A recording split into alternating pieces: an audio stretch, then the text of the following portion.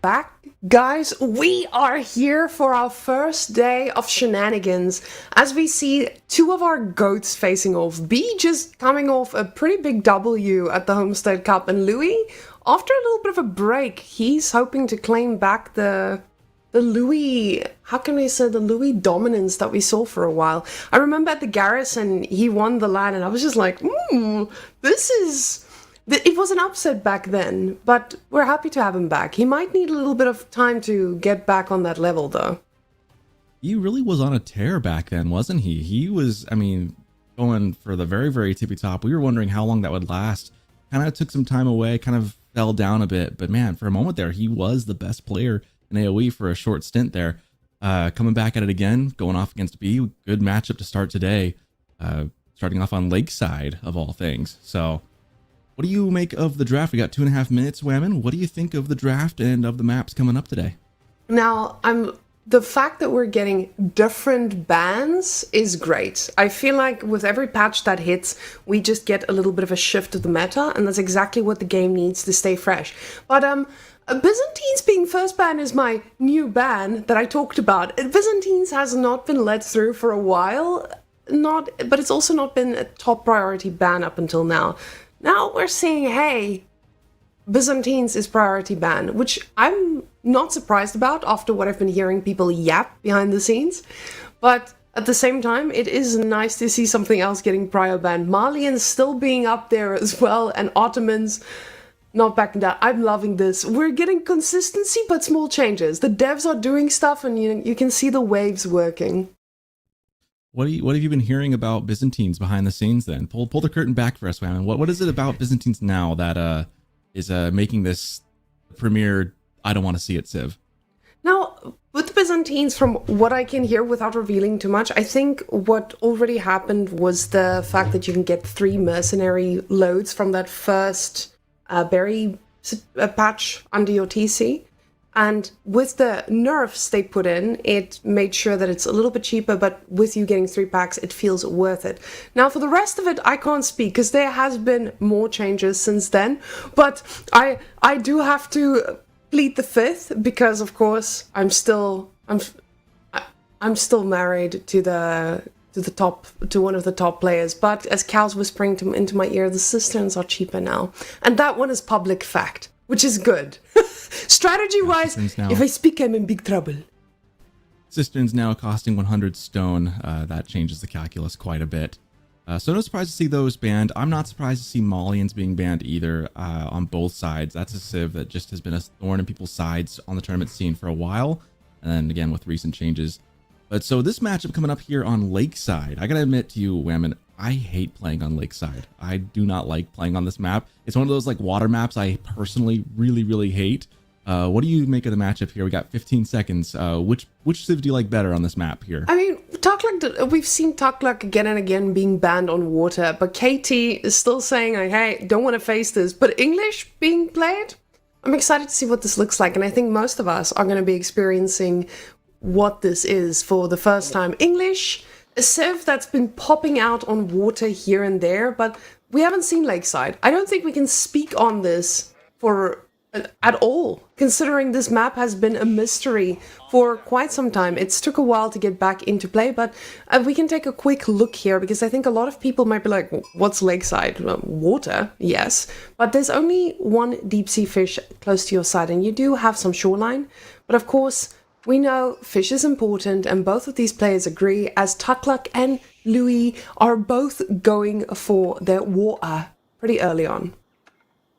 Yeah, it's amazing to me to see that even with, again, just that one deep sea node on each side of the lake, and then a couple of shoreline fish, even with just that, both players very incentivized to go out and build on the water, get some fishing ships out.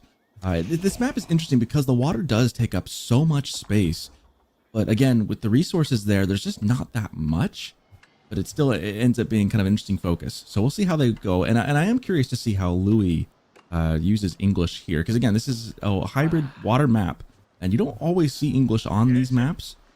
But we'll see what he planning has. He is rocking the new magenta color here. What do you think of the new colors, Whammon? I am loving magenta. I just hate the fact that everyone keeps trying to pick it away from me. So as an original pink enjoyer, it does feel pretty nice to have your pink and magenta on ladder games. I am now an official fan. But I'm liking the fact that they're giving us what we need, and what we needed were a few more colors. I would be excited to see a few more, actually. Ooh, the moment I see a TC idol at this stage, I know it's just a Monkastier between you and your food, and you hoping to just get enough to just click up and get that villager. And this is the problem with water. Balancing the economy does get a little bit trickier. But yes, the color-wise, I need black, please. I would love to see a little bit of black and white in here. I think it would be a nice touch. Thank you, devs. I know you're watching. I don't think they'll ever add white as a playable color, just because that's what color civs change into multiplayer when you surrender. So I don't think that's an option, but black would be pretty fun. And I'd be remiss if I didn't note that Cow is whispering into our ear once again, saying that it's worth noting the fishing chip bonus for the 2 Glock was removed, so they don't get the bonus resources from it here. So maybe that's a reason that English might be on a slightly better playing level against them here on this map. Yeah, because we've seen English being used now and again on Holy Island, but again, Lakeside, question mark. You have to consider this is also English with cheaper fishing boats, so you're not thinking about an extended fight on water as much. You're thinking about getting your boats out and getting to the next stage of the game. But Tarklak is a server with a few spicy strategies nonetheless, and we have B fielding that. If you put B on any civilization, I would be quaking in my boots playing up against him. But Louis is also a little bit of a spicy boy, so I like the fact that both of them are playing civilizations where you can pull out the extra stops. But Abbey of Kings is coming out, and what's nice about English is now you have that building that produces the free unit, which just means that, hey, you have map presence and your opponent is going to need to respond. But I see 4 on stone already, and English, ladies and gentlemen, is going for a second TC. Going for second TC, and now TCs are cheaper, so maybe more viable here. We'll see. I'm really curious what kind of version of Louis we see presented in this series. Like, how far is he going to go? Because he's, to my mind, I think of Louis as a bit of a maverick. Like, he can be just look incredible and unstoppable. But then otherwise, in other tournaments, he's been very, he's good, but beatable. So we'll see which version of Louis we get here today. B, likewise, is always considered a maverick in the scene. So always coming up with new, fresh ways to play. I'm really curious to see how this shapes up as the scouts chase each other back and forth. We're almost up to H2. We'll be underway with an Abbey of Kings on Louis' side, going for that 2 TC build, and on B's side, Tower of Victory. Now, the timing you can get with English in the 2CC feels really, really good. And I love the fact that Louis can very quickly pull villagers off of food, because of course you have your fishing boats doing the work here, but it just feels so much faster and smoother already. So that needing to age up with 3 villagers already makes sense, because usually with English you go for 2, so you hit that timing just right, but it's just because you don't have as many vills available to your whole goal. But as this is happening, B aged up. Let's go see what his first bit of resources are spent on, because I see a lot of wood and it looks like the water pressure is going to be the most important. Makes sense. You want to get control of that water. You don't care too much about the land just yet. You're not going to be able to land any damage anytime quickly, but getting that water control is already going to give you a pretty nice boost when it comes to you just wanting that food trickle nonstop. And that's no coincidence that we're seeing B Scout take a look over by that water. He's taking a look, seeing what's there, how many fishing ships has he gone into. B's thinking about it, and there, sure enough, Bogla on its way to go harass that.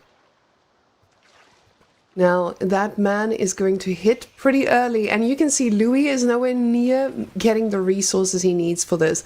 But he realizes with him going for second TC, it doesn't really matter. And this is where the top players, their big brains come into action, where we have to ask ourselves, is it worth it giving up that food that you would have had access to in the start of the game to just get that second TC up and running? And the answer is very clearly yes, but as I say this, another dock coming down with more fishing boats, going to be going for those shoreline fish, because of course B, knowing that there's a second TC here, he knows that that economic lead is going to become more and more significant as time goes on.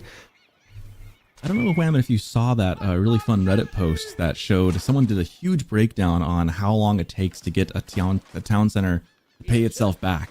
I thought it was really fascinating, just the fact that they designed the post and made it look really good, all the information that was there. The takeaway from that is it takes like 6 to 8 minutes to really pay off the TC. So looking at a timer, he got it up around 5.5 minutes or so, 6 minutes. So we're looking at around minute 12 or so before that really becomes completely online. We'll see if Louis can hold until then, getting some pressure. Meanwhile, setting pressure of his own. This is what English does so incredibly well is, hey, they can build a TC, but also have their own unique knight to come in and take a hack at some vills, as we see here. And just a nice old charge here feels good. The problem is B doesn't have enough stone to get his own second TC if that was ever the plan. Luckily for him, this is not something that he needs to worry about too quickly. Oh, I say this and I look at those beautiful farms by Louis so early in the game, and this is what pure English gameplay is about. Just having safe food access. It snowballs so quickly, but this time B has a response, and that response is having the water. And with him now going to be having access to 2 deep sea patches, he's going to be having a much easier time of just keeping up, at least to not let that second TC advantage kicking too early. Because like I said, it's between 6 and 8 minutes. But now when you can keep up, it doesn't really pay off to the same extent. That's when you need a little bit more time for you to really have that advantage. Exactly. So you see Double Dock moving over to the other shoreline fish as well, getting some faster drop-off times there. Louis playing, so far, a very, very standard English build. This is very known. You know, you're harassing with the knight, booming behind this. I don't think he hasn't got any villagers, I think, for the effort. Well, it says we see 1 worker kill. And Elephant chasing him after him now.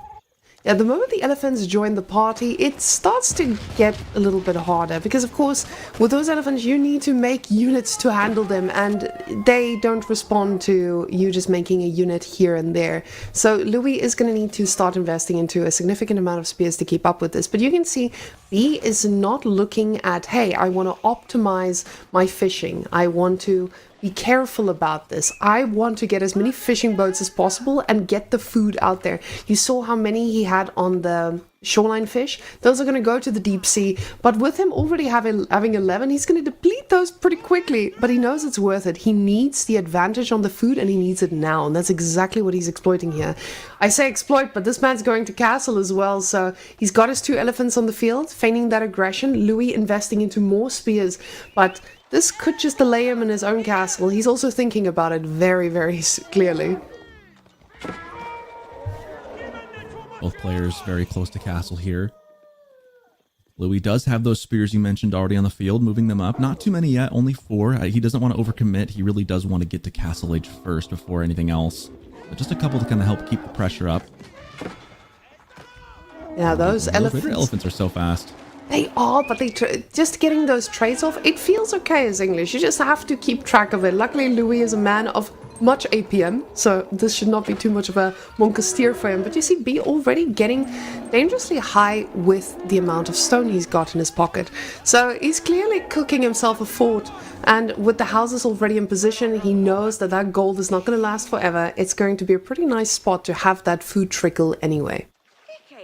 What I like about Louis' build here is if you look at the villager number right now, the worker count's pretty dead even. That's being buoyed, of course, by B having had some fishing ships throughout this whole time.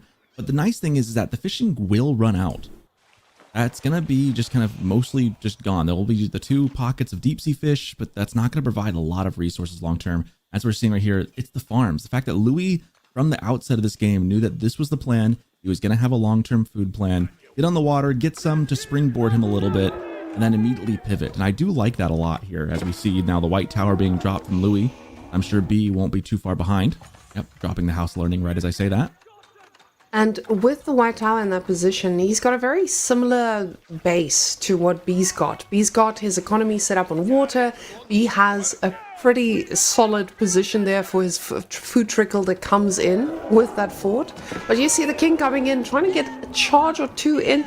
That's great. You just want to make sure that these villages are nice and peppered up for the next raids. But I feel like B, he's gonna make sure that these guys get healed up eventually. Now, House of Learning is still a far ways away, but with the white tower, we don't see anything in production just yet. He's not feeling too hasty about that. More spears on the way, and boats. He's gonna try to take back this lake, and I'm actually really excited to see that Louis is not just sitting back and giving B the water. Yeah, he's got the ability to do that. So I'm curious to see how well he'll be able to mount an attack on the water. You mentioned too just a moment ago about peppering the villagers. He's been doing a good job, Louis has, about pestering B. But on the flip side, B has been pretty incredible at, I mean, most guys at this level really are really good at pulling the vills at, keeping them alive throughout these raids as long as possible. And the tricky thing with peppering them is if you get one healer elephant out there, suddenly all that peppering might not actually amount to much. Usually you pepper the villagers and hoping that later raids will finish them off. But if you get them healed in time, that might not be a thing Louis can do. So we'll see if B heals them or not. In the meantime, on the water and on the warpath, Louis sailing across the lake. And those boats are not going to be something B can scoff at. He does not have the military to actually handle this on water. So that food boost he got initially and the amount of villagers he's got out here with those fishing boats too, he's gonna lose these if he doesn't respond to this. He doesn't have the wood to really handle this just yet, and with these spears he's gonna have a really good answer to anything. A knight in the mix as well. It looks like these archers are going to melt just with the sheer amount of spears. Wololo coming closer too. He does not want the sport to come up. It will come up, but let's see the cost. He's gonna get some vills. Oh, that was close. You jinxed it. Soccerton. I did. I shouldn't have said anything. It looked really good for a moment. And that's the beauty. The Tuklak is now getting themselves into a spot where they get control of the map. And very standard from the Tuklak dynasty, just slowly getting that trickle forward. But B has been able to reinvest on the water, gets his military ships out, and Louis is the one that kind of stopped. Makes sense. You are fully focused on making sure that attack lands. But now the question is if he is going to be okay with that exchange, or where the next attack point is going to be. Yeah, the water attack, we didn't get to see too much of it. We see the aftermath here. Clearly, it did not go well for Louis, as he's now completely off the water, save for his one dock remaining now under fire. That other attack, too, on the land, I wouldn't say that exactly went great either. It was okay. It was an okay trade, but that power is up. The keep is up. We do have the Raider Elephants there. Loses one. Nice pickup. A lot of spears here now from Louis. He's up to 19. He'll have over 20 in just a couple seconds. Now, the amount of spears that you've got, even though B is investing in archers, you just get to go right through them and get to the core of that army, which is the elephants. But now, Louis is the one who's raiding, and guys, we've seen Louis wall in the previous era of Louis. Oh, that market being used very, very actively. You can see B is in a little bit of a panic here, because now with the resources being further and further apart, these little raid groups are really going to pay off. Louis also now getting a few longbows in the mix. He's going to respond to these archers in sword. B is struggling for food. That is a problem. The fishing's about done. Villagers getting completely harassed here by the king, who snuck into that wall just in time. The tricky thing with this map is that there's not a lot of food close to home outside of the fishing. Once the berries are used up, all the deer are on the far side of the map away from everything near the mountains. And so there's a reason why B moved out to the middle of the map there towards that sacred site. He needs to get some room, needs to buy some space, but most of the food is even further out. And that space he bought, it gave him access to the stone that he would need to keep getting space, but the problem is there's nothing else that he gets from this. Oh, and another villager pickup. Feels pretty nice here, but the king has to back off for now. You can see the stone deposits just quickly getting depleted here as he's sucking them dry. And with that, he has to ask himself, how am I going to get control of the map to be able to actually do something about this? But this looks like a very aggressive push here by Louis with 28 spears. He's looking at taking this down pretty fast, but we see that fort. It's going to be able to take a beating here. Now getting a springald emplacement, or trying to at least, but the sheer numbers here are way too scary. Yeah, that fort looks imposing, but it's not really a keep. Wololo coming in here. You can really get this off? Oh, he's gonna... Ooh, that was incredibly close. Archers, thankfully, Louis had just a couple... was able to get some longbows on top of that guy. That would have been really close. Without the longbows, that would have been some wool-load spears.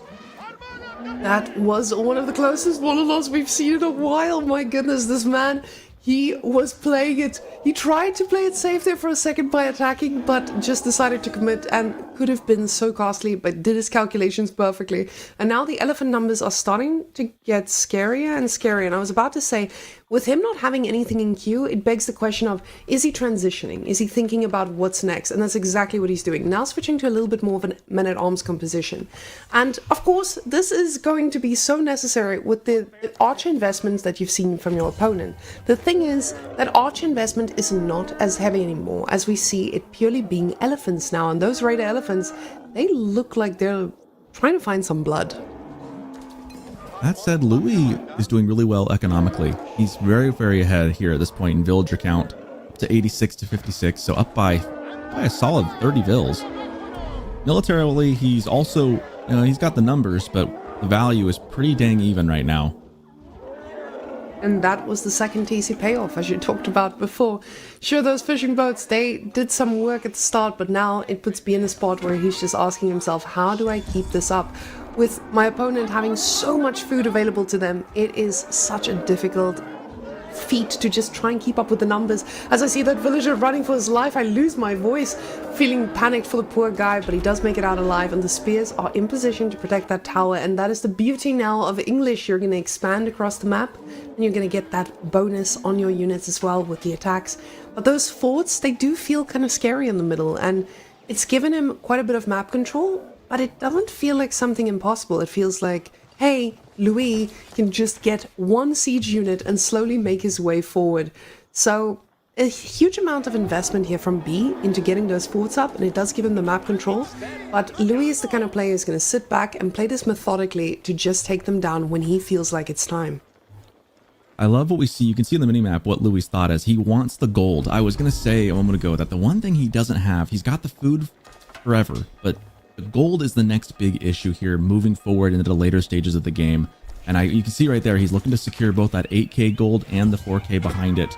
Additional walls being planned out. We'll see if he can secure those. If he can get on top of those and secure both of those golds, he's going to be in a very good spot moving into a middle late game.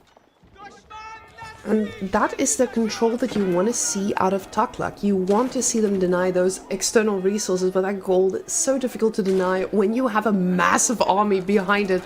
All those elephants are getting dangerously close to the spears. We see the longbows also trying to pepper him up, but it looks like the spears are going to claim their first victim, and that's the problem with the stealth forest. Now a tower coming in from B, he needs to see what's going on here, because the longbow mass is big enough to actually pick off anything that steps too close. Yeah, the longbows are the real scary thing here. There's no real counter that B has to them at the moment. He's got the elephants, and he's got a couple of archers. Neither of those are enough to deal with the mass that Louis has here. He's got enough spears that the elephants just cannot get close. And the longbows with the extended range and the additional +1, they are just too good to go hand to hand against the regular archers that B has. Now, with B's control on the water he's got for a while now, you have to ask yourself, does he actually have access to all this food, as those fishing boats are going to start depleting the water as well? The tower going down, Archers trying to fight a very outnumbered fight here. The fort doing good work, but for how long, as these archers are just getting picked off by that superior range of the longbows. Now, as we can see, attack speed trying to be the answer here to try and just reduce, but the army is in position and the elephants are trying to get a flank, and they might make it here on top of the longbows. Problem is just the spear numbers are so scary. But that fort is lasting a lifetime. So that our vodka was able to look at the skill that it had there, that tech tree a bit upgrade. Big time there, slowing down the attack speed. That's actually what's keeping this thing alive. And now with a quick pull of Vills to heal it, elephants getting to the choke point. The spear numbers are not what they were. However, this is still a very tough fight under cramped quarters. Longbows just peppering the back line, and that's going to do it. He's going to have to back off from that. It's the longbows that are carrying at this point. And those longbows just picking off the villagers next. He doesn't even feel the need to go for the military. Ooh, but this could be quite costly. We see that attack speed is just doing the work though. B holding this. The problem is just, even though he sacrificed so many military units into this keep, it doesn't feel like B is gonna be able to get out ahead here. He's got still a ton of elephants in his pocket. He's got a bunch of archers, but the problem is Louis gets to replenish these 2.4k food a minute compared to B's 1k. That's a pretty tough spot, but that's English in a nutshell. Yeah, that was not a complete rout by Louis, but I would say it was a good trade overall. Picked off some villagers, pushed back, kept B in check right there. Unfortunately for Louis, he couldn't keep going. That fort does do a good job at slowing him down, and it did. The front line kind of collapsed on itself. Louis having to back off a little bit, remass. You kind of just wonder, maybe just one trebuchet or just something to take that out would be really, really effective. Instead, he's going to opt to keep building just more units, which again, gets enough. It'll eventually crack through, but for the time being, he's just expanding the tower network, getting the villagers out there, getting those resources while he can. Now, with that tower, you have the idea of where the army is moving as well. And that's the beauty of just getting control of this. Now, ooh, the elephant's trying to make their way onto the tower because he knows the value of it. And he does get the tower, but a lot of costly elephants going down here as well. The longbows are doing their best at shutting this down, but you can see another fort being pushed. And B needs control. He knows this. With the sacred sites being decapped, he doesn't feel like he has that control he had before. And the problem is, this is just going to get worse and worse as now Louis is looking straight at Imperial. And guys, we've all faced off against an Imperial Age English with unlimited gold. You can deny those resources, but the problem is the resources are in the base and there's nothing you can do about it. I say that. And sending the elephants seaborne, man. I just would love to see in real life, how like Civ would move an elephant onto a boat like that. Like, you'd have to have some pretty big cranes and winches to get those things on. I love the thought process. BU wants to raid the backside of Louis' base with the elephants, but instead he's going to opt to keep them where they are, send them back to the main force, because what Louis has up here front and center is so much. But behind this, B knows it's coming. Louis is going Imperial Age. And Wingard Palace is the choice here. I had a question mark here. Of course, the Wingard Palace, so much better. Oh, I want to talk about this, but the spearmen are getting such good damage on these elephants, absolutely melting. But the elephants at the same time getting on top of these longbows, just obliterating what's in front of them. But the difference is here, Louis is almost pop-capped. And B, he's struggling to even think about something like the Imperial. He's just making units as much as he can, trying to keep up with this. Once this Wingard comes in, it's cheap units. It's a lot of cheap units, so Louis doesn't actually mind throwing away a few of these. He's very happily going to be replacing those with much, much superior units coming out. This is the benefit of that 2TC play that Louis went for early enough on. He got it up, he's been able to he wasn't rated really much at all this whole time. Outside of the fishing eco he lost, that's about all he's lost, is those 3 fishing ships. His villager production has been unhindered this entire game, and has been doubled up, and so we see 126 to 70. That's the difference here, the fact that Louis has just managed to take even trades on the battlefield outside of that. So now with Imperial Age, we're going to see him really pop off, and this game is looking very, very well in hand for Louis. I was gonna wonder exactly what this man is planning with the units he can get, and footmen being the answer. I am so excited for that.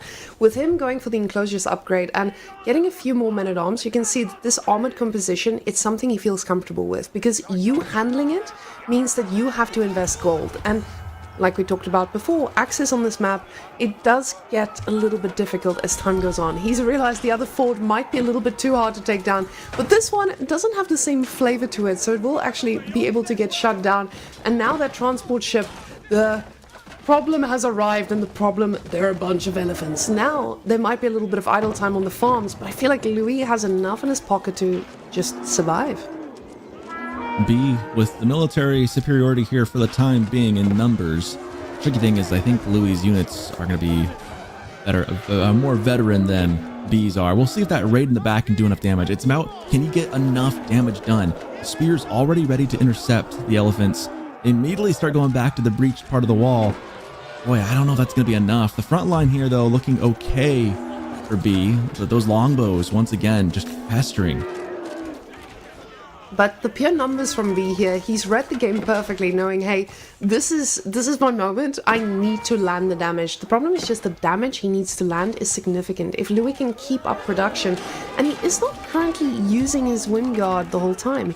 He's actually still just producing some of these units, and now finally having their Imperial Age upgrades. The trades are going to feel okay, but the production still takes a while, and B doesn't look like he's stopping. He's spending every drop of gold he has to keep this push going. Yeah, you can see in the bottom corner of the map, he has both that 8K and 4K. So the gold, almost 2,000 a minute. He's got the resources to keep this up. And these walls, we're seeing where the walls really kind of help give you a speed bump to kind of slow your enemy down, give you time to remass, regroup. English, ever the defensive civ, showing off why that is. Meanwhile, the spears slowly dying, but they have slowed down these elephants quite significantly on the backside. And I just don't know if there's really that much danger here for Louis. Louis was under duress for a bit here, but again, with time, it is just feeling like B is the one who's throwing everything at this, and Louis is just comfortably being English. Now, these spears are going to be able to clean up an elephant here or there, but this is still a raid that is annoying. It distracts him from what he wants to do, and now sacred sites are captured yet again. Not necessarily going to be the win condition here, but at some point Louis might realize, hey, if I want to take down these forts, I might need to invest in a trebuchet or two.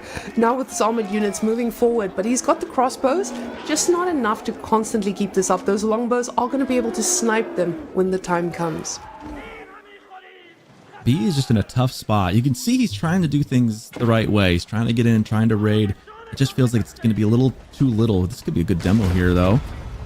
It's a good number of vills for the effort. That's the kind of damage we would be looking for. The tricky thing is it's still 121 to 79. So even with that, if anything, that might actually help Louis just have more military space. Finally losing a village or two, and this is that point of the game where you actually just don't mind losing some of them. The elephants, though, ignoring the front line completely, going straight for the longbows, makes a lot of sense. You want to get past those footmen, and they're not going to do the same damage as a bunch of spears. But now with those university upgrades hitting, it is going to be so much sweeter to take these fights, and all of a sudden B's mass just cannot keep up. Now you have Castle Age units against Imperial University upgraded units, which just doesn't hit the same like they did before, and B's numbers are just plummeting. And he's nowhere near Imperial Age himself. He does not have the food income for it. So it feels like the decline is upon us now as we see the first forts down to half health again. I don't know what B can do to salvage this game. Now, this one might not be for salvaging, this one might just be for vibing. And at this point, to try and read what my opponent's doing as we see him tapping out, he's had enough. But of course, this is Lakeside. This is not something we see that much. And both of these players are not going to be experienced with every civilization on here. So for B, this might have been quite a bit of a surprise to see that, hey, my Tuklak dominance on the water is not going to be able to take down that English 2TC. And Louis just showing us he's back. I'm really excited to see what Louis has in store for us here. But you can see that economy count just telling us the story of a 2TC English player, a story we've all faced on ladder. Yeah, tale as old as time here. English going 2TC. I like what Louis did with the bit of water. You know, just has a small springboard. He didn't overinvest in it. I think he only had 3 fishing ships at most. It was just enough to kind of keep him at pace and then bounce up. And I really liked that build here on Lakeside. And you mentioned it. I mean, have these guys ever played this matchup on this map before? There's 23 civs in the game, so you do the math as to how many different unique matchups there are on top of every single map, which is fun for us as the viewers, right? Because it means we get a lot more variety these days. But this one, I think Louis did a really good job, had a good game plan, executed it very well. B did a good job early of keeping vills alive, and I like that he went out to get the external pressure. The tricky thing is he just didn't have an answer to the economic scaling that Louis had here. The fishing just wasn't enough. What I think that Louis learned from this game, though, is I cannot keep suiciding my army into these forts. These forts are actually packing a lot more of a punch than I think any of us expected. And this is, again, something you're not experiencing that much because you know Tuklak is supposed to be good. So you're not going to let it through on any water map. And this is showing us that, say, I might not be as experienced with these forts, but this is the round to try and figure this out. Because with these, you have the round robin set up where these players need to play against every other one in their group too. And they don't just get eliminated from one match. So now is the time also to test, especially when you're at the top and you probably feel pretty comfortable with your group as well. Yeah, lessons for the future. Maybe 1 treb would have helped a lot there. But when you win the game, I mean, who are we to critique too hard? But 1 treb would have helped those because, yeah, the units really did not do a lot into that fort. They kind of just sat there and wasted their time for the most part. That said, I do think the trades against the elephants were very well done. Even against the footmen there, even against the men-at-arms, did a really good job against those elephants, as we see right here. That battle went pretty okay there for Louis.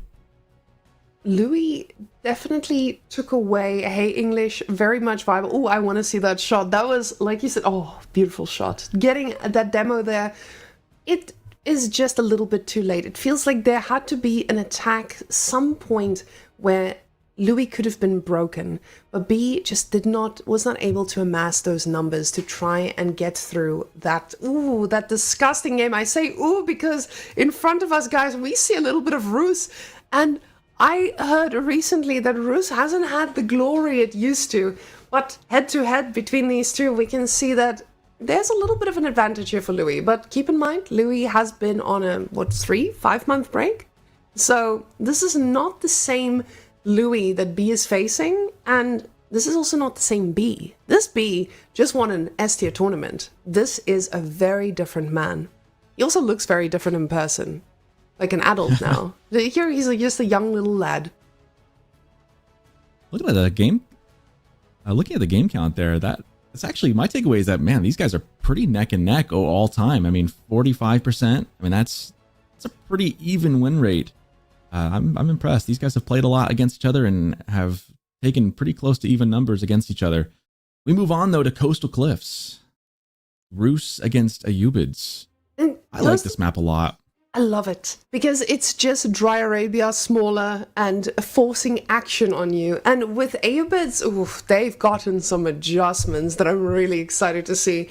But Roos has been a very big safety pick on this map anyway. Macedonians, you're not getting the chance to play that. There's no chance. And we see time and time again, people are just vetoing that bad boy out of existence. But Ayyubids also pretty standard pick on the map.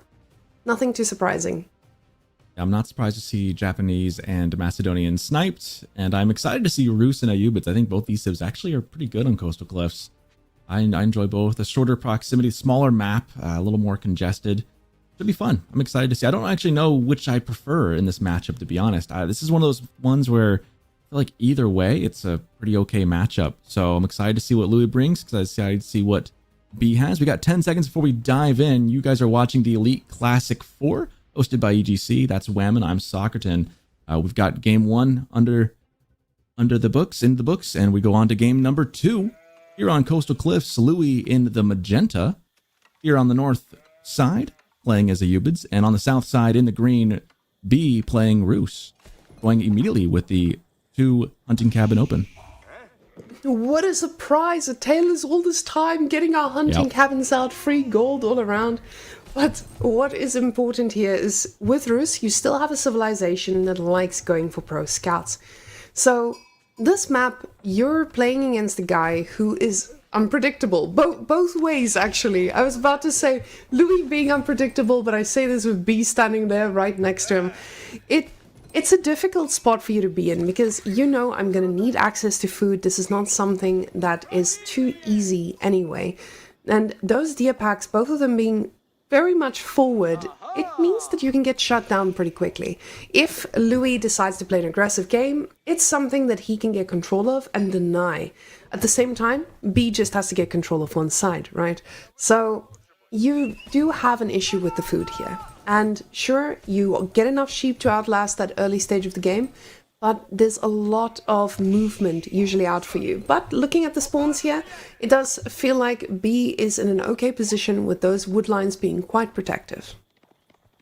I want to make a small little note about those hunting cabins. It was kind of fun to see when they were placed down by B. He also has, you can see there's a sheep on each one of them. So with the new sheep's distributions, you have more sheep around your town center. This play is actually, that's a small buff to this play. And that now those villagers can just immediately go right onto the food. And players have been showing us time and time again, you need to put those sheep in position and make sure that you don't get any idle time from your vills. Making sure they don't walk around too much. A pretty staple move of anyone, but we see logistics coming out, and I'm so happy with seeing good old logistics, because the culture wing other way, it has been quite cheap to get, which means you get a pretty fast age up, but the value of those dervishes that come out. It gives you the ability to make sure you have feudal age presence. You can have a fast castle if you felt like it, but logistics just set the pace of the game.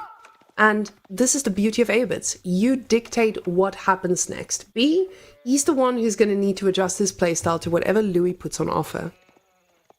I feel like I say this a lot about Ayyubids with Culture Wing, and I say this kind of a lot about a lot of civs. Every age up has an opportunity cost of what you miss out on by not going for something else, right? But each age up also has a floor and a ceiling of value you can get out of it.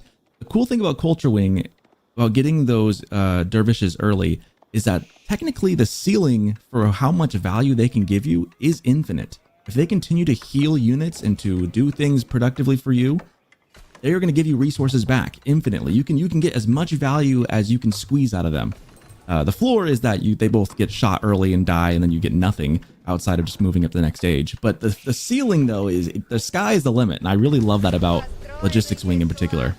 And B doesn't really have something that he can use to snipe these out too easily, but he's going onto the gold here, and I haven't seen a Roos go for gold in a very long time.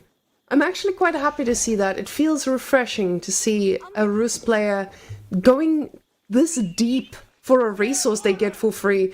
Now, of course, this would mean that he doesn't... Ooh, and he's just getting one load of it. Is this intentional? It has to be. He's cooking, guys.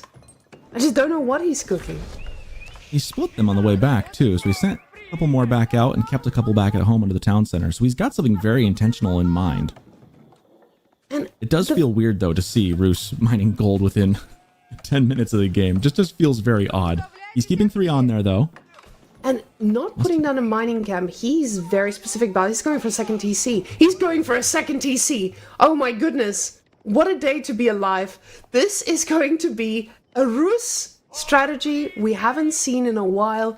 But of course, the stone has been bought. You only need 2 tickets to make this complete. And just like that, we get it right on top of the deer, pretty close to the bow as well. And this we're seeing because of the TC changes and the cost reduction. That makes this a viable play now. I mean, whether or not it works and he wins the game, I mean, that's to be seen. But this build, making this happen at this time, is possible now without having to go get the stone. I mean, he's able to trade, like I said, trade the tickets. There's less stone cost, so you don't need to do that as much. It works out, math does. Now we have a second town center. It feels this is a very strange and very new looking Roos 2TC build. I mean, usually back in the day, we used to see the Kremlin a lot do that with the 2TC to keep them safe. Here we're seeing a bit of a different way about it. Kind of fun to see. I'm very impressed with the fact that B has decided to go this way, though, because you're playing against Ayyubids that has the ability to go fast castle. You are aware they're going fast castle, and that second TC is very far out. It's going to take a while to pay off, and you don't really have anything that can handle his units in early castle. So Louis now aging up, and I'm assuming we'll get a little bit of military wing here unless he wants to eco it up, making sure that he stays up to level with those vills. But Louis doesn't strike me as that kind of guy. So industry wing, oh, never mind. Yeah, of course. Okay, so of course with the industry wing, you just get so many resources and you get that momentum going, you get the production buildings you need, and you start pumping out as many units as you need. But at the same time, I'm just gonna call something unorthodox. What if this is an industry wing and you just get yourself a TC as well? You have the resources for it. There's no, why would he do that? There's no, I mean, maybe Louis sees it and goes, if Louis sees a second TC, as an Ayyubids player, you go, all right, game on. Like, I'm just gonna fast castle rush that. Like, there's no reason not to. I mean, it'd be very spicy, to take a phrase you like to use. It'd be very spicy if he went for a TC of his own. I don't see it happening. I'll be a very surprised person if Louis decides to go for a second town center as opposed to just going full aggression here. And now with the tower he's getting on gold, you can see he wants to keep this gold safe for as long as possible. This woman, she's dreaming, guys, and she is hoping for the beauty of spicy plays. But that outpost here, a little bit of a surprise to me, because you know you're not up against aggression. You built this because you know you're gonna need it.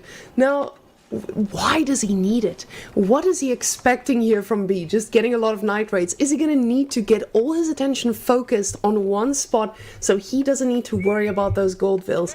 I want to see what Louis is cooking, and I'm ready for it. But we do see that B is already gearing himself up to start making knights, getting a wheelbarrow in here too, telling us that he knows he's going to need to run and stay alive in a lot of cases. TC is up. I do, as far as TC placements, there's a ton of food. Not only the deer pack, but also the boar, which you can see the villagers on right now. A lot of food. I do love that he's got the walls. And, you know, Roos does have better walls than everyone else. So, at least in this age, as far as wooden walls go, they're the best. So, they'll hold up a lot better than, you know, normal palisade walls will. I'm curious how much more time that's going to realistically buy B to make this town center pay off and to stay alive. Meanwhile, the dervishes getting the value they were bought for, grabbing the relics right now. There's 4 available to Louis. He's got the first one in hand. There's 3 more on the map that aren't being walled in by B. We'll see how many he can get. Realistically, he should be able to get all 4 of those. Actually, does he already have one in hand? He's already got one. Where's the 5th? Yeah, the next one. 4. The next one should be in the handle. Oh, yeah, there it goes. There it goes. Straight on the way. What's interesting to me is this wall. This wall does not protect that little relic, and B is going to need something to get that going. High Trader's coming out. No surprises here. Not in the juiciest spot, but also in a little bit of a vulnerable spot once those raids start on coming. And we see that that's a significant amount of camel riders already underway. Louis sitting on his 275 stone in the bank. Still keeping his options open here, but of course, with the amount of aggression that we see, this man, he keeps on producing. He's going to go and try to do some damage.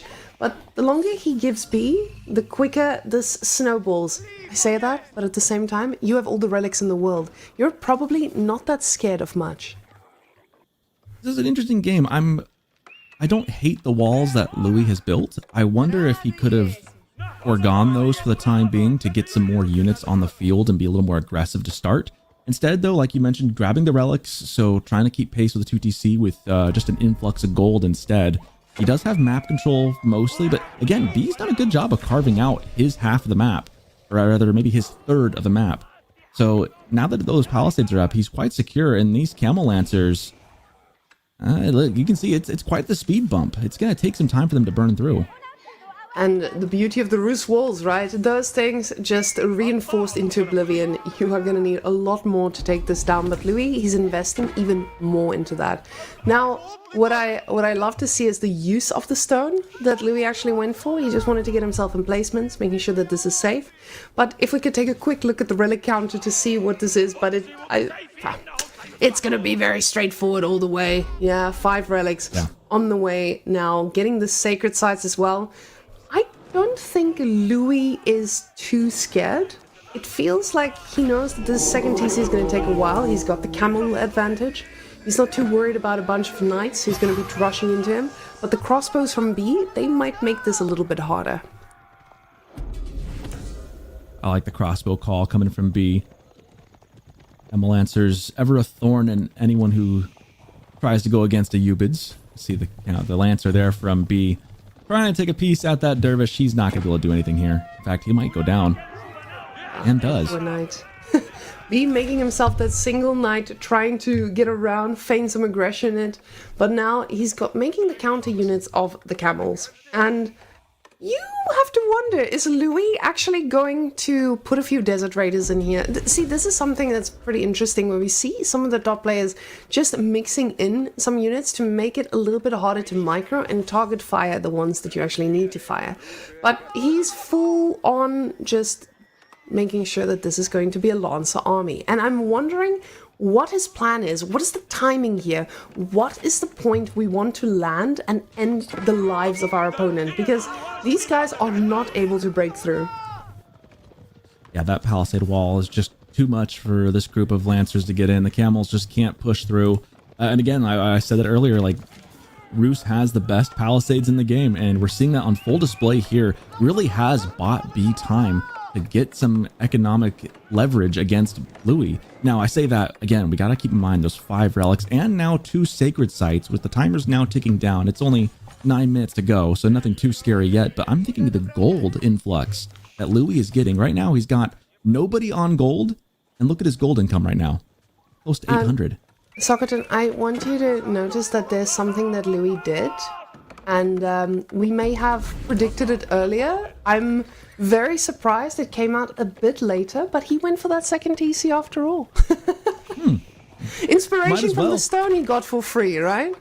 That's the beauty of the industry. When he's like, I've got all of this, might as well use it, right?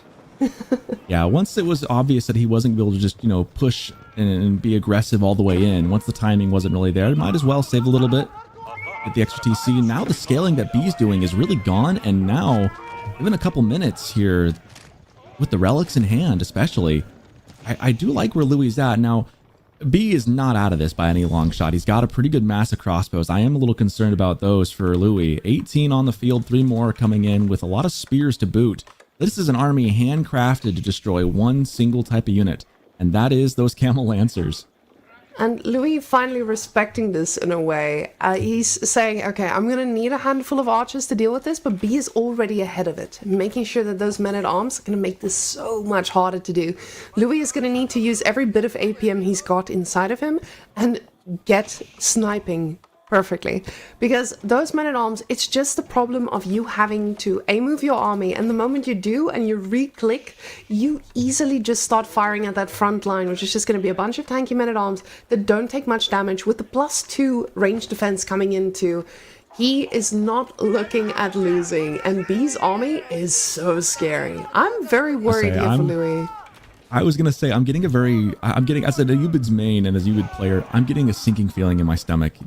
Ubid's is so tempo focused and so good on taking the swings when you have them. I'm worried that Louis didn't really capitalize hard enough on aggression when he went into Castle Age, and I'm really worried that this army from B is going to be very, very dangerous and cost Louis quite a bit. As we see here, taking out the forward food situation. Once a Ubid's loses food, things get sideways pretty quick, and he's trying to force a counter raid, trying to get onto the deer here over by B's side. But again, those palisade walls, most things behind the wall still safe. I'm a little. If I were a Ubid's player, I'd be feeling a little nervous right now. And B is not looking at slowing down here. I love the fact that he's using this melee army to burn down what he can and put that presence already in the base, because the crossbows are enough to deal with what Louis has on offer, which is just those Camel Lancers. And you can see they need to back off, because if you're trying to respond to the spears, you're going to need to do it with those archers you've got in your base, and it does get spotted here. The problem is just there's so many, and they can attack multiple points at the same time. Crossbows can move freely, and this is the position you don't want to put your opponent in, where he doesn't need to reinforce his ranged units with the melee ones. Louis making some horsemen to try and counter some of those crossbows, but I'm worried the numbers just don't match up. 31 crossbows more on the way, along with 24 spears. I don't think horsemen is really gonna, it would be an answer to crossbowmen, but I don't know that it's an answer here in this situation with the comp overall that B has. Now, the numbers are starting to look a little bit more even, but we all have to consider this is B with an economy that's completely set up. He's got himself a food income. Louis is slowly trying to get there, but you can see the difference between these two. And 56 on food, 64 on food. B is, again, playing a similar game to what he did last game. He's putting everything on there, and he's trying to make as much as he can and hit the timing here. The difference this one is he's got the timing on his side. Was that second TC by Louis a mistake, do you think? Should he have just gone for tempo, gone for more aggression? I don't I'm think wondering if that might be the case. I don't think anything. That's a good point. Yeah, this is a calculated one where you ask yourself, hey, am I able to actually end off? Woolalaw coming in, he does back off in time, as is B. Not a man who's going to be taking any risks like these, but it does cap that gold income for a little while. It does look like the Lancers are going to get a good connection, but it's against a bunch of crossbows. The horsemen in the mix, though, they are doing an amazing job here, and it looks like Louis, with those men-at-arms at the front, he is struggling to work through them, though. Spears in the back are able to hold, and that cavalry charge dies quickly.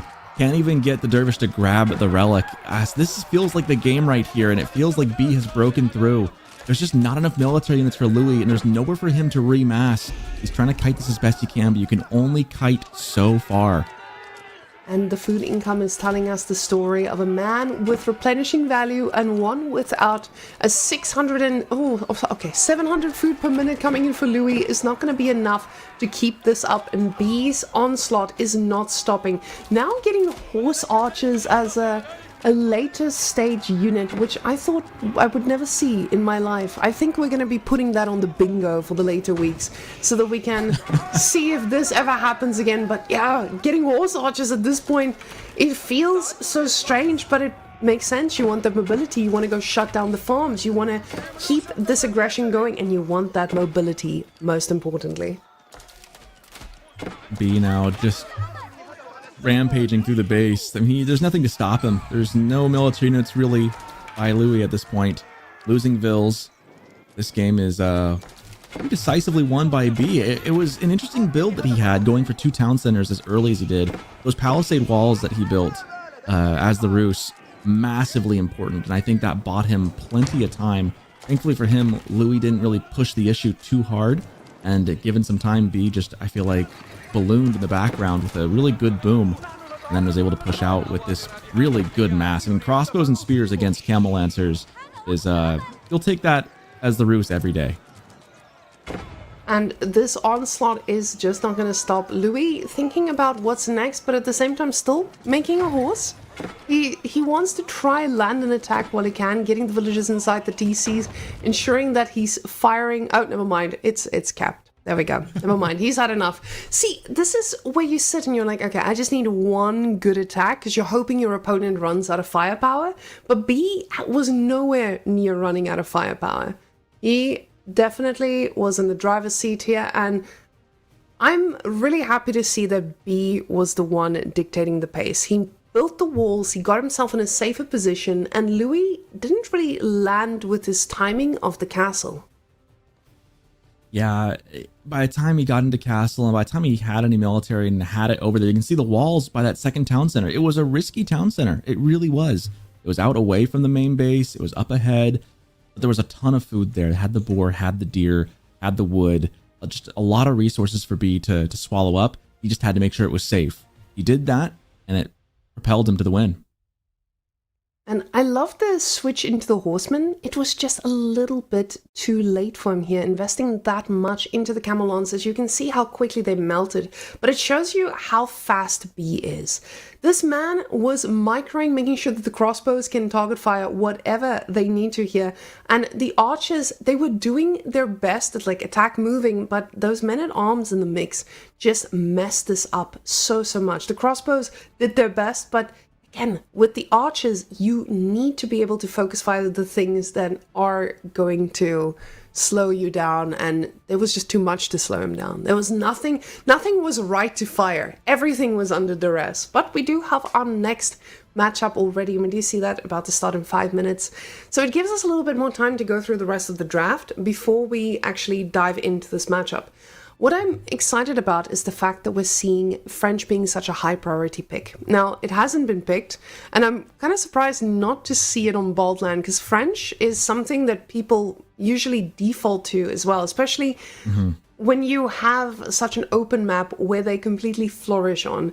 But saving that for Aleppany or Dry Arabia, nothing to scoff at. Yeah, so that's a civ that you can pick almost anywhere. All 3 of those maps would be good. Instead, we get Baldland without French. We get Chinese, and we get the Golden Horde. What do you make of the matchup? Which do you prefer? Well, the matchup is one. Socket, the fact that Lancaster was picked, what year are we in? But this, an era before nerfs. I remember the days when Lancaster was viable, and the fact that he sniped it. Baldland, yeah. That was the question. So he says China. So the matchup, China being led through, also refreshing. We've seen China getting banned for so many, I would say, years at this point.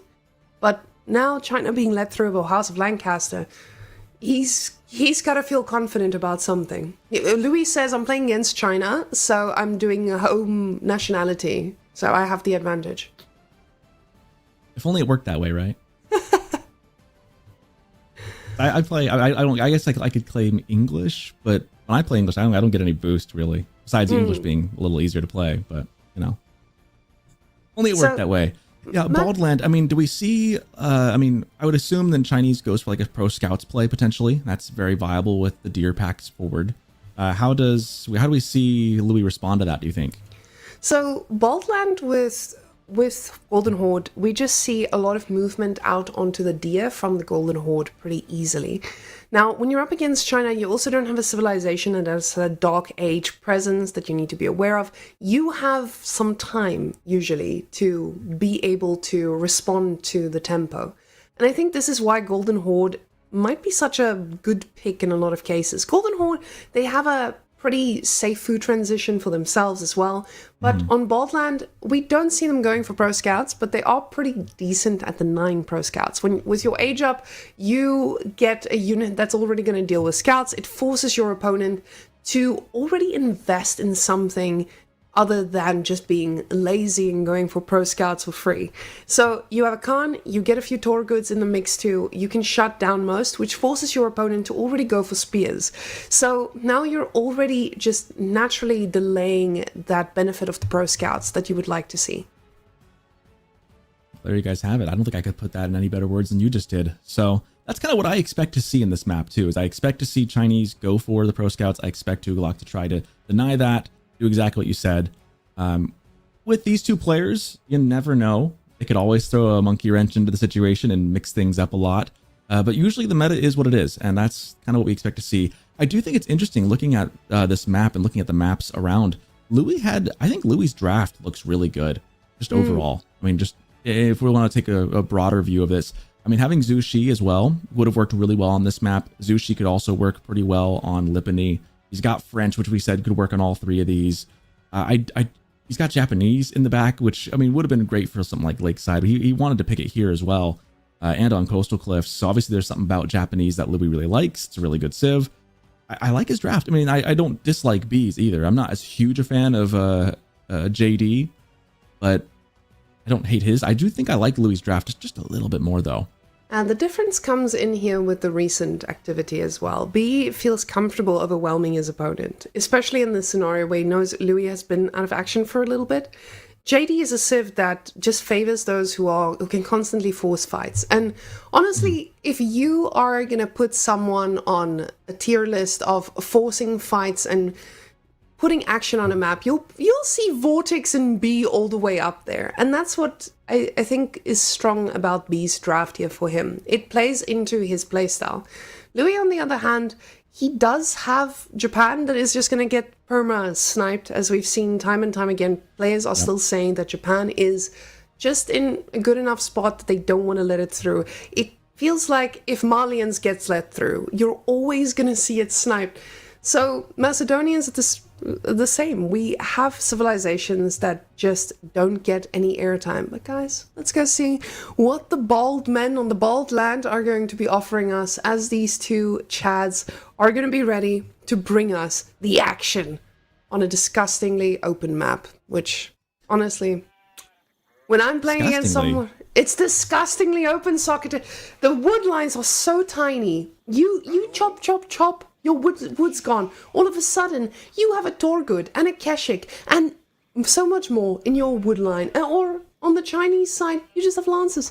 That's the issue. This map is open. It's open for harassment a little bit later on. The thing is, there's not a lot of time. It makes for really good TV.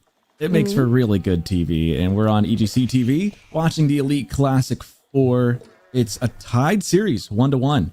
Louis is the Golden Horde, notably the Magenta Golden Horde. And then B in the green Chinese on the eastern side. We've got a very disgustingly open map. You know, your disgusting map, Women, might be someone else's beautiful, cherished land. You know, just saying. You're trying to get me not to discriminate against this monstrosity of a raider map. I really enjoy casting this map, if you can't tell. I might agree with you. Playing it might be a different story, but I don't think it's a bad map. It is just very... It leads to some very hyper-aggressive plays, given how difficult it is to wall up and turtle. But for the viewers, I think that's a bit of a win. It favors the bald. And both of these men, while not bald in hairline, definitely bald as far as it goes when it comes to deciding what to do in game. Now, we have a pretty standard Dark Age, guys. We see Dark Age action left, right, and center with scouts picking up sheep, and that's it. They just pick up sheep and nothing else crazy happening here for us. Now, like I said before, I can already tell that this is not something that we might see too crazy of a shenanigan coming out for B, because of course you want to get the deer, you need to secure your food, you're China, you're not going to want to sit in your base for too long and go and rely on sheep or berries. You need to bring the food to you, especially when you're up against the Golden Horde.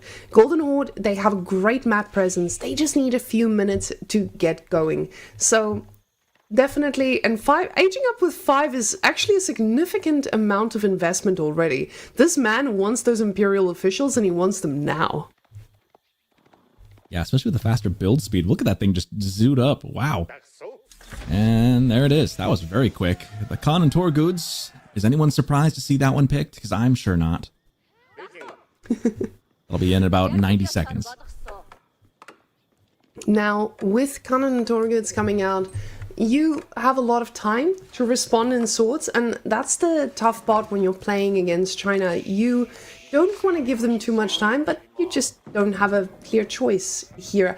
I want to just comment on the fact that we have 8 on food for B still, and this is usually not the split you expect to see for someone who might be rushing up to getting a pro scout situation. Now, of course, you do need a lot of food for the scouts. That's great, but it still feels like, hey, maybe I'm reading this build wrong, but we'll see in a moment. He does a re-rally a few onto wood extra just to get what he needs, but pretty standard, keeping those 2 on gold just to make sure that you have the right amount before those Imperial officials do the real work. I really like what we see here from Louis. He's thinking the same thing we are. Scouts are going to be coming out. Or at least they should be if the meta holds true. So let me just tower up the forward deer right now and just get that a little more secure early.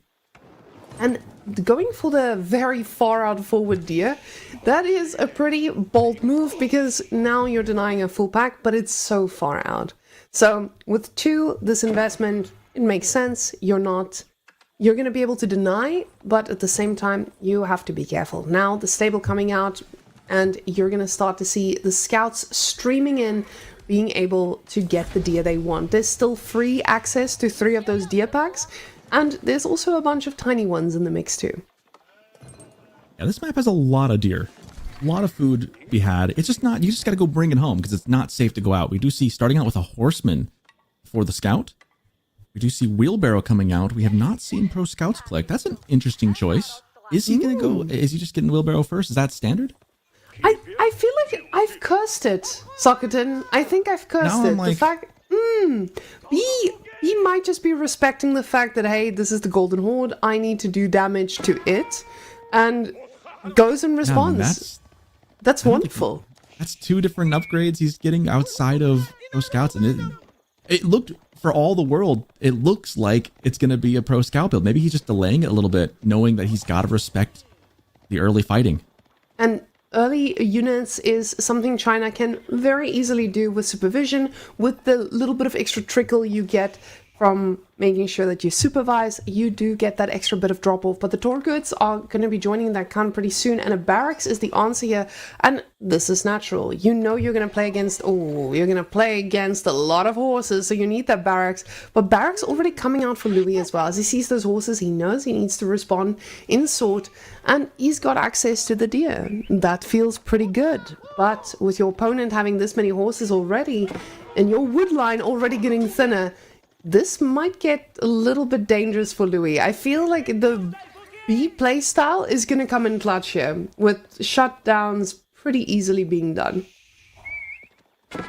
I'm like fascinated by this build, because if you were playing against it and you know kind of what the meta has been, you would see this initially and just read pro scouts, pro scouts, pro scouts, and instead you're getting a lot of horses. And the funny thing is pro scouts could still happen. It might just be delayed. And I think B has read this very, very well, because Louis's game plan seemed to be deny the pro scouts, go out on the deer early, get some units out, and B kind of looking at that, taking it in hand and saying, okay, how do I play around that? It's fun to see the cyclical outmaneuvering that each player has for each other here. Yeah, now you've got your opponent to already invest in so much more outside their base. Like I said, with that tower being this far out, that's a significant investment that is quite unsafe. So when you get sheer numbers, you can shut this down if needed. The thing is, you can see Louis is responding to the units he sees. He knows that he needs to do something about it. Getting a few Karash in here to increase that armor too. The horses, though, the mobility is unmatched, and these bad boys are just going to be running around trying to keep the attention of Louis engaged. But Louis does not take the bait. He's going to put it in the positions that actually matter and trying to protect that Uwu for as long as possible. There's the Pro Scouts coming in now for B. So like we were kind of saying, it is a Pro Scouts game, but just respecting the early pressure that Louis has. So now able to grab some, seeding kind of that one pack. That one pack is basically just Louis', which is a good win for him. Now it's on B to make the most of the other deer packs that he has access to. And the nice thing about having this fighting force of horsemen now is he can, because it's such an open map, he can just go around and raid. Sacrifices the scout there to get the other ones away. And you see the amount of scouts we've got now, right? So that delayed Pro Scout definitely on the mind. I'm going to be starting to keep this army going, because you're getting to the point where you've depleted the food that you have access to. So you're either going to need to move out, or you're going to need to go and get them. And with 6 scouts, he is looking to bring those deer back at the speed of light. So delayed Pro Scouts, the name of the game, and he needs this food yesterday, because Louis' numbers are starting to get scary, and he's been out here on the deer for quite some time now. Now those horses are going to be loving the dive when they need to. And they're heading now straight towards the very vulnerable scouts. This could be really bad here for B. He does not have anything to contest this. These guys are going to come right in. He's going to have to drop the carcasses and run. It's time to go. Yep, we see dropping and running immediately. Because cannot stand and fight that. Now, dropping no these units in the vicinity. It just means that he needs to focus a little bit more on picking them up a little bit later. Sure, he's still going to have a lot of access, but it also denies the food trickle that he needs to keep this army amassing. And with his investment into archers, sure, these guys are quite cheap on food, but they're not going to do too well against this horse composition you're up against. You can see Louis very, very hell-bent on not letting too many of those carcasses go. We do see the spears now from B stepping forward, trying to defend those scouts. Meanwhile, fight down towards the center of the map.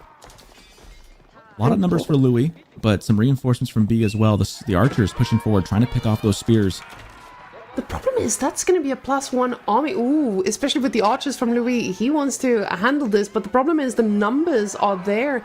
And horses, 4 legs, they just run a little bit faster. They do get on top, but luckily not a lot of damage here coming from the Torguds. So these archers will not all die, but they do need to back off for the time being. Now, Louis also has to ask himself, how do I keep this momentum going? B, ooh, almost picking up that Khan, and that would have been a pretty big one to also get here, but a bunch of spears are out of position, and now B is going to be very much under duress when this army lands at his base. I gotta say, I really like what both players have been doing today. Both players with a win, looking to take the edge in this series. I like where Louis is at. B's definitely on the back foot here, and he's playing defensively. He's trying to secure the food. Louis definitely has I don't want to say not necessarily the advantage, but he is definitely in the driver's seat right now. He is dictating the tempo of this game. Now, the army doesn't look like it's slowing down, as Louis is spending every bit of resource he has into getting more. +1 range defense coming in as he sees a lot of investment into the archers, but the archers are expensive, not in resources, but in wood lines. So your wood lines are going to get chopped through pretty quickly, and that usually becomes an issue here when you are up against an opponent with horses. But as we can see him pulling off completely, he's thinking about castle though. You could see the food and the gold now stacking. The problem is just he wants to go castle, but does he have the food for this? You hit castle. Is it castle into GG, or is it castle into I have enough to be able to do something about this? But with this horse army, he's getting a little bit of idle time. He's keeping the attention of Louis. He forces Louis to respond, and the response is pushing forward. Oh, that's not the response he wanted. He really wanted this mass to back up. Instead, it pushes forward. I think Louis can kind of smell the thought process of what's going on. He can just feel the castle is coming in soon, trying to get some damage while he can. And it's really hard to want to press that castle age button when you've got a full army standing at your gates. Oh, and you can see this tower is not hitting too hard, but the archers also sacrificing quite a bit of them under there. Now an Imperial official going down is actually massive, because that man, he probably had his pockets full of tax money. So now with the horses, it does force Louis to back off, but he's also not in a position to age up himself anytime soon. So he needs to keep this pressure up and running. Otherwise, B can find a way to just snowball with that with the castle upgrades that can come from all this huge amount of archers that he's got here at the back too. Now he doesn't have the gold for this though, so he is going to need to find some, and goes to the back without Louis' response. When it is absolutely imperative that B does not lose his army right now. He has to let it stay alive. He cannot afford to replace it at this point when he's also trying to get upgrades in. This is not a fight he even wants to be taking, but when you've got an army right on your home TC, what can you do? He has to take the engagement and hope for the best. The problem is palace guards are in queue as well. They're just going to take a while. One lancer following suit, and no upgrades for these existing units, as he knows that all of these guys are probably going to bite the dust. But this is still a significant investment from Louis to dive this deep. Oh, and you see a few of the carcasses being dragged all the way to the TC. But the archer numbers, they've picked up a significant amount of kills here. And the Torgood's still doing work, but slowly but surely all these units are going to get cleaned up. They just need to do enough damage to make this worth it. I don't know that they have. They've only gotten 5. Overall, Louis only has 5 villager kills so far. I don't think that's enough. And this is going to slow B down quite a bit. He's got to now replace that army. The good thing for him, though, is that his opponent also washed his entire army in that engagement. And he hasn't lost too much economic value. B has not fallen behind here. There is a remask happening now from Louis. He's going to try and get another group together. But overall, that actually worked out okay for B. If he could just get his feet back under him, get another military army out there, get some castle age upgrades. Louis is nowhere near castle. In fact, has 0 gold coming in at all. Everything is food and wood. And I love this from B. He kept his cool and he went to the other gold, just slowly getting that trickle to really do the work. The TC firing away really just cleaned up all these light units that tried to be a little bit too greedy. And now the deer constantly coming into the base is just going to mean that he's not going to have a worry in the world. Now, with these horses, he's just trying to get more and more idle time from Louis to slow him down even more, because nothing Louis can make is going to be handling those lancers that will be joining the party pretty soon. You can get a bunch of palace guards in the mix, and of course that is going to be quite nice, especially when you know your opponent is going for spears. But why? When you've got the mobility and you can just outmass and outperform, especially with the unlimited food that you have available. B still trying to remass in military. He's got 20 units. Louis kind of walking back and forth. Has a pretty good sized army already again, back up to 30. That push was just super scary into B's base, and you can see how much it slowed him down. He does not have a standing army. He's got a couple of small raiding parties. Hasn't really gotten any value for it. We see a lot of the walls that Louis has trying to secure his side of the base. Right now, Louis was looking for a really good punch. He dove in because he saw the notification saying that B had aged up, and he knew that he had a window to inflict some damage. I don't know if he got a whole lot of damage. They just kind of traded to militaries. Now, with B, with Lancers on the field, this is going to look a little different. And he's trying to let these Torgoods do a little bit of that tanking, because sure, they are tanky. The problem is just these are veteran units. I say veteran, but the archers are still feudal age variety. But that single palace guard just providing a little bit of front line there as he's peppering away at every unit. But B is also not in the greatest spot with constantly producing. He's got the deer available to him. The problem is just he's got some pressure under the TC2. And I am so impressed with the fact that Louis reads this game and he says, the calculations are done. I can take this. I can keep staying in feudal and try to fight this. He has not touched that gold since. He still believes in this composition, even with the Castle Age army. It'll only work for so long, though. Right now, the number's in his favor, and that's why. if B ever gets a size, once B gets up to mass and scales this army up that he has, the composition will start to do a lot more damage. Those Lancers now up to 10 of them, 3 more in the queue. That's kind of what B is slowly building on. You'll see, be very careful with these Lancers.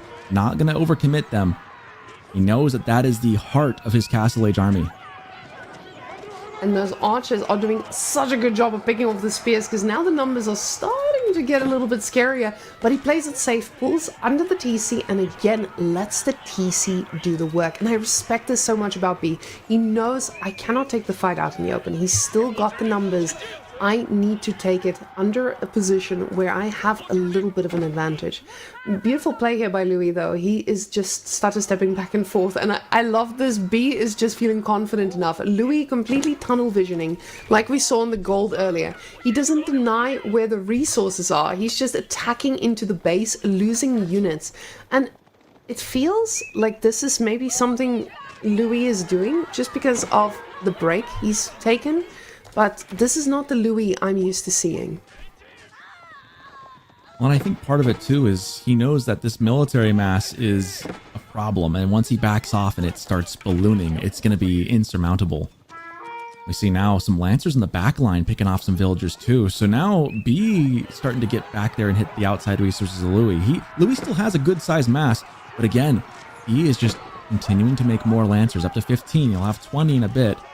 Making a pretty good engagement here. Knights and Lancers wrapping around. There's still a good number of spears in the mix, though, but the archers behind doing a lot of work for B, even though they're slowly getting picked off. The Lancers are going to get through the front line, and now the archers completely exposed. The Lancers have free reign. Just go through here in a second.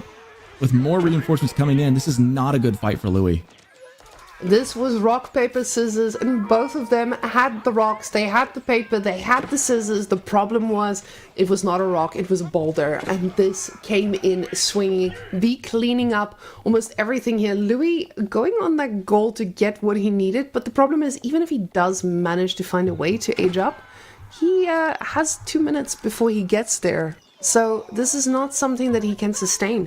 Louis now just in an impossible spot to try and hold this. He took that fight thinking, maybe if I just micro it perfectly, and honestly it looked like it was going well enough for a while, but B also able to divide his focus and make sure he hits where it hurts. Now those Lancer numbers, 20 Lancers, they don't care about your big towers. Yeah, the key in that fight was that B was sacrificing the archers he had to snipe out the spears. Once the spears were gone, there was nothing to stop the Lancers that he had. I don't like looking at game score to determine how things are going, but I feel like this might be a significant indicator of the state of the game, especially considering with this little feudal age army about to... This is David and Goliath, but David doesn't have a rock. He just has a bunch of little archers trying to fire, and they're barely doing anything against these +2 range defense archers as well. E has had enough, and B still looking like an S-tier victor as he is, taking down Louis.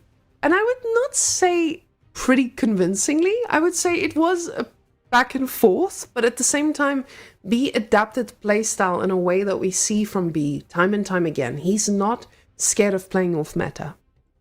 Yeah, mixing up the build a little bit. I wouldn't even necessarily call B's build off meta too much. I think he just knew he had to delay the pro scouts a little bit. Couldn't get too greedy with it. I think that was the key. B was not too greedy.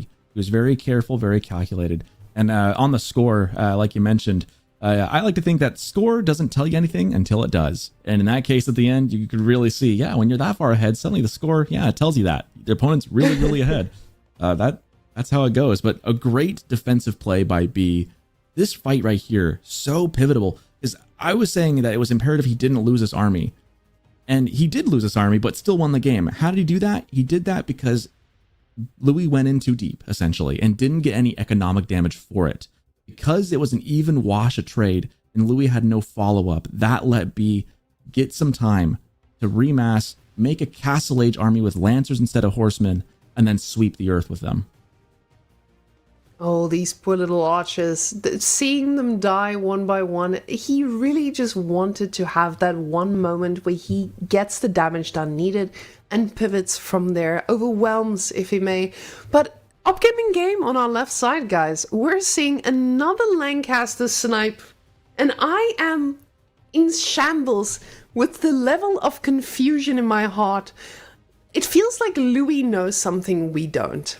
This man has played against something that Lancaster has been cooking up on the sidelines that maybe even some of our pro players don't know about, because now getting sniped again after we haven't seen this civilization in such a long time, I can't wait for someone to let it through so we can get to the bottom of this. Find out what is it about that civ. Instead, like I said, Japanese and Zhu Shi both good choices on Lipany. B saying no to the Zhu Shi, he'll take the Japanese instead, and it'll be his KT going against the Japanese. So Knights Templar on Lipany. And what do you like about Knights Templar here? Yeah, KT on land is something that people haven't prioritized for a bit, but it's something that I know a lot of Russian and a lot of Chinese players are trying.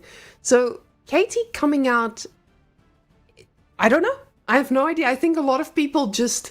We're so used to seeing it on hybrid maps. It's something you see on ladder, sure, but this is not a ladder game. This is the top of the top. And KT, I'm excited to see what that 2TC build looks like on Lipany. We've seen a bit of 2TC play on land from KT, because they do struggle to get punished, but at the same time, you're up against Japanese. Going for something like the 2TC, you might be a bit greedy, and that's where Japan can overflow. So Japan, though, I think this is now where the pace comes in. We have to see what is coming out of Louis.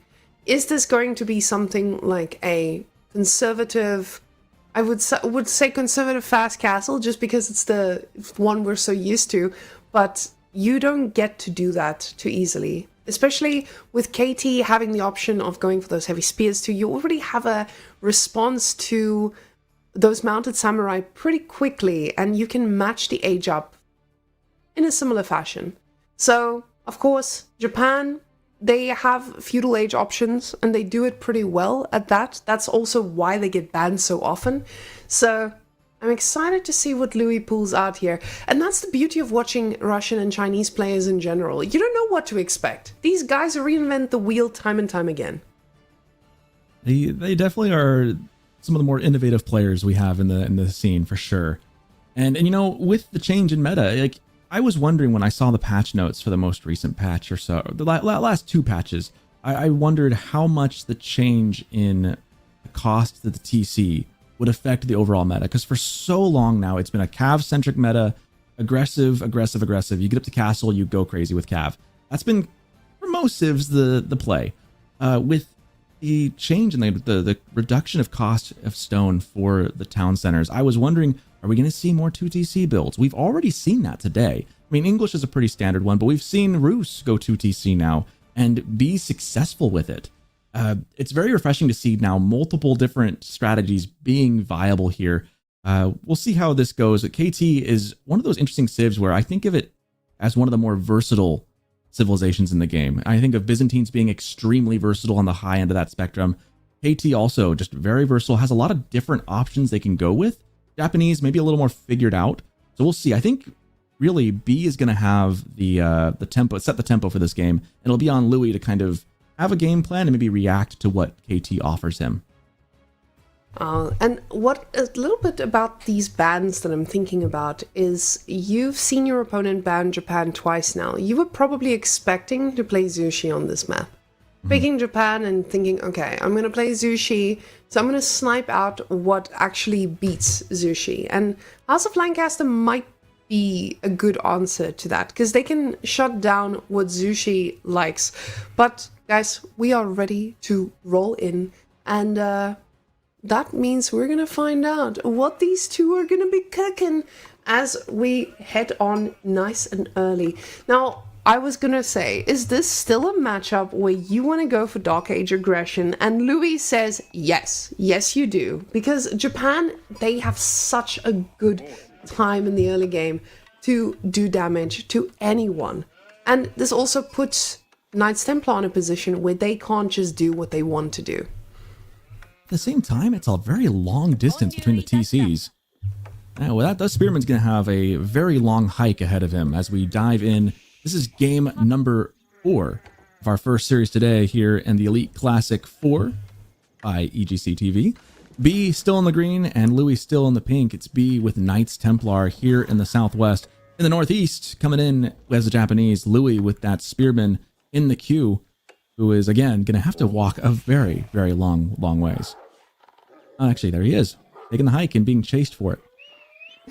And of course, with your scout not being there, you can't expect where the gold's going to be. So he sends it forward, hoping that that is going to be the answer. He sees the second one on arrival, but the other, he's going to need to do a little bit of a run around. Now, B has 5 on gold here, so he's fully aware. He's already pulled what he needs to, and he's going to get the gold he needs to make sure that there is no confusion coming on out. So that's the beauty of scouting, ladies and gentlemen. I know Twitch chat, you guys are all high rank, but remember to scout.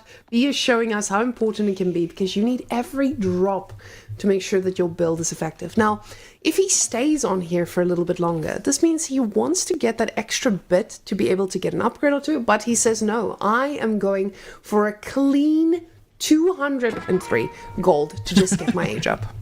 And 3. No shame in the over mining. As an over miner myself, I respect. I am, we're all just, every perfectionist out there, just completely and utterly irritated at the 3 unoptimized extra gold that he gathered. How could he? How could this S tier level player overmine by 3? Disgusting. It's disgusting to use your phrase, yes. These guys, I mean, I say it all the time, these guys, and if you ever get the chance to watch one of these guys play in person, it is just incredible how fast their hands move on the keyboard. You don't need too much APM to be effective in this game. You can, in fact, some APM can be superfluous, but these guys move very quick, and these guys are incredibly good, and on top of that, they've got such good game sense that they can get it down to just 3 gold, or sometimes they get it on the dot. It is just very impressive, and I'm never not amazed at just how skilled these guys play. Now, what I like about Louis' investment here, those 2 spears that he's got, it's giving him a position where he gets the damage done he wants.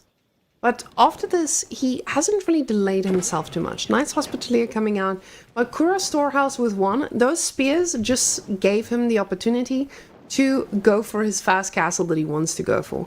The problem is, you're up against someone who is getting a significant amount of wood here, and they've got a plan. That plan seems to include a second TC though, and I feel like we alluded to this at the start. This is time and time again just what Knights Templar does. Oh, and those spears.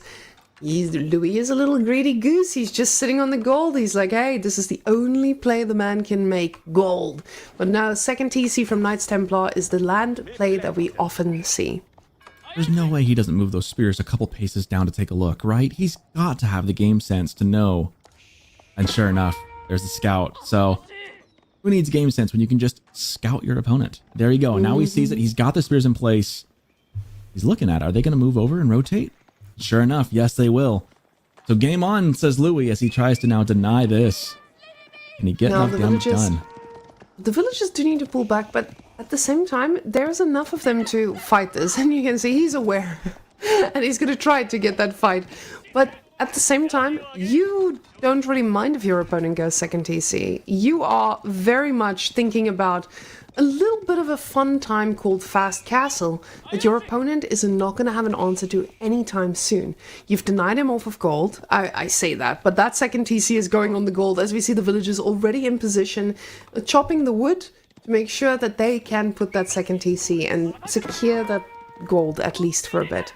And with, a samurai in the mix though, that's a fast-ish castle, but a responsible castle. The moment you add units, it becomes, instead of a fast castle, it's a responsible castle. I like it. I'm gonna remember that. That's fine. Have you seen like the debates about like, is it always, everything seems to be a fast castle these days, so what exactly is a fast castle? At what point is it no longer fast? I guess building units, it's responsible. What if you build units and still get castle age really quickly? It's still responsible castle. Still responsible? Okay. Yeah. Because you're fast castling responsibly. Now aging up a 7. This guy, yeah, he's responsible, but maybe he's not even I'm a little concerned here now. He's just going feudal. He's got a lot of units aging up. Maybe just thinking about, hey, how do I redirect my units? He gets the age up. Oh, he's feigning it. Oh my goodness, ladies and gentlemen, that bad boy is gonna arrive. This beautiful little unit is about to show its face, the samurai. This man has now told his opponent, oh, I'm making samurais in feudal age. You don't need to worry, good sir. This is not a worry for you at all. But now B is going to invest into more units, which is just going to make this feel even slower. Now these spears causing a bit of idle time here too, and that samurai just making life a little bit more difficult. I'm liking the choice. If you can get a Vil kill here or two, that'd be really, really helpful. B, probably not going to let that happen though. Pulling the villagers off. We saw that he brought some more Vils in to make sure that this goes up in a good time. A couple of low health villagers. That samurai, man, he is tanky. He's gunning for it too. He sees the weak Vil. He really wanted that one. One archer enough to take care of the spears, and that will push Louis back. At this point with that samurai, what do you do with him now? One man alone in the wilderness. That samurai is just supposed to feign aggression, but B doesn't look like he's taking the bait at all. He saw the amount on gold. He's not taking a bait of aggression. He knows that, hey, this is most likely just going to be a position where I need to respond to your very, very sneaky fast castle. I say sneaky, but of course B gets himself a nice bit of gold trickle just by making sure the pilgrims arrive. The samurai will be able to try and harass the pilgrim, but the pilgrim should be able to still run his way to safety. Floating gate coming in. And with 11, Louis is telling us something very clearly. He wants a lot of units, and he wants them now. Okay, is it a sneaky castle or is it a responsible castle? Now you've used both, so which is it, Whammon? No. A sneaky castle one is a big surprise. This is a sneaky fast one because 11 tells us a very serious tone in his voice, and that voice says, he wants it right now, brother, and he's getting it right now. He needs a lot of units, but he's making samurai, so not mounted samurai being the answer. He knows that, yes, you're just going to make a bunch of spears, and then what am I going to do? But samurais, they hit a little bit differently. He's already up against an archery range, though. Yeah, it feels like if B gets to castle age, crossbows are just the easy transition. I don't know, maybe Louis will transition here in a bit. We'll see what he builds once he gets up in age. Scout from B taking a look and knows exactly what's going to be coming. In fact, B also going to wall up the side just in time for those samurai to get to throw some torches. And he's building morewalls.com just everywhere. He knows how to delay a game. We saw it in the Rus game. Sometimes a wall can just completely throw things off. And now the first mounted samurai in the mix as well. A few villagers staring at the wall, gonna be thinking about repairs pretty soon as well. And it shows you, Louis, he's liking this ground composition. He's going to try to get B to respond to this land army and then switch it a little bit into the cavalry as we see him now going for. Yeah, I think that extra samurai right there, giving 3, maybe that he's trying. You can feel that Louis really wants to convince B of some things that may or may not be true. In this case, that he's going really heavy into samurai right now. He does have the one mounted instead. I don't know that B's going to fall for it. B seems to have a very cool-headed approach about this. Angevin Empire coming in. 42 seconds on the counter for that. Where's this villager off to? This villager is... building a siege workshop. I like this. This was unexpected, Sokotin. If there was a bingo card, I think we need to add this to the bingo card as well. Building a proxy... or a front of your opponent's base siege workshop without having any other support. This definitely feels like a little bit unorthodox, but it does feel very Louis. I mean, I don't know what you're talking about. He's got 3 samurai right there. That's tons of support. I say jokingly, but I do like it. It does put a little bit of a split response here. Now we do see the spears coming in for B. He's going to be able to make something to handle these mounted samurai, but now you still need to find an answer to what he's cooking on the right side. Those 3 land units are just going to make sure he needs to make those crossbows, and crossbows coming out now. It took a while for the age up, but finally, oh, and the brothers are joining too. Heavy spears. Interesting unit. Interesting unit. Sitting with 140 HP. That's pretty tanky for a spear unit. But they do pretty good melee.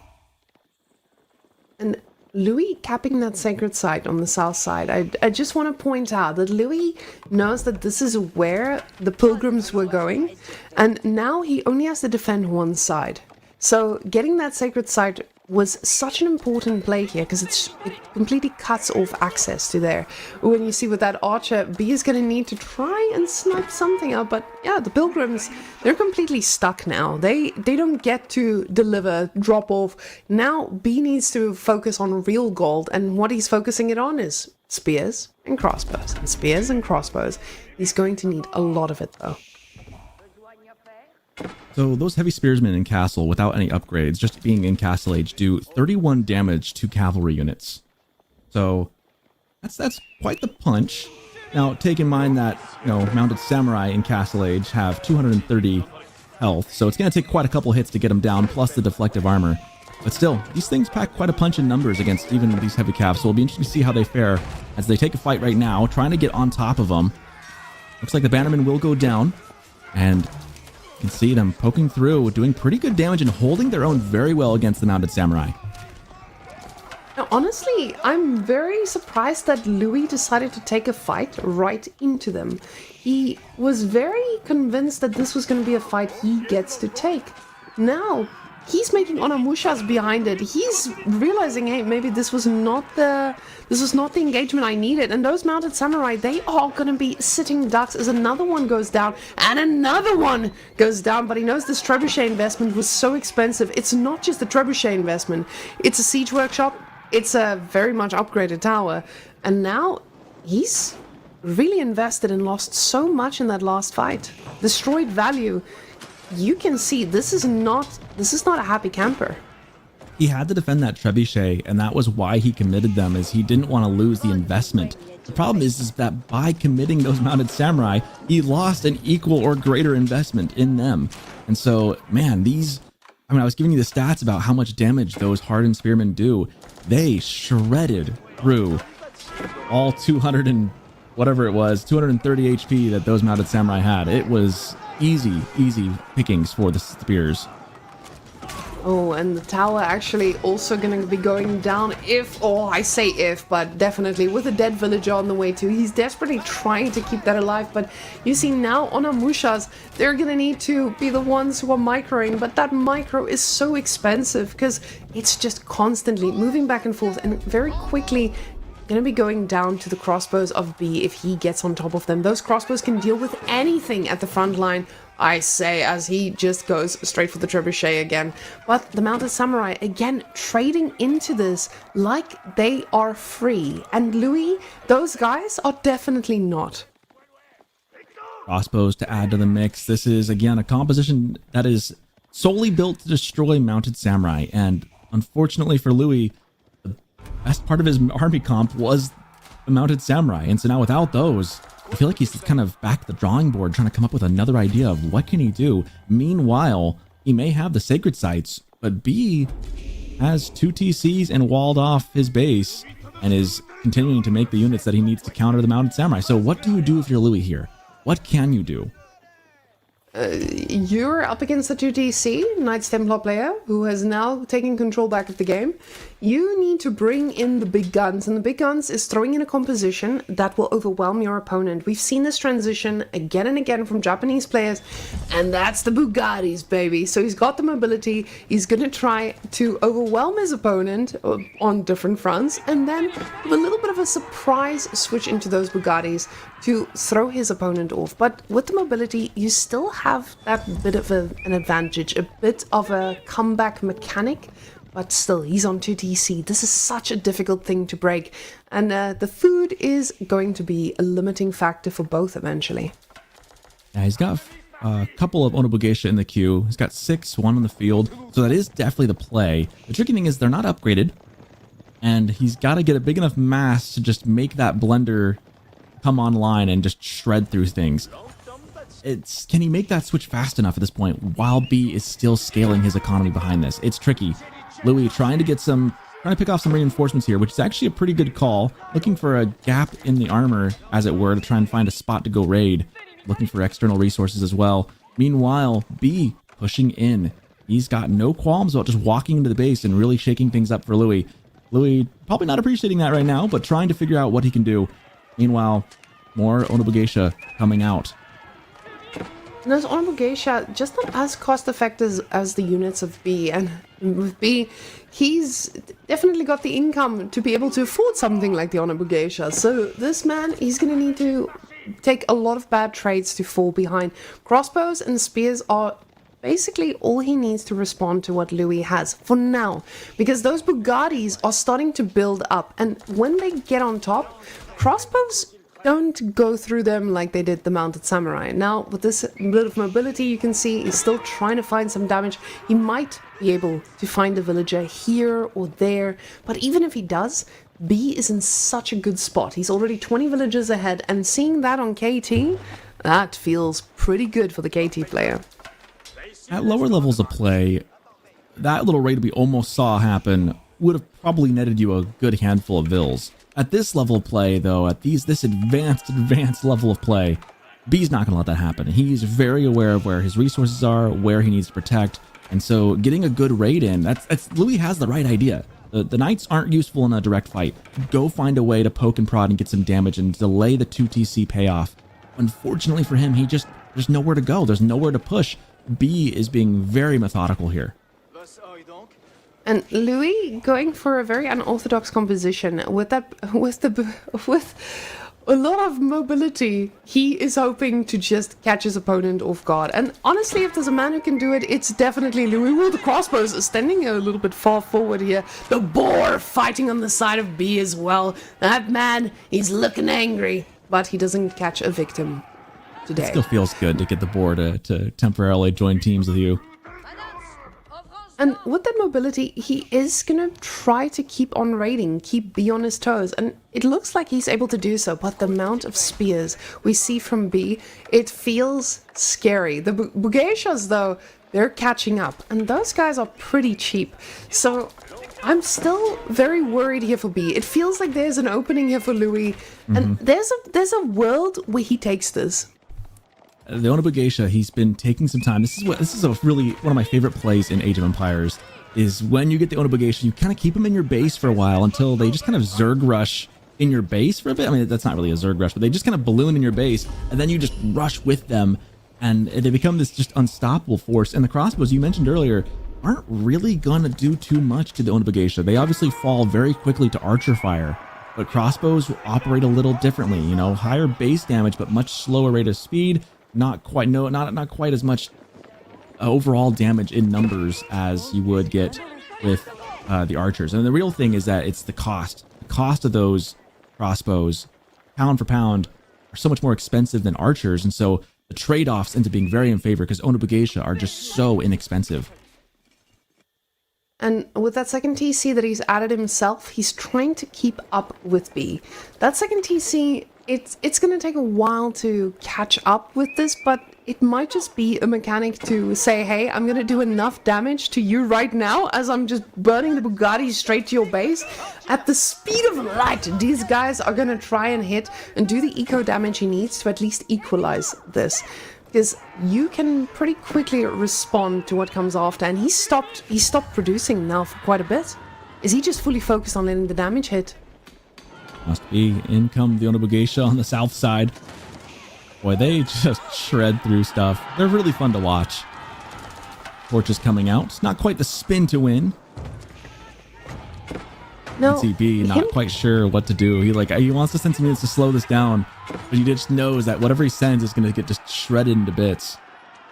And what's really surprising is Louis doesn't commit with these into any area. He's trying to get B to respond, but the problem is he doesn't hit any damage, and now the counterattack is going to come, but the mobility here, the mobility will allow him to actually pick off a few units on the way. Now the wall very, very quickly being built as B knows the value of this. Bugatti is going to try to get that surround, and the spears, they do provide a pretty tanky front line, but they will go down eventually, and the wall is back up. A few villagers a little bit in danger out here, and they will need to pay with their lives to get back. The downside with the Sonobugeisha play is that it's been coming for some time, and B has been aware of it. He's got 35 archers on the field. He has a counter to these Sonobugeisha. Now, there are quite a number of them, I should say. There's a lot. 62 to be precise.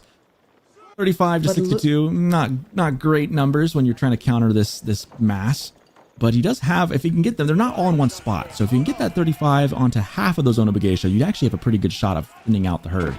But Imperial Age, Louis has been buying time. Castle of the Crow, he has his out, and it is Imperial Age. Meanwhile, Sonobugeisha really slowing what B wants to do down. And now my big question is, does Louis have the setup to stay alive in Imperial? Because sure, he's taking trades off every side, as we can see. These guys are just melting. The archers doing quite a bit, but at the same time, you need a lot of archers to actually shut this down. Bugeisha's just plowing their way through anything in front of them. But the Castle of the Crow finishing now. The question is, what now? We don't have gold for the upgrades, we don't have food income to produce units, and B was the one who was almost at Imperial Age himself, and almost at 200 supply for a bit there, but he's now committing to this. He's realizing, hey, we're gonna spend our resources, try to do a little bit of damage, and then do this responsibly. But now double fortress coming out, he's getting the map control, and he isn't looking too scared. Yeah, he definitely, having the map control for as long as he's had has been very, very good for him.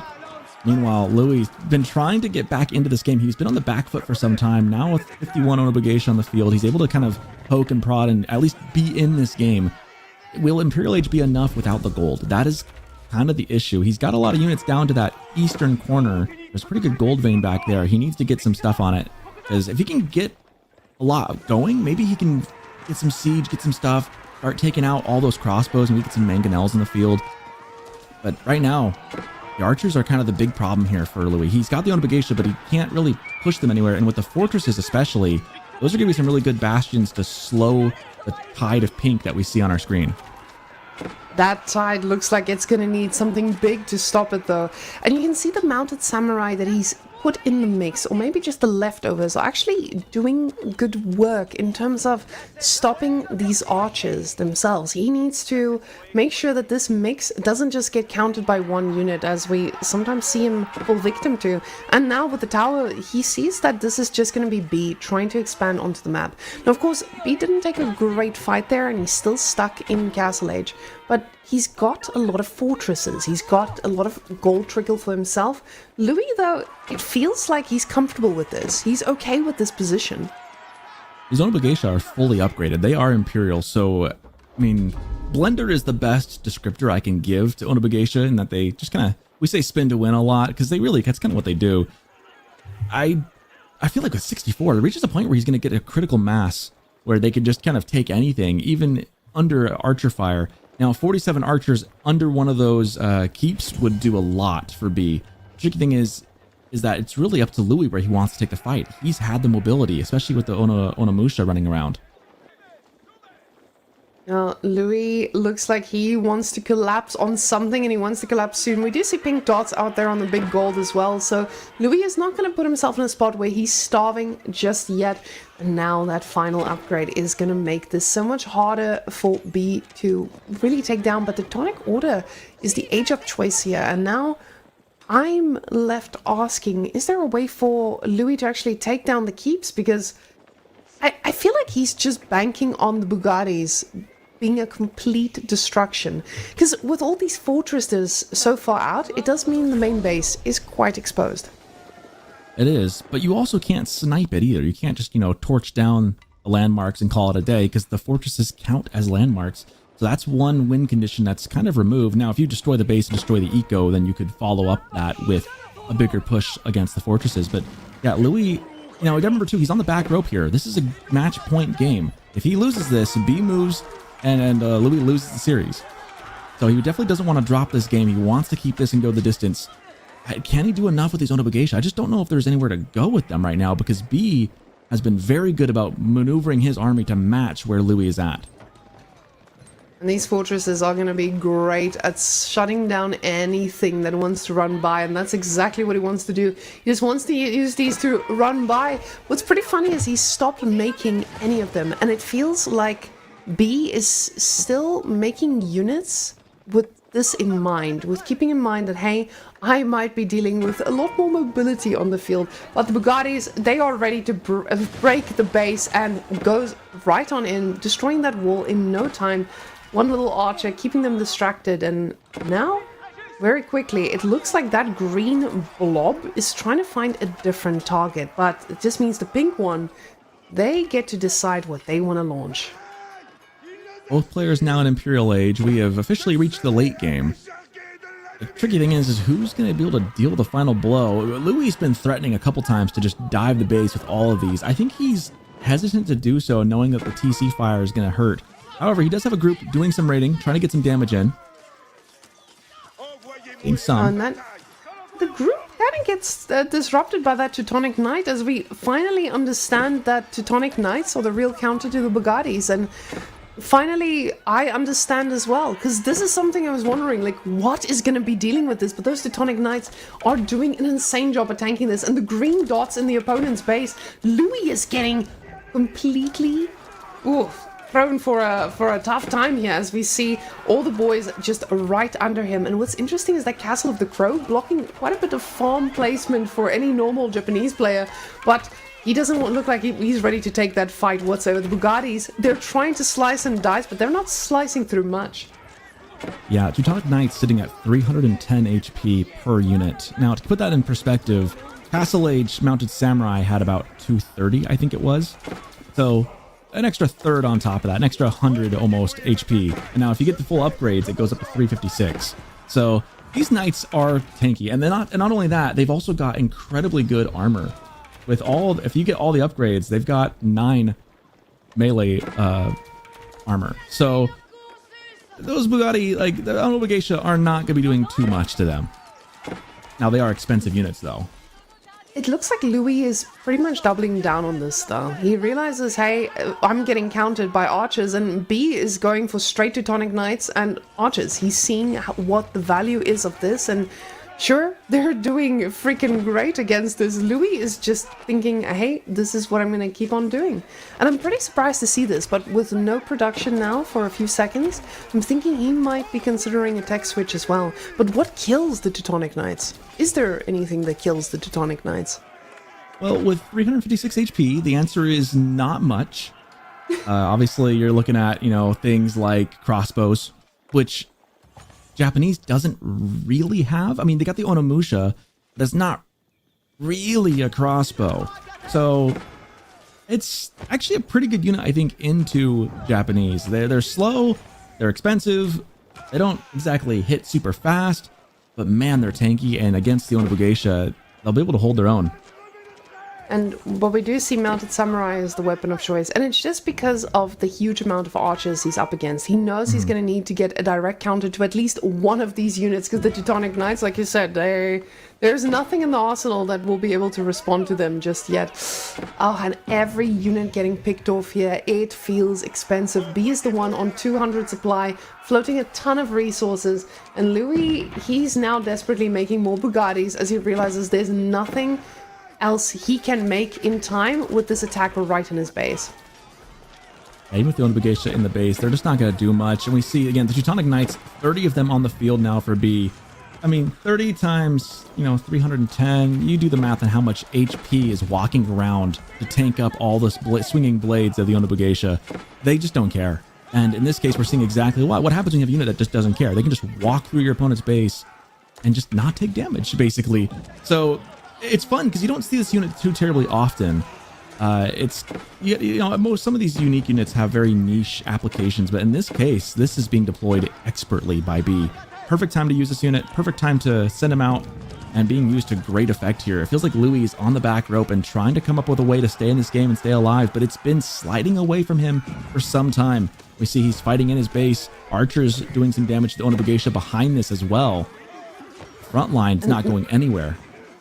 The mounted samurai just haven't landed on the archers. They're fully focused on the Teutonic Knights, and it just means that that little handful of archers, they've gotten their value time and time again. And this is something he's going to need to focus his attention on if he wants to keep taking these fights effectively. Now, with more fortresses coming out, it just means B is going to have a great time when it comes to that gold income. We can already see 3.2k per minute, but of course, there's 46 on gold.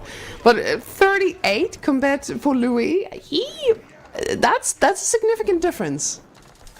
That is so much gold coming in for really both players have a lot of gold coming in, but 3,000 gold coming in a minute for B is getting into ludicrous levels, and he's using it all. He's really macroing very, very well here. We see the siege now coming out. He knows he wants to finish this game. He's got to brute force it. So out come the Rams, out come the trebuchets. Meanwhile, the Imperial Cav coming out. So Louis knows that the day of the Onibugeisha is over. These are the only units that can even stand a chance against the Teutonic Knights, just because they're high damage and high HP as well. But at this point, it might just be over. Looking at 77 units for B's military versus only 27, 19 of those being samurai for Louis. The game's over. I feel like with B learning from, hey, I'm not going to fight into Castle of the Crow the whole time. Let's try a different angle. This is the smartest move. He knows his opponent is probably starved off of gold, and this big gold that he's invested this much into is definitely going to be the way to break him. But he does get a few units picked off. The thing is, he can afford to lose a ton, and there's not much Louis can do. He does get the mounted samurai on the archers, but sure, the archers might get cleaned up, but the Teutonic Knights, they're ready for the rest of the fight. And it looks like this is an A-move situation where mounted samurai, they're not even looking at the archers anymore. They're looking at their big brother Teutonic Knights with the unlimited HP and just nightmares for hands, as Louis is waiting to die a very slow death. I gotta imagine this will be GG here in just a second. There's just no coming back from this, and sure enough, it's called. That was the fight that decided it in the end. We have our winner of the series, B, in a 3-1 victory over Louis. Now, Louis shouldn't feel too bad about losing against B, of course. This is not something where Louis comes and he's like, oh, dang him. He looked so spicy. This man is going to set the standard for the rest of the group to be like, hey, maybe this is not going to be an easy feat to get the guy who came back from a break. He is ready to fight, and a few times there it felt like he had B in a position where B just had to play so much better to catch up. So honestly, very well played here. I'm so excited to see what we're going to get from the rest of the tournament from Louis. Yeah, he definitely played very well at points. I mean, and they're obviously losing the series doesn't ever feel good, but I wouldn't say this was a completely lopsided series either. I mean, he took a game, which always feels good, made the games competitive. There was some back and forth in all of them. Just didn't go his way. Now, the unit composition is showing us how important counters are in these fights. I feel like this tiny fight here, this was the pivotal fight that set the pace for the game. The moment he sacrificed this many mounted samurai for the cause, it already put him on such a back foot where he had the lead, where he had the timing, and gave B the option to breathe. Before this, I feel like B was just sitting waiting for a mistake. Louis gave him that mistake, and he just capitalized off that snowballing from there. Good series here. A lot of fun. We saw some fun things, you know. We've learned a couple things. Learned that 2TC is definitely viable back in the meta again, which I think is it's been a while since I've been able to say that. The fast castle has or the responsible castle has not been the end all be all so far. So it's been fun. I'm excited for the rest of the day now. I'm always the first series, you know, of a day, a tournament kind of gets you settled in, and then you got the next 3 coming up. Should be a lot of fun. We'll take a look here real quick. We're looking at the final here of this series, but we'll take a look now at the bracket as well. See how things fall after this victory for B. And a bracket like this is always going to be stacked because we have round robin with two very crazy groups. I was looking at the groups with Beastie a few days ago and we were discussing the possible upsets. Ooh, and we already see a lot of action going around. A 3-0 is a pretty rough spot to be in, but when you're losing 3-0 against Anatan, wait. Whoa, I read that the wrong way. Wait. Did Anatan win 3-0 against Demu? Is this... Okay, this is what it's saying to me. Great. See, if you're losing against Anatan 3-0, there's no shame in that. Anatan, an absolute chad. But at the same time, Kiljadi taking down Gully Deckle, I feel like I would have liked to see how this one went, because that could have been a pretty good game to watch as well. Mm-hmm. I bet it was. Boy, that really reminds me... That's a fun way to look at this bracket. It reminds me very much of the matchup brackets or the matchup chart that they have on AoE4 World of all the different civs, with the caveat of saying don't post this to Reddit because it's not indicative of how strong or not strong civs are with limited information. But this is fun. Louis falling here, we can see there on the chart, falling to B taking that in 3-1. We've got also Beastie taking a win over Corvinus, also a 3-1. That would have been a good series as well. I feel like Corvinus is the kind of guy who pulls out these crazy strategies and can take someone down if they just blink at the wrong time. Yep. So definitely a man to watch in this tournament. I'm really excited to see if Corvinus can at least get to that top 5 of the group. Not necessarily break through the top 4 just yet, because a lot of these names, they haven't been able to break through the top 8 just yet, but there are some names that I'm just excited to see. I want to see them grow and make their way through to those top names that we love and see over and over again. But guys, we're going on a short break, and then we'll be back with our next series. So go get a cup of coffee. We'll be right back, and you know where to find us. See you guys in a bit.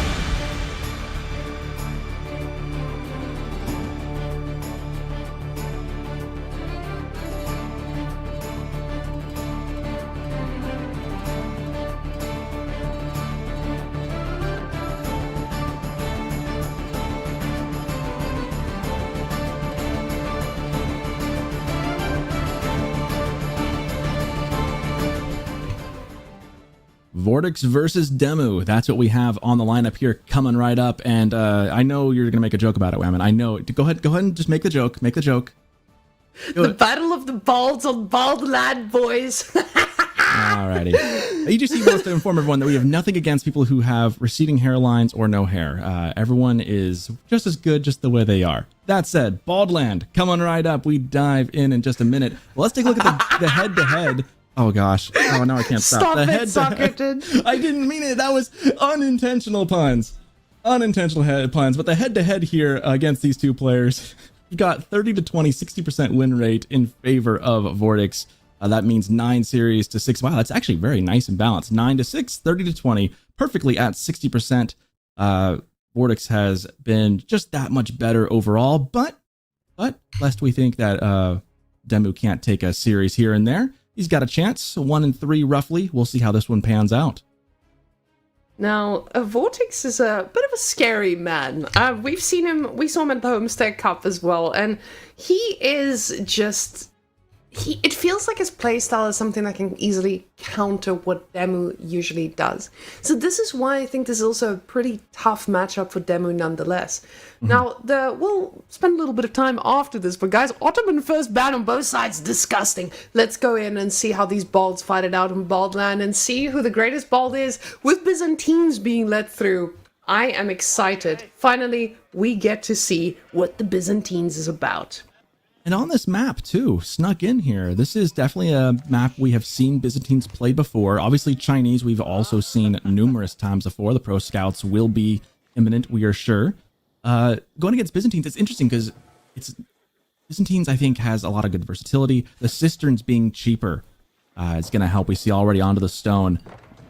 Byzantines can hang with Chinese. They really can. In fact, I think this could be a very interesting fight. Vortex, obviously, the very aggressive player that he is. Demu is going to have his work cut out for him, lest he think he's going to get those deer all for free and for no strife. Now, again, a similar life of what we might expect as we saw from our previous set with Pro Scouts being something that Chinese likes to go for on this map. Byzantines makes that very, very hard. So is this something where we might get a little bit of a reference to what B did in that last time, where the playstyle was very aggressive? You're not going to be able to just sit with China and wait to get something for free, because Byzantines doesn't let that happen. Now, Byzantines has 2 ways of going about this. You get to be a greedy goose and you get all your systems up and running, but it gives China a little bit of breathing room. Or you just go for a very aggressive playstyle and try to deny your opponent and starve him out as much as possible. But with the amount of sheep we see, this is a pretty even split nonetheless, and there will be a little bit of fallback for Demu, and he should be able to respond in that early game and at least stay up to date with it. You also don't want to give Byzantines the breathing room that they love to have. Now we'll see how much breathing room they get. Demu, with all the sheep and things under the mill as is standard, scouting out, taking a look at the opponent, already has 2 cisterns built. Looks like number 3 is in the works. So a very quick cistern build. This is, again, with the cheaper cisterns. You can do this now with Byzantines. And think about the leg up that gives you as a Civ. The amount of bonus you're getting. It's substantial. I feel like Byzantines was in a very strange spot with the cisterns anyway. It felt like they already got cisterns for cheap enough for them to be able to do this in Dark Age and kind of explode economically. But with this change, it's something where I have a question mark on my big head, and I'm like, huh? Why? Why does Byzantines need this much of a bonus? But the bonus is given, and we're gonna see if Demu has figured out how to stop it, especially on China, where he has felt very comfortable to play. I think China is just... This is a good map for China, too. We saw China was the Civ that won last time we saw on this map, just a series ago. China was able to overcome the Torguds and managed to deal with the early pressure that those brought. Here, with Byzantines, I mean, Pro Scouts, we see the builds already playing out. It's got the lumber mill coming up. It's going to be just a matter of time before he pushes up. I'm curious how quickly, if we see any respect thrown Vortex's way with early units first, or if it's going to be just straight into the pro scouts. We do see, however, the Grand Winery coming up on a really beautiful spot. Man, right in front of the base. Barry's a little bit forward, but I mean, so close to the TC still, and in the midst of all those 4 cisterns now, which, I mean, can we have our observer just click on the cisterns real quick, just to take a look at how much bonus that gives? Because if you think, remember, each one, well, not the winery, the cistern. There we go, the cistern. So just to iterate the amount of bonus that they give, each one, oh, it's been a while, I'm going to say it wrong. It's 10, 14, 18, 22%. So 1, 2, 3, 4, 22% boost with 4 of them. That is massive. It's only 4 minutes into the game. And you having 22% of a boost on your economy already, that doesn't hurt. It feels pretty good to be in a position like that when you are pretty much equal on villagers, and there's no way for your opponent to get ahead of that. But at the same time, China does have that bit of a boost too with the supervision. So they do match it well enough, at least at the start. But Demu is going for a pretty clean pro scouts. There's no shenanigans. It's just straight up scouts in the hole. He's investing quite a bit into this already. And Vortex going for Limiter here. Now, Limiter is fine choice. You know your opponent has a stable. You know he's going pro scouts.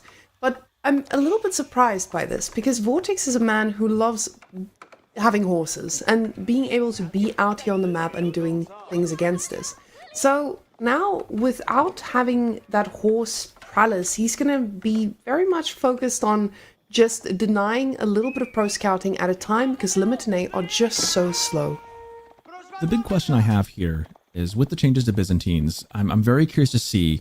Obviously, Chinese is going pro scouts to give themselves tempo going into Castle Age. It gives them a huge influx in food. Can they then leverage that into a Castle Age play, probably with some Lancers?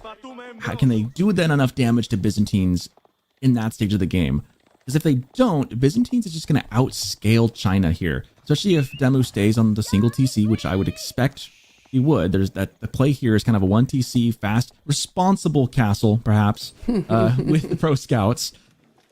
Can I do enough damage to Byzantines before they just run away with it? Because that's kind of what we're looking at, is eventually Byzantines and their eco will just run away with it.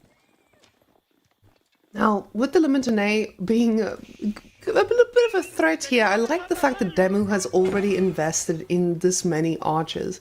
Only going for a horseman now makes sense. You know your opponent is going for Limiter. You're not going to go throw a horseman at his face when the Limiter are the biggest threat. The archer numbers are so impressive, and I'm so happy he invested this much, because when you're up against the longbows especially, you need to have so many more archers to be able to contest this. And right now, he's got the number he needs to be able to handle this and be able to push out.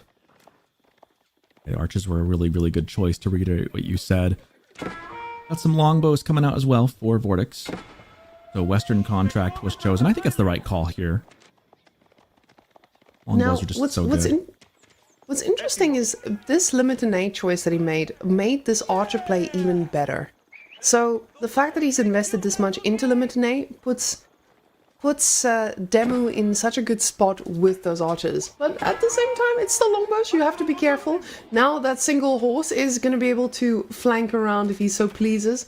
But you can see him quickly backing off. Vortex realizing maybe this might be a bit of an overextension. That's a lot of archers. And my longbows are not fit to handle all of that. But he's already got the second pack out too, Sockington. This is an insane timing. Horseman runs straight into the spears and immediately gets skewered. That's a pretty good mass of military. I mean, you can't just... this mass that Demu has really can't afford to overextend. Vortex is going to have the upper hand militarily at first. The question is, can Demu get the deer in to leverage that into his age up and then make units and hopefully, in his case, beat Vortex with it. But Vortex, again, ever an aggressive player, ever happy to move out on the map, is not going to just sit back and let this go unaccosted. He is going to go after Demu here with 8 longbows and a lot of Limiter. He's going to continue to produce those.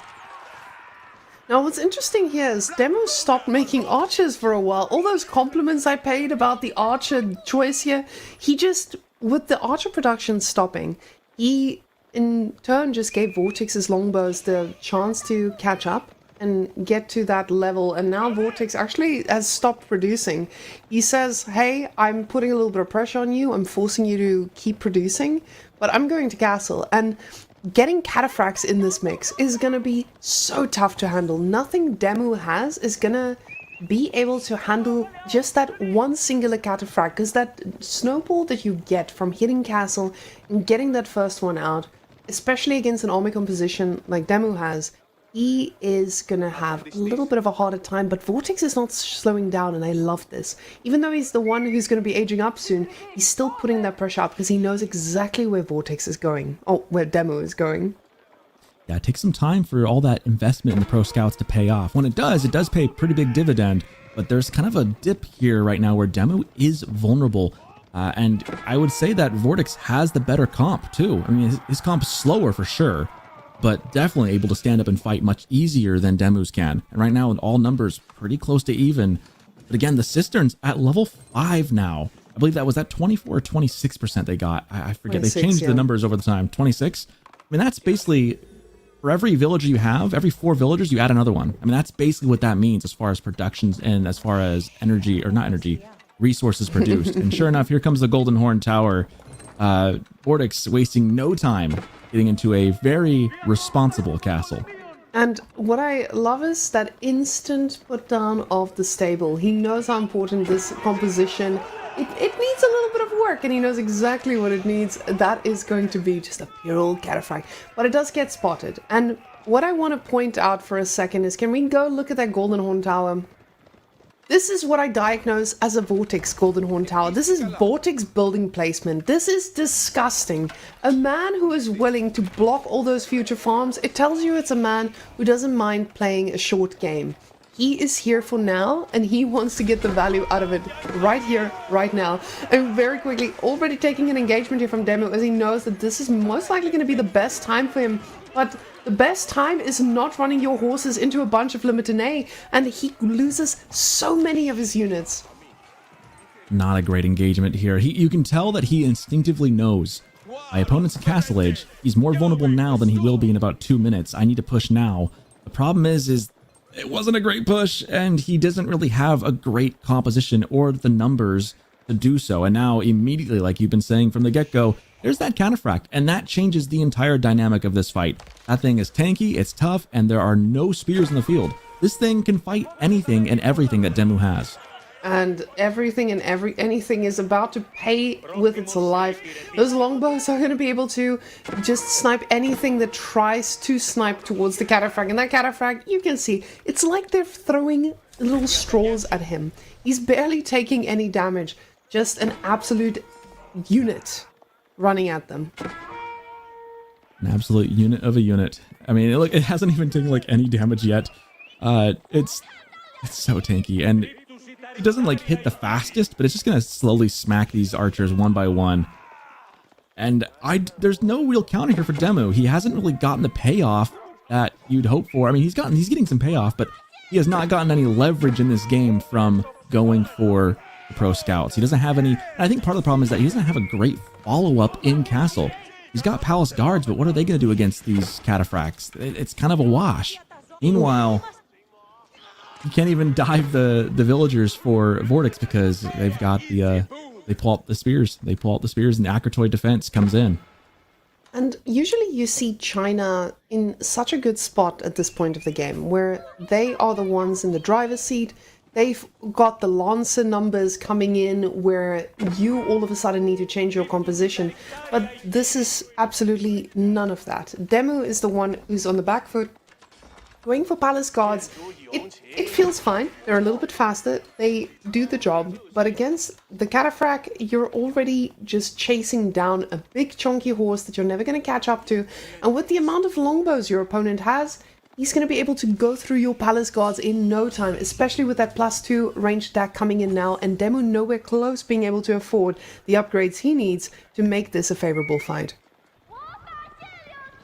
Yeah, this is just in all accounts a very tricky spot for Demu. And we were kind of talking about, like, man, this Cistern change for Byzantines makes them incredibly good. We don't expect to see them. This is why, is having an extra quarter of your economy on top of everything else you have at such an early stage of the game, and then to get these cataphracts here in castle, what can you do about this? Like, what is there realistically to be done about this? And obviously Palace Guards trying to do what they can, but there we see longbow is able to start trickle damaging them down as well. Oh, those longbows are just making the lances look like they're made of paper too.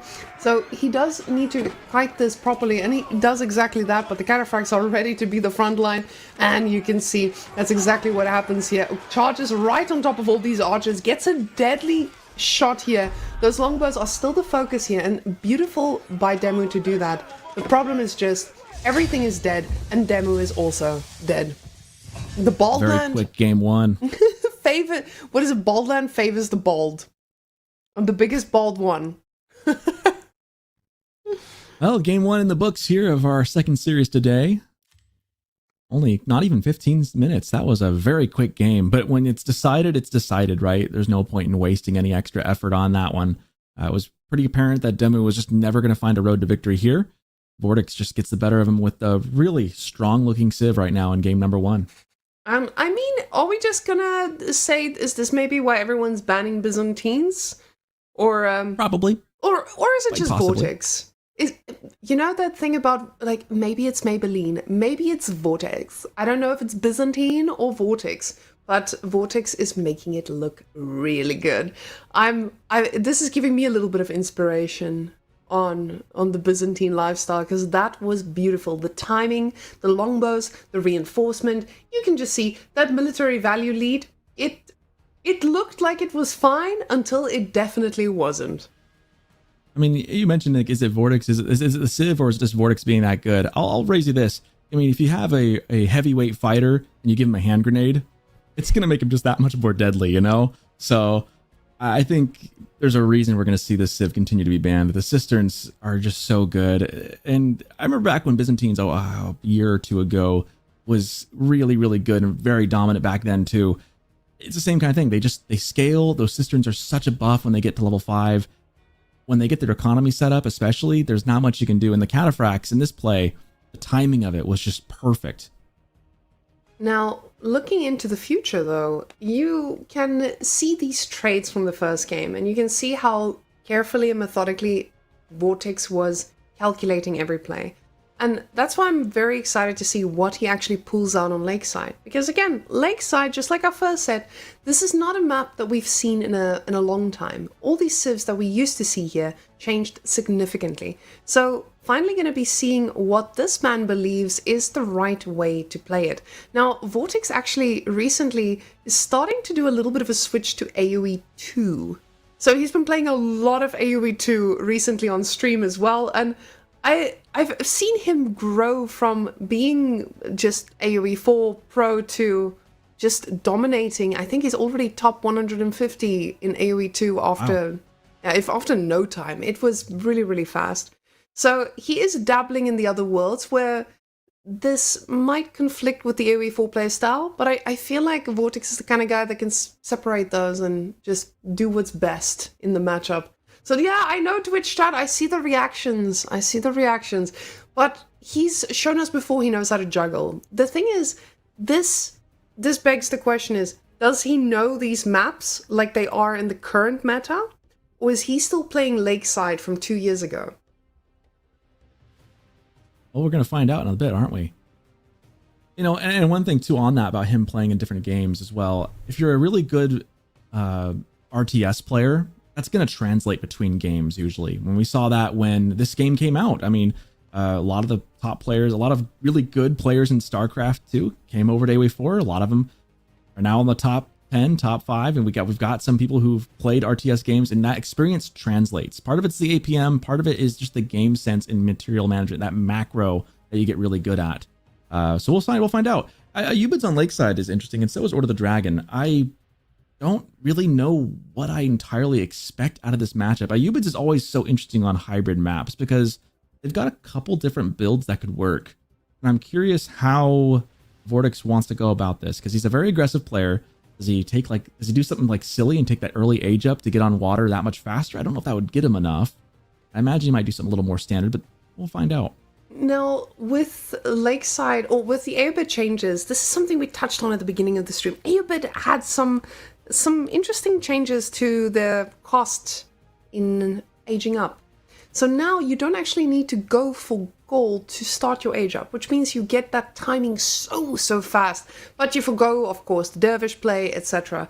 Now on water, I think that what people have shown us before, they're willing to go and long distance get the gold anyway. So is this still going to be the viable play? And is this even a better play now? So guys, let's go see Lakeside going to be bringing us a little bit of the taste of the new Aeobids. But Order of the Dent, I mean, we've seen them play water. These guys, they can take a fight pretty well. But I see a red dock in a very strange place. Oh. I was middle, ignoring the well, his spawn's kind of, both these guys have spawned pretty, away from that spot. It's a long walk to get to that deep sea fish, but this is very centralized because the deep sea fish is obviously towards the flanks. This dock implies, this makes me think that he is going to go for a sneaky, early, aggressive play on the water. Because think about the amount of distance he has to cover now. It's a little bit less than it was to get to that other side to his opponent's base. I wonder if he's going to do something here with that. The villager being this far out is already such a nice position to be in because it's towards the opponent's base, so you know what you want, and he's already queued up everything he needs. So the play now, the big question is the House of Wisdom just coming on out and then we're going for a quick old age up? I can see why this could be a little bit of a concern for most players playing against. Very curious. So we're going to learn so much about what the game plan is here from Vortex in just a second. Demu, ever good at scouting, going to take a look at the base. We're in game number 2 here of our best of 5 series. Demu down by 1 in the purple, looking to use Order of the Dragon to find a way to get back and make this an even series. Meanwhile, he now sees the dock, so he's aware of it. And this is a valuable piece of information because you don't just see the dock, you see that there's still a villager there. You know that this is most likely going to be something he can adjust his playstyle to. This is something where he can throw down a barracks. This is some, which honestly probably won't happen. We don't want to see a barracks here. We want to see a Desert Raider that can attack outside the TC range onto the gold that he would love to have access to. But it's also going to tell Demu, I don't get to just make fishing boats. I need to think about how many I get before I switch over to the gold. An advancement wing is chosen. 28 gold in the bank though. Just for that, is that for a spearman upgrade? Or why do we have 28 gold in the bank? Big questions. It has to be specific, Sockleton. 28 exactly. Advanced wing coming in. He's got about 70 seconds before that pops up. I imagine we'll see a move to wood, which we do see right there, moving to the wood. So gonna go to the gold. He's gonna try and build some ships, I think. 28 being just the right amount to produce what he feels like is going to give him this advantage. But now Demu only going towards the gold. And, I called it too early. Sorry, guys. He's going to the wood right now. And yes, never mind. The gold is still an option for him as he realizes, hey, the advancement wing's coming out. I probably need to make myself get to the next age pretty quickly too, because the water is going to spiral out of control. With 8 on gold, he only needs that 1 trip to be able to do so. And I'm assuming the age up is also not going to be with just a few.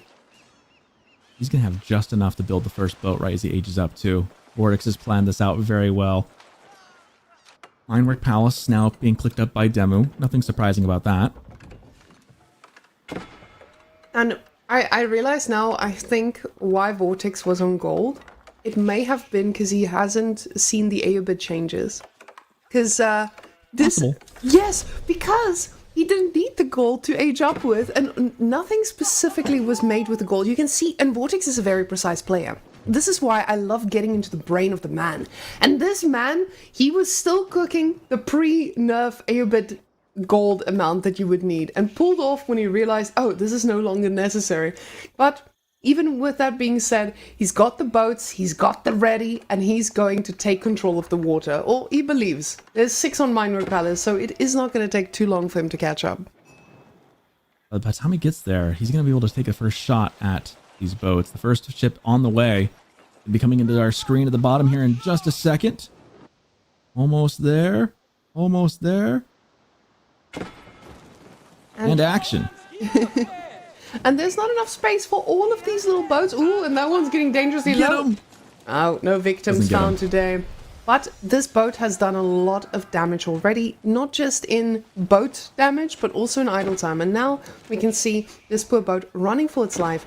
Demu not in a position to produce a military ship, and it feels like he doesn't see the need to. Getting naval arrow slits instead, because, of course, Vortex already has that second dock too. So if this becomes a water fight, Vortex is just going to outproduce Demu non-stop.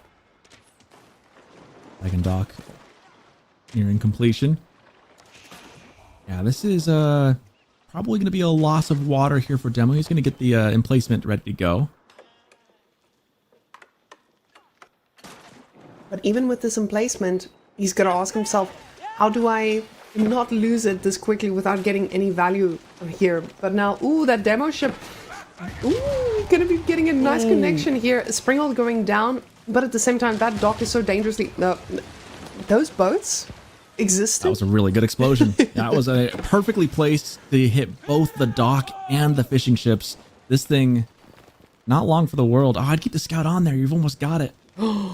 But Order of the Just gonna let it Dragon. burn down. Look what they're doing, Sokoten. We saw this before on this map.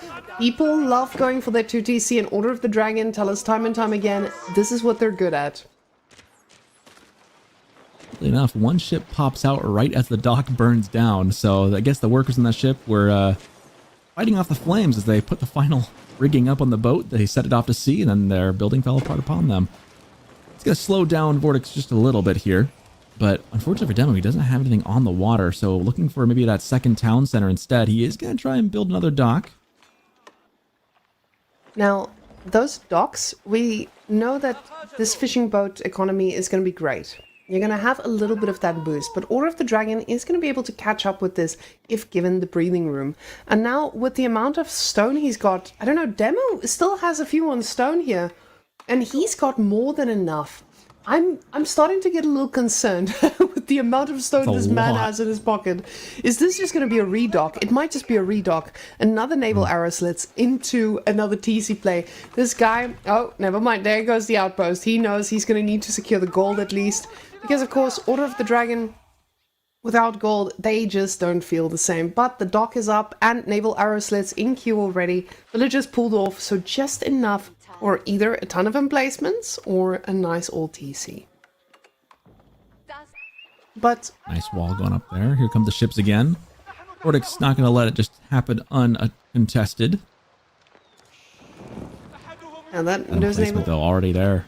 naval arrow slits just showing us the value thereof. It forces Vortex to have to invest more, but there's camels on the field, and camels, they don't care too much about most units. You're gonna need to make some archers to actually take them down, and those are quite expensive when you're struggling for wood already. He's been sitting on that stone for so long. He wants this, and he just hasn't had the opportunity to do so. That is a lot to be sitting on. Which then, like, with the more you sit on it and don't use it, like, it puts you behind a little bit, right? That's like an opportunity cost of, like, these resources could be working for you, either on the field or in a building. To have them just sitting in the bank, you don't get interest unless you have a guild hall, which we don't have here, so it feels kind of bad. These guys just starting to burn as they know the tower is going to make life a little bit more difficult. If you don't have archers, at least you have a tower. Second TC coming up now, but it's going to be like clear as day what's happening, and Vortex is already aware of this as a reality. He's already going almost ready to go up to the next stage, and Vortex is going to need a lot. He's actually not going to need a lot to make this a little bit overwhelming. Because with the resources that he has, with the food income he has on water, he's going to be in a pretty nice spot to shut down whatever Demo tries to do and survive with the second TC. Now, Demo is floating quite a bit of food here. He's pulling more on gold. I was going to say he is thinking about castle. He just hasn't adjusted his economy to be thinking about the same thing. Industry Wing coming in. This is a Vortex favorite, I think. I think he almost always uses Industry Wing into Castle. He'll be able to build a lot of production buildings very quickly, or, I mean, I know you like the idea of placing a second town center. I don't think that's going to be the case here for Vortex. More of an aggressive playstyle from him. I think we'll expect to see maximum pressure, especially on that back line where that second TC is at for Demo. I fully expect Vortex to really, he was already kind of torching that wall, hoping to get some damage dealt. I expect him to go crazy, and we do see stables coming out. He is going to go mass into camels, and I like this play a lot. And we can already see that AoE 2 playstyle coming out with the houses being in a straight line. Because in AoE 2, this is a natural wall. So Vortex it's a rubbing off everywhere. Vortex, come on, man. We're in AoE 4, but he is just setting himself up for success with those two stables. He is going to have a lovely time at making those camel lances, and Demo, he doesn't have a production building to be able to respond to this. Now, obviously, it feels like a nice little burger is going to go a long way to be able to make the spears to survive this when the onslaught begins, and already adding in those farms, because food access is one of the things that will just force you to lose the game.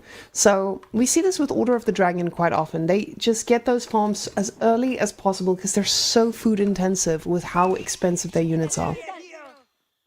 Yeah, it's an early investment, but it does pay off. The longer you have it, the more secure food, the less you have to worry about it. It's good to get those in a little bit as you go. And it is the Burgrave coming in. Demu knows that he needs units, and he needs them now. As the camels start emerging onto the field of play, Vortex with 2 already, now into Castle Age in just 10 seconds. Getting his upgrades as he goes, already getting that ranged defense upgrade. You can tell, it just tells you everything you need to know about what Vortex wants to do, is he wants to push into the base, particularly. And with him already having the market set up, you know he's planning to sell what he needs to sell to be able to get more camel lances, and that's exactly what's in queue. Camel lances and more camel lances and more. But the water fight from Demu hasn't fully given up water. You see him getting a demo ship here as well, and gonna get a beautiful connection. That's gonna be great. Takes on a boat. Good hit there. But now Spearman is the only thing he gets to invest in. And Spearman, it's going to be a good answer to what Vortex is putting on the board. Yeah, spears into camels, pretty good. Especially Order of the Dragon spears. Now, right now they're still Age 1. They have not been upgraded yet. So Dark Age spears, he's got them now Feudal Age spears. He needs to get those into Castle Age spears as soon as he has the resources available to do so. That jump is going to help a lot. And again, remember, Order of the Dragon, every villager you lose, I mean, you don't have as many units because they're worth more. So every villager that Vortex does manage to kill is worth just that much more. Now, with the game getting to a point where I feel like Vortex is going to start to overwhelm with the units, just because of that food boost that he had, it feels pretty rough here for Demo, because you can see here with the farms he's getting around the TC, he's really trying to set up that economy and catch up. But you are in such a tough position to be able to do so. Those farms, they're only going to be able to pop in a few of them in that second TC when the raids start to happen. Crossbows now coming out, and crossbows, or OOTD crossbows, are so good. The problem is Vortex already has those spear or those archers at the ready for all your spears that you were planning to get. So Demo not going to be even able to think about relics. He is just going to be a very, very hungry Order of the Dragon player. Already losing 2 vills, but onto TC, it doesn't feel that difficult. It feels a little bad. They got, again, Order of the Dragon vills, right? Losing 2 there is like losing, what, 3, almost 4 for anyone else? A good charge for in a short amount of time. But yeah, having 2 town centers does soften the blow quite a bit. But still, with the camels coming in, ooh, Demu's got his work cut out for him if he wants to survive this, as the camels dive back in again. He might get another one here. Oh, these vills are sitting ducks, as he would say. And now, picking off a camel here is so critical, because you can see the numbers are increasing significantly. Villagers, luckily, staying alive. But the problem is that next push. We have all played against Aeobids, and we know what's coming. Those Manjaniques, when you have a little tower that you're hiding behind, when you have your farms around your second TC, everything gets obliterated when you look away for a moment. And the amount of units I see coming towards this base, I don't even think we might get to Manjanique times. We just might get completely overwhelmed with everyone just running by and looking for some victims. A lot of villagers go down there. That's a lot of value gained. And yeah, Manjaniques, they were nerfed in the patch for this update. But even still, get a couple of on the field, it'd be over. I don't know if Vortex even needs to go that far. We do see emergency repairs coming in on the tower, trying to keep those 2 vills in there safe. It's going to make the units of Vortex move on to other targets for the time being. but that's just going to idle out the economy even more. This is just not a good spot for Demu. And behind this, while he's taking damage in his base, the map is just free reign for Vortex. He can go anywhere he wants, take any resource he desires. There's nothing stopping him at this point. And archers from Order of the Dragon is usually a really nice response to have, but with you investing this much into the farms, it's something that was unaffordable. And now he's got the farm set up, but the problem is there's just no ability to gather from them as the onslaught has begun, and these crossbows are getting picked off so quickly. Spearmen trying to make their way forward, but also the amount of archers just making it look like these are regular schmegular spearmen, not the chunky Order of the Dragon boys. Yeah, this game does not look very good for Demu right now. He needs time, you know, he really, really, really needs time to be able to recuperate, to get a mass of units that Vortex couldn't deal with. Unfortunately, he's just not gonna have the time, and there's the first Manjanique coming in.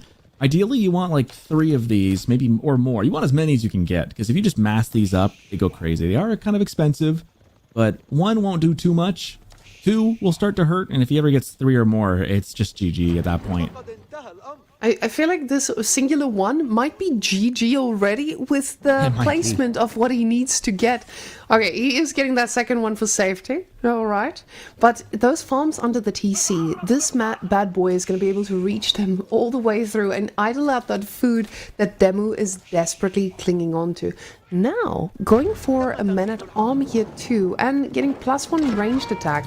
I'm a little bit surprised about all of that. He's investing in getting +1 ranged attack with crossbows that are getting sniped instantly, and with having already +2 ranged defense, I guess that was just his natural response, because he knows that this man is going to be diving under his TC. And the third one is coming, Socketen, you called it. Yep, there's number 3. I say, savvy viewers will notice that there are less shots coming out from each Manjanique at this point. They used to just be able to spread and cover the entire area. You'll see there's a little bit less. If you're used to seeing these in action, it doesn't feel quite as heavy of a rainfall of fire.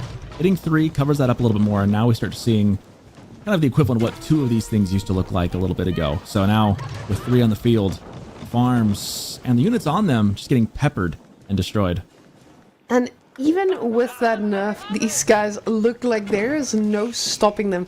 Demu definitely doesn't have anything that can stop these. That's the main issue for him here. Now that second TC is under siege, those farms are just melting away, and the crossbows are going to need to perform a miracle here. The TC fire is not going to do much against the Manjanique either, so even if he goes in too deep, this is not something that dies at any point. You can see he's comfortably shooting under that TC. He knows there's nothing in Demu's army that can take this down. Demu just desperately trying to get some units to try and take this back, but 900 food in the bank, at least he can replenish those farms. Emergency repairs trying to keep it up. All it's going to do is buy a little bit of time as the fire raining down. Yeah, 3 is kind of the magic number with Manjanique. 3 or more, and you can start sweeping things off the map. We see now some more raids. You can see now the desperation for food from Demu. He is out at home. He has nothing. All those farms, all that investment, gone. And even though he's got 50 value worth of units on the field, I just don't see how he's going to get through here, as Demu just parks under it, swaps over to the actual, the regular projectiles, not the incendiary. Villagers trying desperately to get on top of it, but the archers say, nay, nay, you must walk around us all, taking fire as you do so. 1 does go down. Villagers get onto the second one. They might get that. This could be a pretty good wrap here from Demu, but damage has been dealt either way. And what I liked about this is Demu did the best he could to shut off the reinforcements before taking this, but the problem is just the sheer mass from Vortex. He's playing Zerg right now and overwhelming anything and everything that poor Demu had on offer here. Men-at-Arms trying their best at being the tanky boys they are, but the damage output just is not there with this sheer amount of units.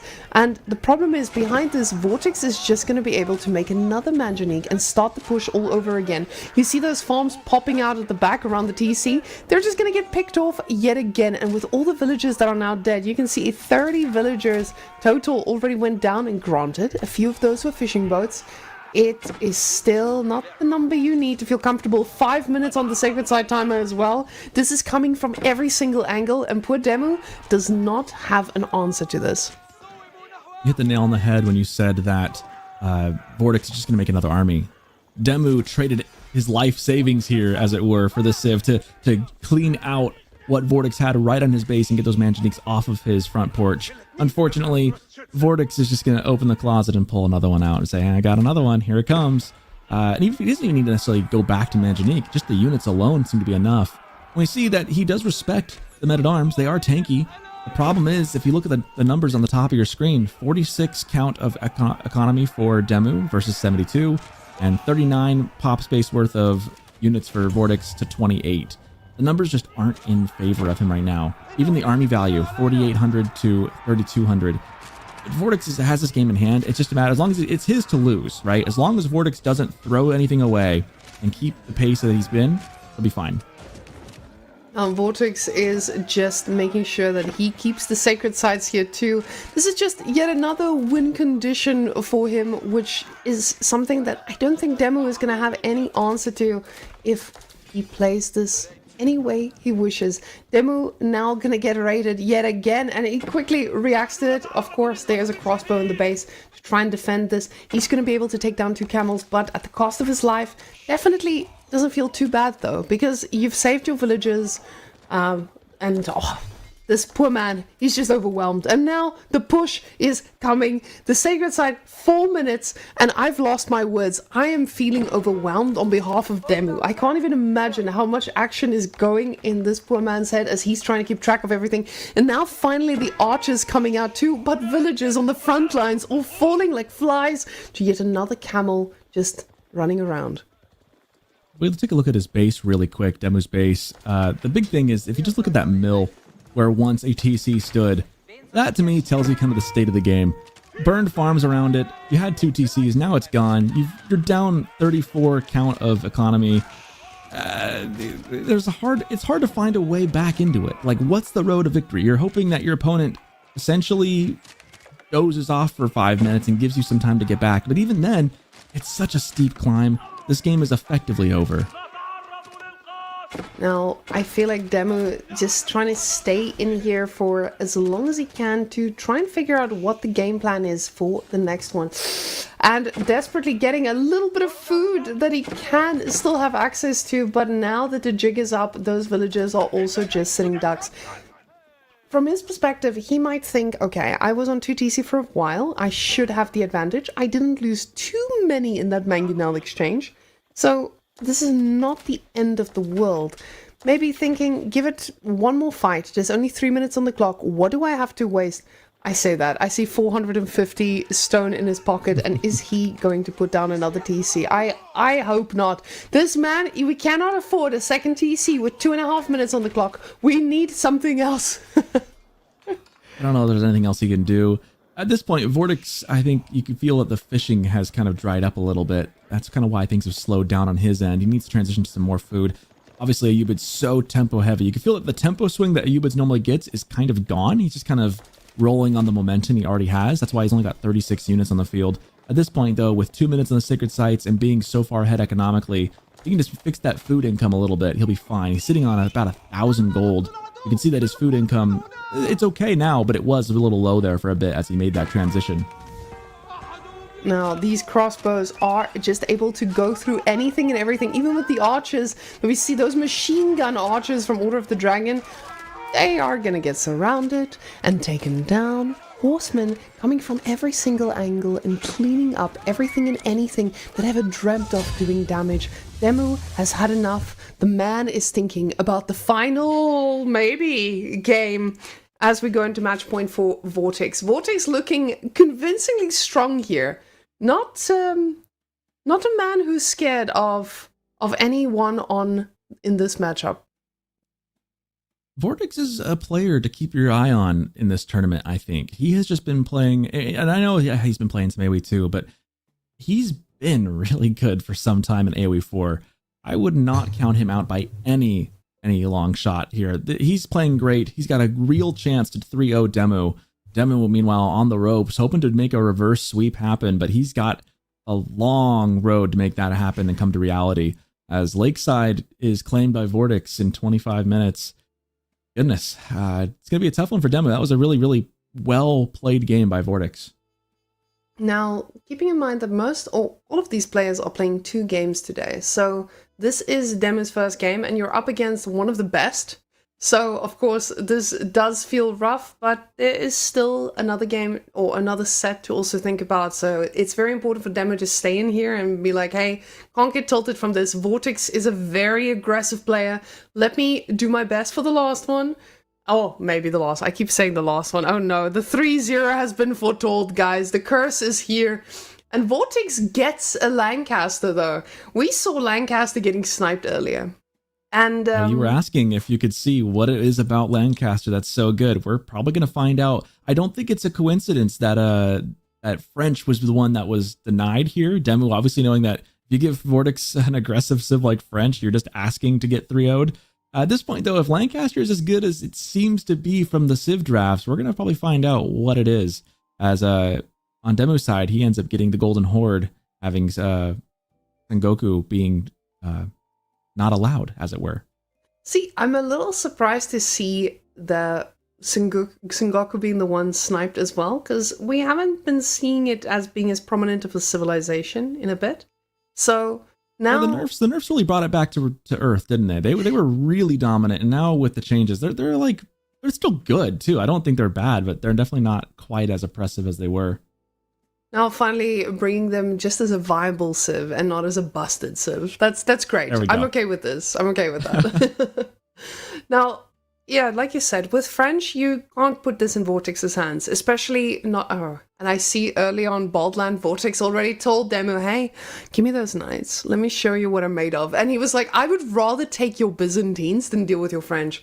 So there was no world where this was going to be allowed. But I'm wondering if Vortex is clued in on the mindset that we may have seen from the previous players on House of Lancaster. Because House of Lancaster, from what we've seen in tournaments, it just hasn't had that same punch. We used to have a lot of Lord plays. We used to have a lot of timing pushes with the Hobblars. But now there's a big question mark on top of House of Lancaster. We don't really know where this is going. Is there a play with 2 TCs? Oh, well, probably not. You're just getting your manners up. But are you? That's the thing. We don't know. Because with we saw 2 TC House of Lancaster for a while, and I am a very big enjoyer of the 2 TC meta. And with the TC costs getting nerfed, I'm really glad to see a little bit more of the civilizations going that way. It's just a little bit more refreshing than dealing with the knights every single game. Yeah. I feel like this draft has just played very well into Vortex's hand. Having both players banning Ottomans, but then having Malians banned, opening up the door for this Lancaster to basically put French out there and say, I get to use Byzantines, which looked a little overtuned at best, right? And now I get to use Lancaster. We're going to find out why perhaps there's been some hesitation to let that one through the bans, but we're going to find out as we dive into what is match point for Vortex, up 2-0 here in game number 3. In the red, Vortex has House Lancaster, going to be in the eastern side, and on the western side in the purple, Demu playing the Golden Horde, hoping to make this at best a 3-1, maybe a reverse sweep if he can, but the odds stacked against him right now. We'll see how he fares. And House of Lancaster loves a Dark Age play. I was gonna say, with Demu playing Golden Horde, you don't have any action in the early game, but House of Lancaster, that's one thing they've been doing consistently, and that is be aggressive in early game.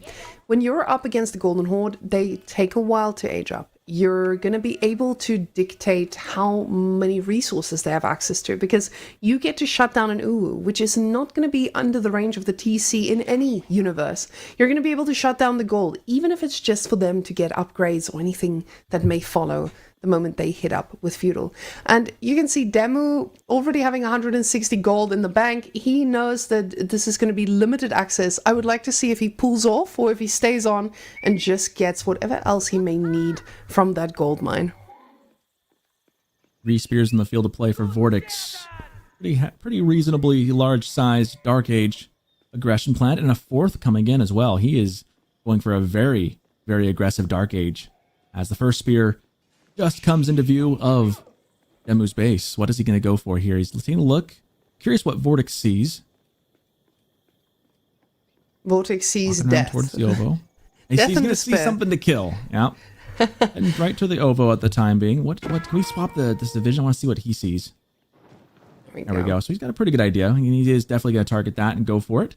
Meanwhile, Scout wrapping back behind. And there's not much Demo can do, but just let this happen for the time being.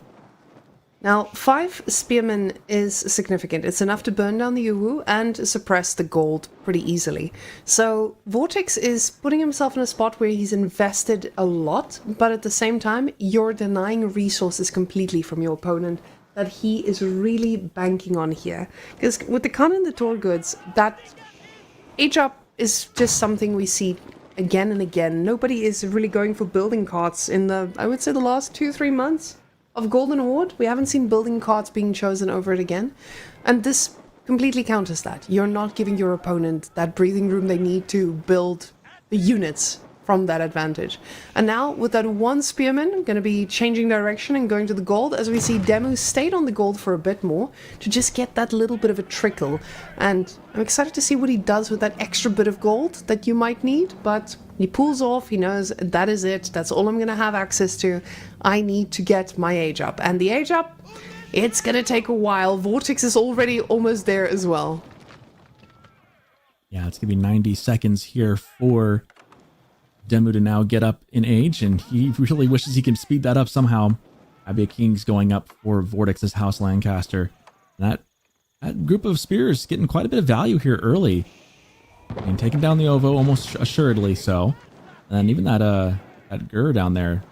Are they still called Gurs for them? I imagine they're still called Gurs. They don't pick up and move, but You're like, it has to be dependent on the moving. it has to be able to move, because they go right? grrr. It is called a Gur. Yeah, it's not a move. It doesn't move, but it feels wrong when a Gur can't move. Now, the beauty of this part of the game is that House of Lancaster just gets to be the greedy geese they want to be. And I see 6 on stone here already. And Vortex now fully in the driving seat, denying the resources he wants to deny. Demu is going to need to find a way to do something about this. And his answer is getting food in the middle of nowhere, which makes a lot of sense, but it's going to be very susceptible to House of Lancaster, because we've seen House of Lancaster with a slight bit of a lead. You see Hobbelars, these things don't take a single grain of damage from ranged attacks. So they love a little tower or a little opportunistic moving out onto the map, because they're just going to dive without worrying even a slight bit. 10 seconds left for Demu to get up in age. Meanwhile, Abia King is going up with just 3. Will be up momentarily as well. Gur does not get destroyed. Still there, just a little dink down in health. But the Ovo cleared away, unfortunately, for Demu. Have to find a way to make up that loss. And now things get interesting. So now in Feudal Age, he beats Vortex up by a little bit, but at what cost, right? Like, yeah, you're aged up, but now I think Vortex's investment in Dark Age has definitely been worthwhile. The question is now, can he follow this up here? As we see Demu happy to stay on the deer, gonna try and build that little proxy base. We see this a lot from Golden Horde. This is kind of what they like to do. Move out a little bit, grab the food while you can.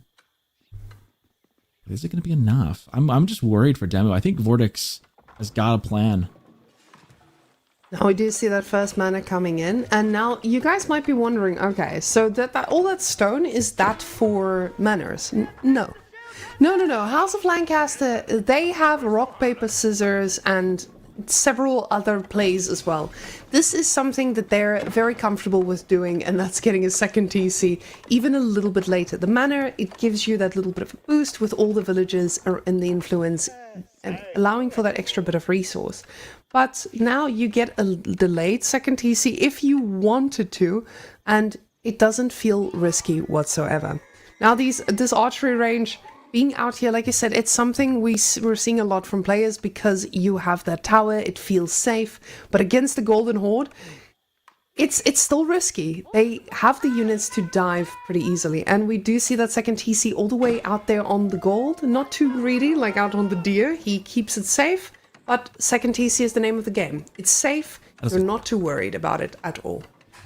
That is a great placement for it. Right on the gold, right on the berries. I mean, that doesn't get much better than that as far as TC placement. And I guess you could have all the deer and all the boar like right on it. But as far as in your base, that's a really good spot. Walling up a little bit, being not being uncautious either. As we do see, there comes the Khan trying to get a pick off if he can. He's got 1/2 health. Second doesn't do as much damage. That charge does most of it. Might actually lose a scout.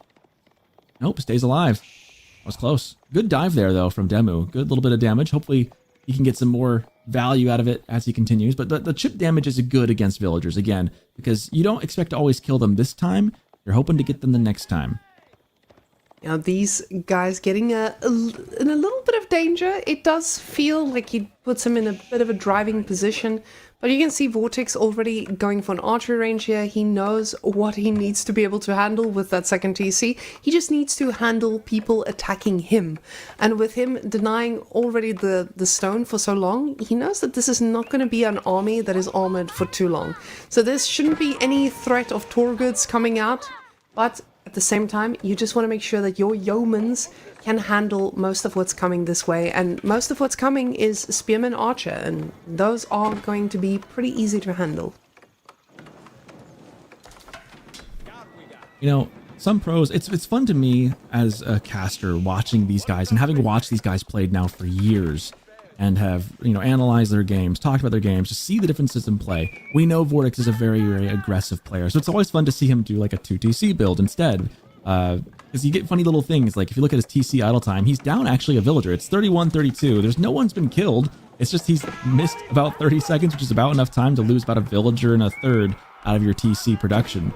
Obviously, he'll make up for that with the 2 TCs, but it's just fun to see the little idiosyncrasies we get between players.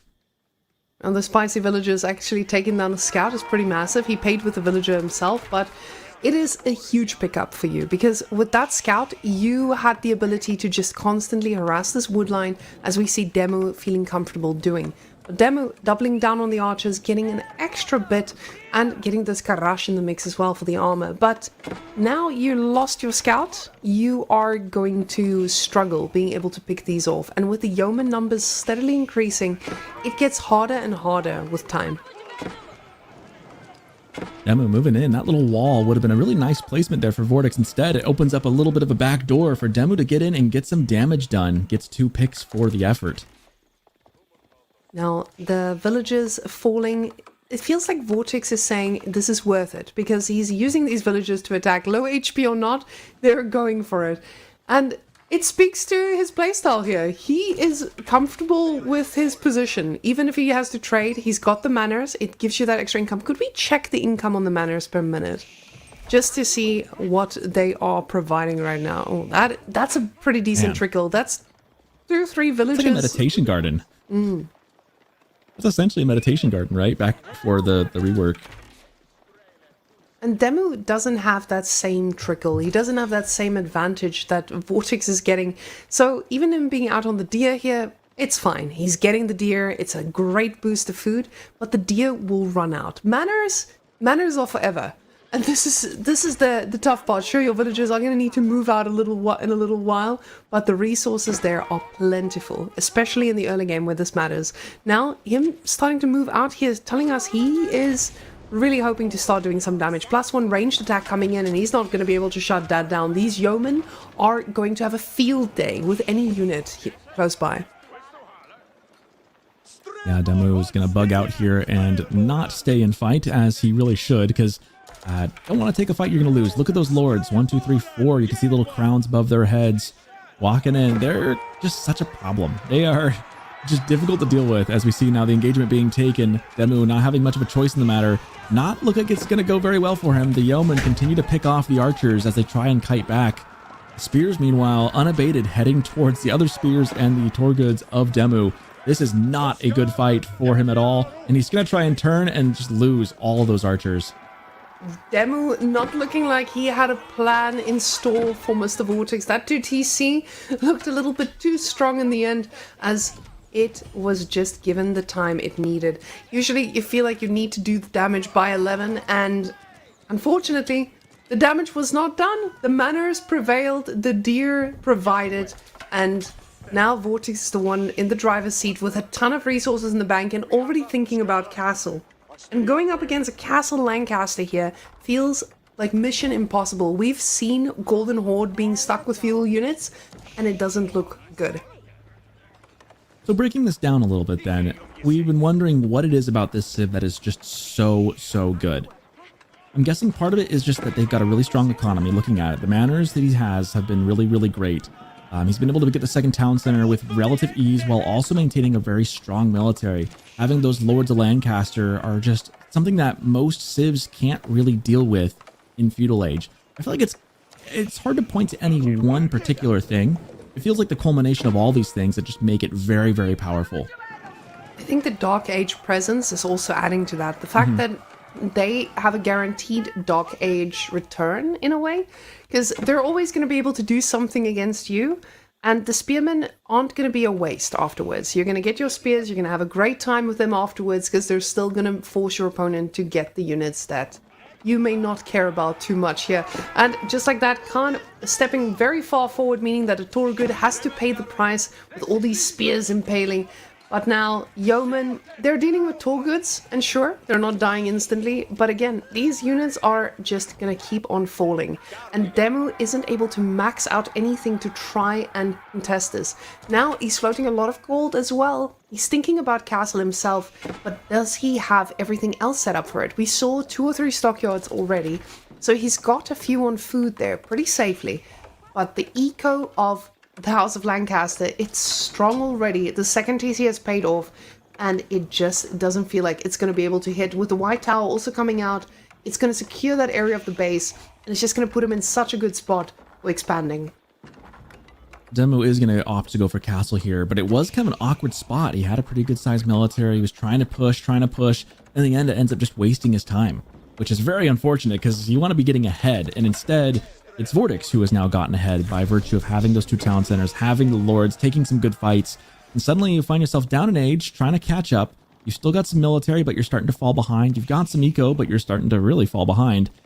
You start scratching your head and going, okay, what does my Civ have that lets me get ahead here? What angle can I pursue that'll get me a leverage in this game to win? And for Vortex, I can point to a number of things. For Demu, I just don't know what Golden Horde has in this situation that's going to get him back. He's got some safe food. That's great. Problem is, he needs to do some damage. And he's desperately trying to do so. You can see with the horses he's got, he's trying to find an inn, a place where he can land to just try and equalize at least just a bit. But now the yeomen are coming, they're getting their upgrades. We finally have a wheelbarrow for the bills as well. You can see these villagers were not under duress whatsoever. But now with the deer being almost gone, this is going to be a very unprotected site, and sure, that tower is desperately trying to fire against, but these units don't care. They're armored, most of them, and the yeomen, they don't have any opponents here anytime soon, as the Muscovy Yasak takes another minute plus to finish. This just feels like bad timing all around for Demu. It just feels like nothing's breaking his way. He's going to be able to push this army back away for the time being, but once they turn and fight, yeah, he doesn't really want anything to do with it for real. He just wants to get some time for his archers to kite. Unfortunately, the yeomen are happy to oblige and return fire. There's just not much Demu can do. There's no decisive fight he can take that can wipe Vortex off the map and give him the time to get ahead. He still has a minute before he gets up in age. There's just not much for him to do. He's just it feels like he's kind of grasping at straws, looking for something that could work for him. So far, nothing has gone his way. What I like about Demu, though, he's showing us something that other players haven't. He's pulling back. He's not trying to engage with his feudal army. He's giving it the time. He's like, hey, if I want to win a fight, it needs to be when I've got my age up and I have my upgrades. So a lot of players, when they get into this spot, a lot of them just throw their units at it and hope for the best. But he's pulling back and he's trying to give it that timing that he might be able to reach. Now, of course, we have God vision. We know how dire this is. But for Demu, this is just, okay, it's a big army, but I might be able to do this. So he's playing it smart, but he's going to need a miracle. He just doesn't know it yet. Yeah, and to your point, and to his credit, this is exactly what you do if you want to try and find a way to win. Like, he is in need of a miracle. But he also has to play in a way that he can accept one, right? If he were to just throw the army away, that would be throwing any slim chance he had to just go rot and die. In this case, he's got there's a slim chance that something can maybe happen. It's not an impossible thing. We've seen some comebacks. but again, he's looking for a miracle, right? He's got to play into that. And so backing off was the right call as he waits for the upgrades. He waits for things to come in. He doesn't want to take the fight until he absolutely has to. And he's got some room to kite. The tricky thing is, and I like to say a lot, you can only kite so far. And we're seeing that on display. Eventually, Vortex is going to get into the base too deep where you can't afford to lose the infrastructure. And he's losing infrastructure right now. And now the fight is on. His archers still aren't upgraded. This is kind of just a do or die. He's got no choice. They're all going to be swept off the map by the time that upgrade hits in. That was almost worst case scenario. He had to do this because the men-at-arms, they were the ones getting shut down, and he needed those guys to turn the fight. So for him to stop him from taking down all the barracks, this was his only option in his eyes. So the archers, now almost non-existent, are finally veteran. And the men-at-arms, they're doing a great job at killing the units from the back. But Vortex is very comfortably sitting on an insane economy behind this. 1.2k food per minute. That you just see a red line coming towards the base of Demu. Looks like a march of some fire ants walking across. And they might as well be, because there's just no coming back from this now. 58 to 11 units. Well, it's been a hard-fought game from Demu and a hard-fought series. Unfortunately, and not to take anything away from Demu here, I think it just shows how good Vortex actually is as a player. I know Demu is a good player, and he might not, maybe the viewers at home might not think he looks as good as he could, or maybe he doesn't look very good here. But Vortex has just been playing at a very, very high level lately, and I think he, like I was saying earlier, I think he's a name to look out for. Even though he's been playing and dabbling some AoE 2, he clearly still has it here in AoE 4 as well. This man is a man of many talents, and he did an amazing job at Homestay Cup 2, so you know, he's fresh off heavy performance already. This guy is not ready to lose a game to most people. So Vortex is still one of the most feared opponents out there. Demu now needs to look at his group and be like, hey, can I break that top 8? Because this is also something for Demu that he needs to focus on. The breaking that top 8 ranking has been something he's been struggling with recently. And this tournament, he's got the opportunity to do so, because with the way that it works, you have the opportunity to prove yourself against multiple people.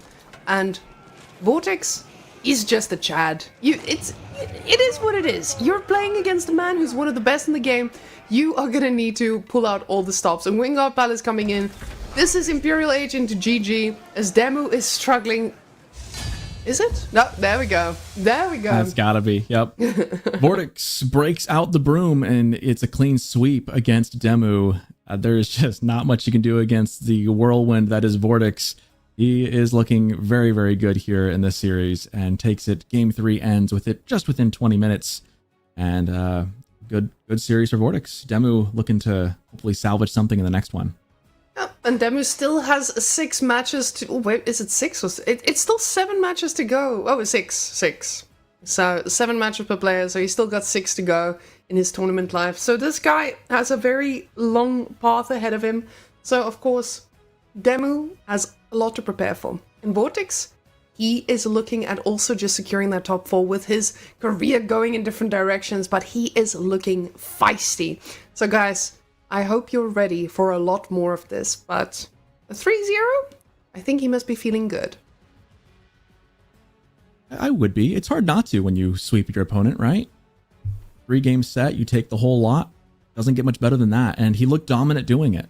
And there wasn't a whole lot of points where we were really terribly worried for Vortex. I mean, back on the Lakeside map, he just kind of boxed Demu in. On this one, same kind of thing. Just kind of, Demu was throwing everything at the walls and just kind of shattering on impact as Vortex just withstood it and then pushed right back.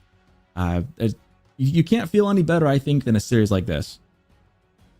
Now, these yeomen are, you can see how scary they get to be. Just plain old longbows in a nutshell, right? These guys are making sure that archers are quaking in their boots as they're getting chased around. And you can see these pivotal moments when the upgrades were kicking in, when the fights were at the right time, and how Demu was forced to make trades that he just didn't want to. Vortex reads his opponent and he does it perfectly.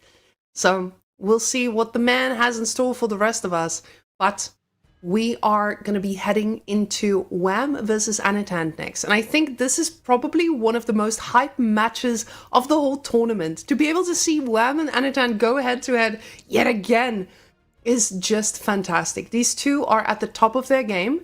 and I don't know which way this goes. That's kind of the fun thing about these group stages, right? The bracket is always, I mean, it's always hyped to get to the end of the bracket and see the semi-finals and the finals. But sometimes these group stages, you get some really, really intriguing and fun matchups early on, which makes for good viewership for everyone and you guys at home. Gives you the opportunity to see the best of the best play at it. So we'll be there with that.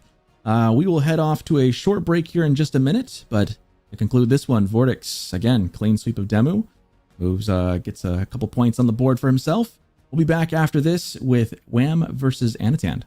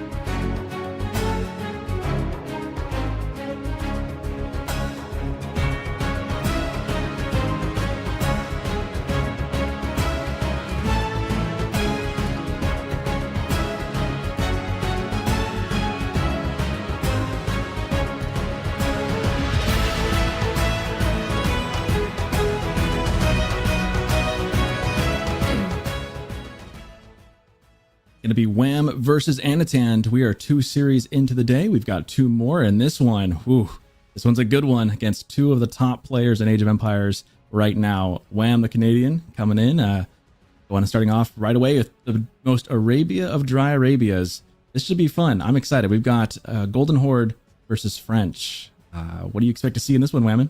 Well, aside from this one, I will talk about this one in a second. I just want to point out we have mountain clearing Sokotin. Like, we have do. mountain clearing. I did not Finally. Yeah, we're getting drafted Kawasaki and mountain clearing. That's big. We're finally getting to see a little bit of action there. And who has English? No one does. No one does? Still, mountain clearing, or as I like to call it, the Thunderdome. Lots of fun. I'm excited. Hopefully we get to see that one. Hopefully it's not a 3-0 and we only get Dry Arabia, Coastal Cliffs, and Baldland. I'd be kind of sad. I really want to see at least one of those other 2 maps. So hopefully we get to dive into one of those. That's the beauty of the start of the series, because we get to talk about these things, because that first part of the game, Golden Horde, didn't do anything in Dark Age. So guys, let's take a look at the win rates head to head. As we can see, these guys have faced off quite a few times, but the man who reigns supreme has been Wham. But it's pretty close. I mean, 53% is not the number we're going to be banking our bets on. I would say this is a pretty evenly matched situation, and I think both of these players best the best. So I can't wait to see what they pull out. Yeah, this one's basically a coin flip. We'll see. When Wham's on his game, he can be the best in the world. Anatan, likewise, when he's playing really, really hot, he's playing hot. But I mean, that's to be seen. We'll see who gets it to be on top of this one. Make your bets right now. It looks like the prediction is up and live for those on Twitch. We dive into game number 1. Anatan playing as the French. First time we've gotten to see French today in the yellow and the north corner. And here we're looking at it right now, the OVO. Down in the south, in purple, Golden Horde, it's played by Wham. I'm a little bit surprised to see that Golden Tent being all the way in China. Wham is very... Yeah. Now, of course, you're playing against French. You're not going to be too worried about this. It feels like a distraction, Golden Tent, to just make sure that, hey, if you want to attack something, attack this thing. It doesn't mean much. But already going out onto the deer, that feels good. When you're French and you get to spot this early on, you just have free reign and a ton of resources. And this is exactly what French needs, especially in the early game. We've seen French be a pro scout civ. It's not something they want to do, it's something they have to do most of the time.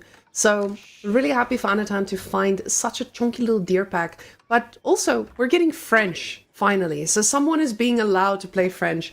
And I would love to see why we've been seeing so many bans. I feel like we've seen why. I just really want to see it in the hands of Anatan too. As far as why, it's a really good civ, right? I mean, knights, early knights, and the meta has not changed a whole lot for French since the beginning of this game. They have always been a feudal knight civ. They will probably always be a feudal knight civ. The Chamber of Commerce is always more of a meme than a legit strategy. You're always going to get knights. Like, it's just what's going to happen. And knights are good, it turns out. Knights are very good, especially early on in the game. So how they manage their food and eco, that again, pro scouts can come into play, going aggressive on the map, going for boar, things like that. We'll see. That has differed over the years. But in the end, the name of the game is www.moreknights.com, and that's what I expect to see here. I'm curious how Wham deals with that as Golden Horde. Already we see the tent very, very up in Narnia, middle of nowhere. Curious how he plans to go about dealing with the classic French knight spam. Now, usually when you're playing something like the Mongols, you feel pretty confident in your... Well, you don't feel pretty confident. Actually, let's scratch that. You feel confident because you can rush them. Golden Horde doesn't have that type of luxury. They don't have horses that match up to the knights. They need to make the counter unit. So it does feel like you get forced into a position where you're always a little bit on the back foot with regards to this. Cannon the Dorgrid's coming out. It's going to take a hot moment, and French going to be aging up with that School of Cavalry. No surprises there. We want knights. So, in 1-to-1 in a battle, Torguds are just not going to be stacking up against this. So it's going to be on Wham to try and get a knight caught out, to try and make a crazy play. Maybe the Khan can make some magic happen, push off of the deer at least. But the problem is the knights are going to be close by, and they are going to be there to support. And especially already having Wheelbarrow just means that your little Khan raid might not be enough to actually get some real damage done. Well, and to add to that, this could be very lopsided in that both the gold and the deer are in that back north corner. So you've got to hike all along the Silk Trail just to get there. I mean, it's a long way away, and it's in the back of the base. It's probably not too difficult to wall it off eventually. You see those two wood lines to the left of the yellow TC. That could be a wall eventually, and there's a lot behind there. There's just a lot that Anatan can do to secure this position. I think Wham has his work cut out for him. Oh, this is the game of spawns, and especially when you're up against French, you always ask yourself, where am I going to be the aggressor on? Now, sometimes with this matchup, we actually see the first French knight being the protector, in a way. You want to make sure that you get the advantage enough from your deer, or whichever external food source you're on, that you can really make this matter. And two knights, they just deal with any amount of villagers pretty easily. And now with the scout also killing off those last deer, he knows this is something he needs to capitalize on for as long as possible. So a lot of French players don't mind putting that French first knight a little bit more defensively, especially with Wham already queuing up that first spear. He is not going to take any chances. He's already prepared for this. So that first knight doesn't hit as well as it usually would. But we already see a wall coming in, and instead of it being Wham, that's an Ana wall. So Wham will going to be... That's exactly what I was saying, between those two wood lines. I mean, it's just too perfect. When you get offered such a perfect spot to do something like that, you just got to take it. And now with that for the taking, he's just going to secure most of what he needs. It feels like you're just forcing your opponent to make mistakes when you are stuck behind this wall, and you can get your army caught out so easily. That knight, though, he's not in a spot to protect the villager building that wall, and I think we were about to have a little visitor. So as we see the Khan also coming through, he's going to get a decent hit off, but the villager is running with the fastest boots he can equip, and will be able to make it home safely, as that second knight is also being placed defensively to shut this down. That wall is so key in keeping this strategy running smoothly. Yeah, once that wall goes up, then it's kind of free reign for these knights to, like you said, at first they start defensive. That wall goes up, suddenly that switch gets flipped, and Anatan moves on to the offensive front instead. Now, Golden Horde does Golden Horde things, as we see them just going for a nice little deer pack with a tower on top, as they were designed to do. But the Khan is getting his first victim, and French is the first man who will lose a villager. Now, this is a nice pickup, but not the end of the world. Of course, you got your value from there, but it never feels good to lose a villager this early in the game, even as the French, who has a bit of a villager lead. I think it's actually massive. It's not massive now, you're right. The one vill is a grain of sand, right? Not a huge swing. It is pretty early, though. I think this speaks to a lot of what Wham is looking to do. He knows that the way to stop the French tide of knights is to hit them in the eco, slow that down. So every pickoff, like it's one right now, but they will add up, and Wham is good enough to make them add up over time. He does lose, however, the Khan. I think he would make that trade regardless. I think the idle time and the damage dealt, I think, is worth it still, marginally. But watch for Wham to try to keep pressing the issue, because he knows if he's not the one raiding, then he's going to be the one getting raided. And you can see with all the pings going on the map, this is where people start to make mistakes. This is where you keep your knight there for a little bit too long. This is where you charge into a spearman for a second too long and lose a lot of HP. So this is where Wham gets to exploit the multi-purpose uses of this civilization. He can be in so many places at the same time with the horses he's got. He just needs to be careful not to lose most of them, because some of those store goods are getting dangerously low. But the spears in position, they are doing well, but now the knight numbers are starting to increase too. And now you're going to be charged on too. Luckily for him, he does have those big chunky towers for safety, so it doesn't feel as scary. Wham recognizing that threat, Wheelbarrow coming in for himself as well. Wanting the boost to the eco, he is out on the map, so having villagers that run a little bit quicker definitely could save numbers later on, especially with these knights prowling about, hungry for some kills. Meanwhile, in the back, man, Anatan just very well set up here. Feels like the spawn has very much favored Anatan thus far. I mean, I don't see what he's missing right now. Eventually, he's going to need to move out to gold, but even then, he's got some around. That's closed off. If you look at the mini-map, if you can kind of see if it's closed off on the mini-map, it means it's closed off in the actual game too. So that tree does block that entrance. And knight exchanges here feel fine because you're going to be able to charge in, do the damage, get out, and chivalry is on the way. But Anatan, he's putting a lot of knights on the field and thinking about castle, and I love this. We're just getting a pure knight composition. We're not seeing an archer transition that we usually see, which means prolonged feudal most of the time. This man is going castle, and I really hope we don't get the Royal Institute, because I want to see late game French, especially in the hands of Anatan. But he's going for the Uwu instead, and just going to try to get the army to get out of position as he moves one of those knights to go and raid. I love that. Split one away, just get more information. Try to split up Wham, tax the APM. That's exactly what an experienced player does. Wham's going to know this is probably coming. He won't be surprised when it hits him, but still a good choice nonetheless. Now, for Anatan, I'm just thinking like, man, with this knight build, is this not just the most pure version of French that exists? Is this not just the way this Civ was meant to be played? I mean, just knights, nothing else. What else do you need? Just open up a stable, spam W. That's all you need. Now, whether or not that actually works, I'm being a little facetious, but goodness, it's kind of fun to see. Now, Anatan's a team game player as well, and this is a strategy we've been seeing from them for such a long time, but this was before the spearman's ability to actually kill knights. So before this, it felt like you were always in a tough spot, even with a huge amount of spears. You would not be able to really break through the knight mass, and with the right amount of charge, you get a lot of work done. We do see a spearman there on the ground, body disgusting. A knight claimed his victim, but now he needs to go and heal up. And Guildhall coming out, he's playing it safe, he's being responsible, and making sure that he can keep the action going. But he does need to be careful, because if he just keeps investing into knights, this can be so difficult. But the horses collapse. The problem is just Torguds have such low damage that villagers don't look like they're going to be dying anytime soon.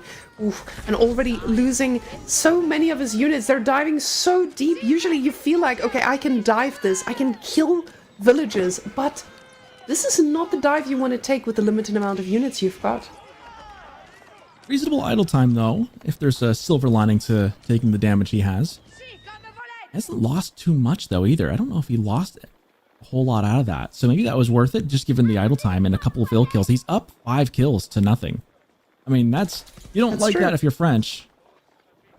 Now that does feel a little bit tough. And I mean, he's only getting those archery ranges in now with the amount of spears he's got. He's got nothing to do with those knights. Those knights idling out for a second there, not the greatest look. Oh, but they turn and fight, and another one gets caught out. Now he does pick off yet another Torgud, but these knights, they are not looking like they're in a good spot right now. Turning back, getting another kill. It's pure Anatan. Even the wolf. Oh, Anatan is just showing us he has come here to fight, and he's doing a fantastic job at it, and loses 2 knights. Never mind, I cursed Anatan, guys. I apologize for giving him any compliments. That was a rough go for the Knights. Meanwhile, Torgud's Wham doing an incredible job. I mean, I said at the beginning of this game, it's going to be about how much damage you can do back to the French. If you can keep them busy in your base, that alone is a win, because you do not want them in your base. You do not want the Knights on your side. Keeping Anatan tied up at home has bought Wham so much time, and now Castle Age is not just on the horizon, it's on the front porch. Now, when you get into a spot where you're desperately trying to make a counter unit that is running into you so clearly, it's pretty tough. These orbs cannot come any quicker, and the horseman switch up is already so smart here from Wham. Wham showing us an absolute masterclass of how you are supposed to play the Golden Horde. There's the age up coming in. Wham showing us exactly, like you said, exactly what you're supposed to do. It's just like the Anatan hasn't been able to be the aggressor. French is so reliant on being the aggressing Civ. They like to do the damage. And we see now he's trying to do that, trying to get into the base right now, which is a dangerous time for Wham. He is aging up. He is trying to buy some time here. These knights are not very welcome right now, but thankfully, this is a very, as you like to say, responsible castle with the spears in place to defend it. And these villager idle time, it's fine. You're getting a little bit of idle time from your opponent, but you're not losing that many lives. Now, of course, there was a bit of a casualty here and there. The problem is just the knight numbers are still pretty healthy, and it doesn't feel like Wham has that access to food that we saw earlier. And it's starting to get worse and worse for him to be able to defend this. Now, with that being said, the ARB numbers aren't too scary just yet, but it's getting to a point where I feel like Anatan might feel comfortable enough, slowly starting to move out. And he does this with the villager, trying to get a little bit of control on the gold as we hear the gold depleting. So that Vil a little bit far out right now, and he's going to be taught a lesson about overextension pretty quickly. Yeah, rip that villager. And more coming in. Oh, bad timing indeed from Anatan. More villagers also running into those same units. Now, with Castle Age almost upon both players, Anatan getting his upgrades in, archers will be up here in just a second. The ARBs are a really good unit here for this. Now, against spears, maybe not the best, but I do like what Anatan is doing. However, these spears making it just impossible to get any damage done back. That's kind of what he's looking for now. He's looking for a way, going, okay, I'm down 7. I get a couple extra vills just because I produce them faster, but I need to get some damage done. Make sure Wham doesn't get too far ahead. And with these knights, he's just trying to keep him busy. He's trying to get a little bit of delay going for Wham's food too. But you can see this is starting to become pretty low income overall as the sources are starting to deplete. But Anatan's going to have that exact same issue pretty soon. So ARBs and archers going to be the name of the game for now. But these knights need to stay alive. And Anatan is showing us every now and again he has a little bit of weakness. Just to drop a knight into a spear mass every now and again. He has to be careful with this because these guys are not getting replaced. And as I say that, I see a bunch of idle knights. They are taking a lot of damage there at the spears, but luckily here at the base, the horses are kept under control. Reminds me of the fable of the tortoise and the hare, right? Like, yeah, their knights are fast, but if they keep taking breaks to take a nap, that slow and steady turtle mass of spears is going to get on you eventually. Now, that one singular stockyard is not going to provide food for a whole army, but these knights are doing a great job of getting that idle time, especially on a boar. And you know, when your opponent's on a boar, you need to put the pressure down. The problem is just, you are not getting any damage done, and Wham is just pulling further and further ahead economically. It's incremental gains, right? He's not doing any... There's not been one fell swoop that's gotten Wham super far ahead, which means Anatan hasn't made any drastic, dire mistakes, per se. What it's been is Wham has been winning just in stacking wins on top of each other. Small wins, but he's stacking them. And as you go, eventually the scales start to tip. And we're starting to see that here in both the numbers and in the resources. He's just tipping those scales little by little by little, winning the small battles and skirmishes to win the war. Now, quickly, we are starting to get to that point where Golden Horde has crossbows themselves. When you have a chunky frontline composition full of spears to protect you against those pesky knights, and now the crossbows are going to start to one-shot these knights. This is no longer a position where we see French as the banned French we fear. This is, like I said, it's a masterclass of how to play Golden Horde against the French. And I'm so glad Wham is here to teach it to us because it is looking fierce. Now getting +2 ranged attack as well. He knows he's going to need to find some way to actually do damage to these units. And the amount of spears he's got, even ARBs are going to struggle with that. Dive coming in just in time for a keep to meet them. A couple more villagers might go down here. Otherwise, yeah, those can't stay around for too long. But again, even just Wham placing those 2 spears in that relic down there on the eastern corner was so smart.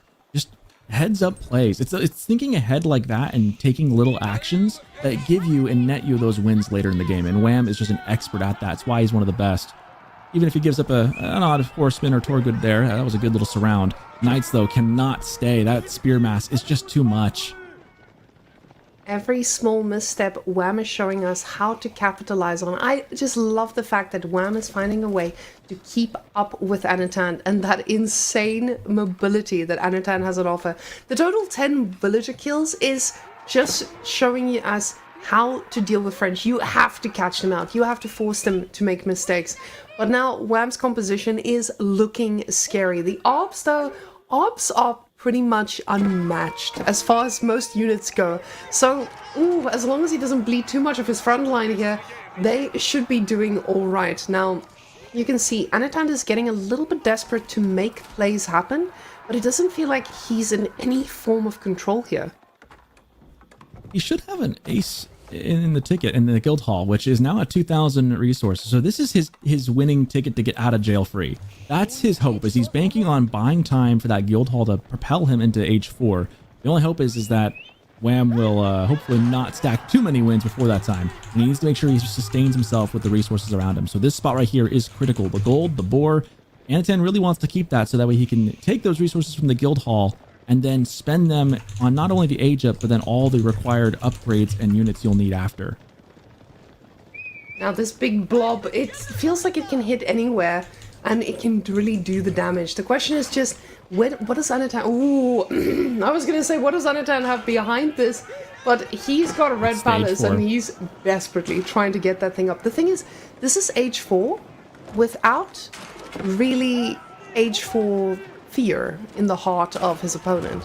French usually gets into a position where H4 is a very threatening move. But that red palace is very defensive. It's on the tiniest gold imaginable, and it's not the French you fear going into Imperial. He doesn't have the gold for anything.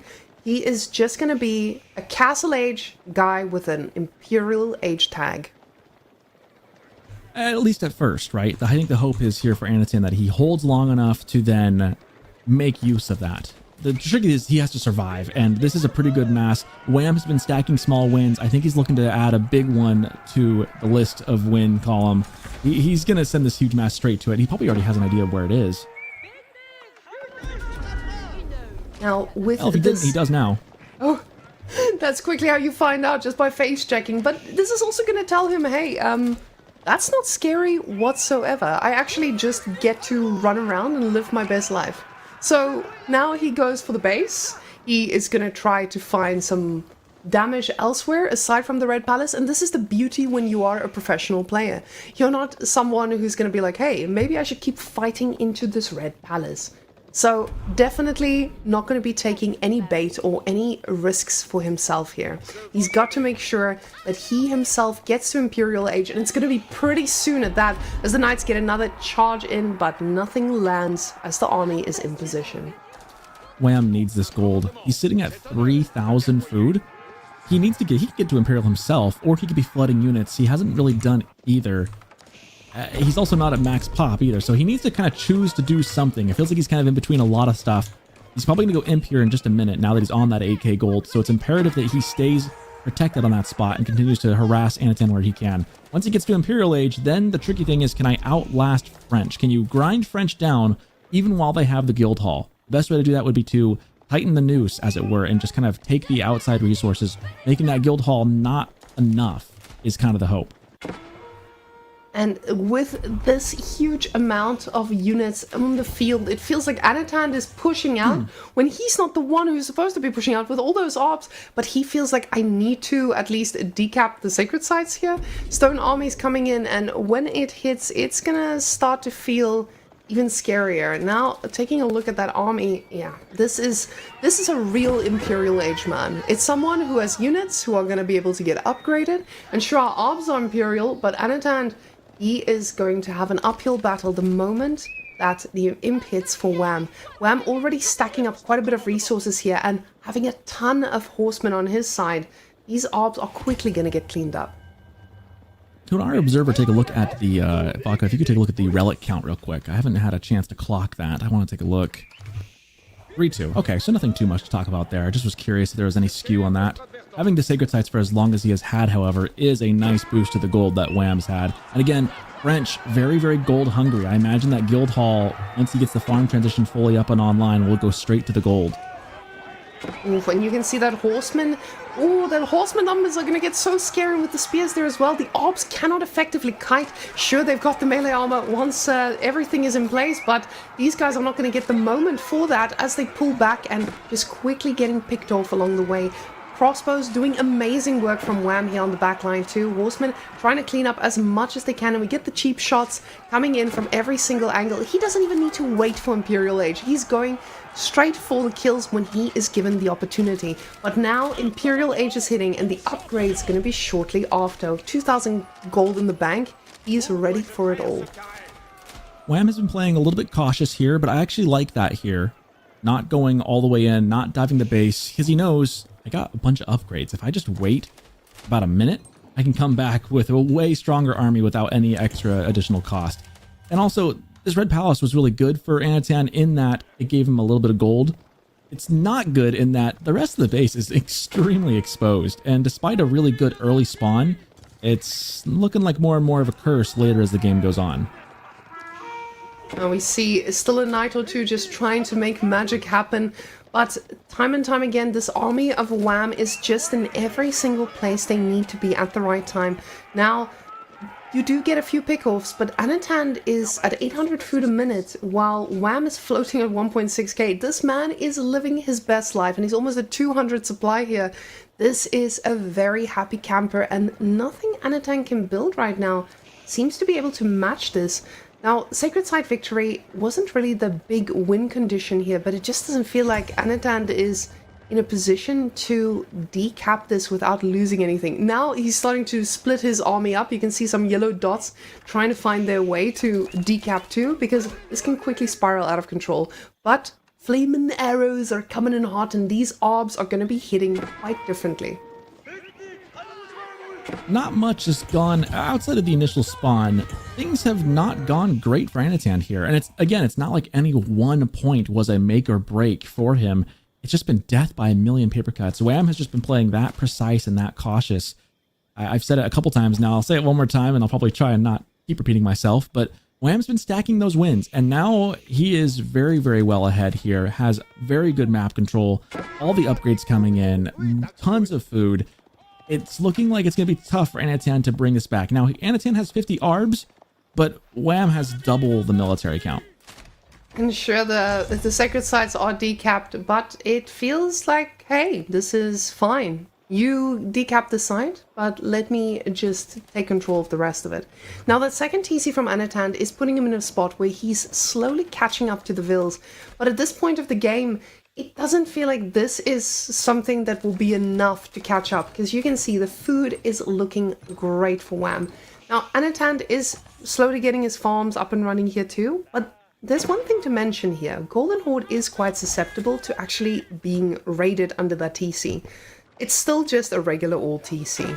So with a big enough blob, you can quickly make things very difficult for your opponent, but there's no blob. The problem is, there's no blob from Anatan to be able to do any raiding. The knights are picked off completely, and these ARB numbers are scary, but... You mean to tell me they're not raiders? You mean to tell me that 60 ARBs can't just walk under town center fire and raid really fast? Not yet. They haven't buffed them like that yet. Oh. Because you know how we do with crossbow-like units, right? We just want to make sure that they're strong and can take on anything, but not today. Not yet. I mean, ARBs are already one of, if not the best unit in the game, or at least they were before this blast patch. I mean, I don't think anything's really changed. But yeah, they're not really meant to stand and fight underneath oppressive fire from TCs. But moreover, the moment they move out, the real problem is that Wham will just swoop right in. So not much going here. And Anatan now out of gold. This is probably the make or break point. Is the guild hall can maybe supply a little bit, but it's just not enough to sustain the Civ long term without some kind of supplement. Everything else being equal, it would give him the edge, but when Wham has complete map control otherwise, that gold is going to be a serious hindrance to Anatan's ability to win this game. Now, with Anatan just trying his best at getting that mass even bigger, he's trying to get the ranged up defense here too, because he realizes how important this is going to be. Oh, these poor archers just getting picked off, the last of their lives, all just falling apart. But these orbs are stationary, just one spot waiting for someone to misstep, and that someone, he is not looking at making that mistake. You just see Wham getting himself into a spot where he's got so many resources in the bank. He's got the ability to replace his army even if he does make a misstep, and university upgrades to boot. So soon enough, this is going to be a pretty rough fight here, but we do see the university upgrades coming from Anatan as well, and he's starting to get ones that put him in a spot where he can transition to different units. I mean, one thing Anatan has done really well here is, you mentioned that second TC. It might not have felt good at the time, but Wham has been playing so cautiously that it's bought Anatan time. He's evened up the economy count. He's now at max pop. They are both at full supply. And now, with a farm tradition behind this, as long as Anatan can find maybe and get a second source of gold, he'll be okay. He can at least hold this for some time. French is a difficult civ to kill when they're fully online. Now, with this fight, we can finally see if the orbs are going to be enough. You just see them firing their arrows at the speed of light, and honestly, it looks like the trades are going pretty decent. The V's deployed, but now they need to move, and the crossbow numbers are pretty scary here. Now a Siege Workshop coming in, he realizes, hey, maybe I need something for the back line, and sure, the orbs did okay, but now it's crossbow and crossbow action, and it feels like Wham's pure number mass is going to outweigh this completely. Now Anatan forced into that horseman composition that could have paid dividends significantly if he switched earlier. In an ideal world, Anatan would be fighting that fight under the Red Palace. Unfortunately for him, the Red Palace is pretty much as far from the center of the map as you can put it. So it makes it a tough situation. The Arbs we saw on display are a very good unit, but again, once you start trading crossbow on crossbow, it's not a good trade. And Anatan doesn't have a lot of room to make mediocre trades. They need to be good trades for him. Wham, meanwhile, slowly creeping forward. See, this is now where the snowball comes into play for Wham. He's been patient. He's been slow and methodical. Now he needs to continue to creep up and build towards Anatan's base and then start pushing in like we see here from the other side.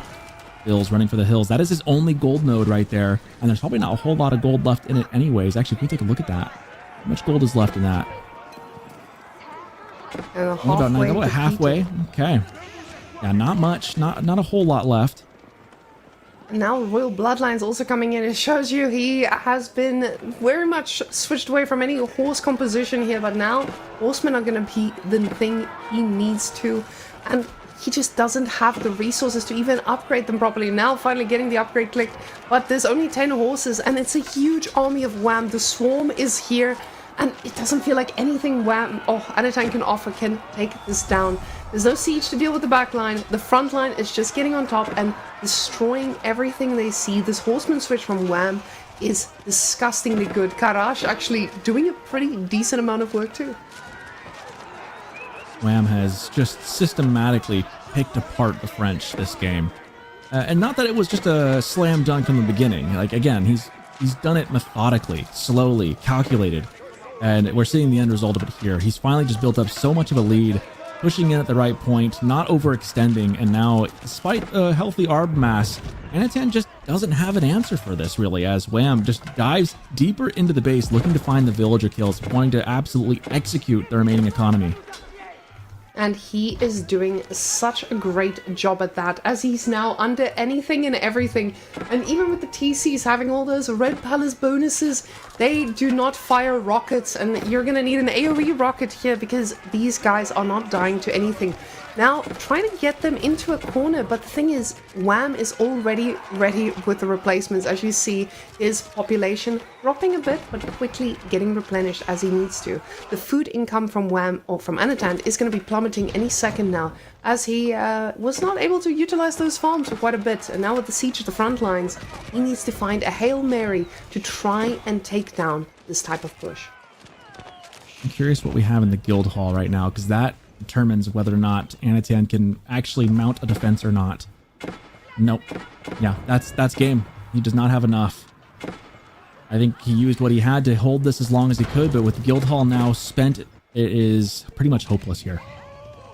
And with these poor little villagers just desperately trying to get back with the resources in hand, you can see Anatan, he's got 45 of these orbs and he's just hoping to get the best trade of his life.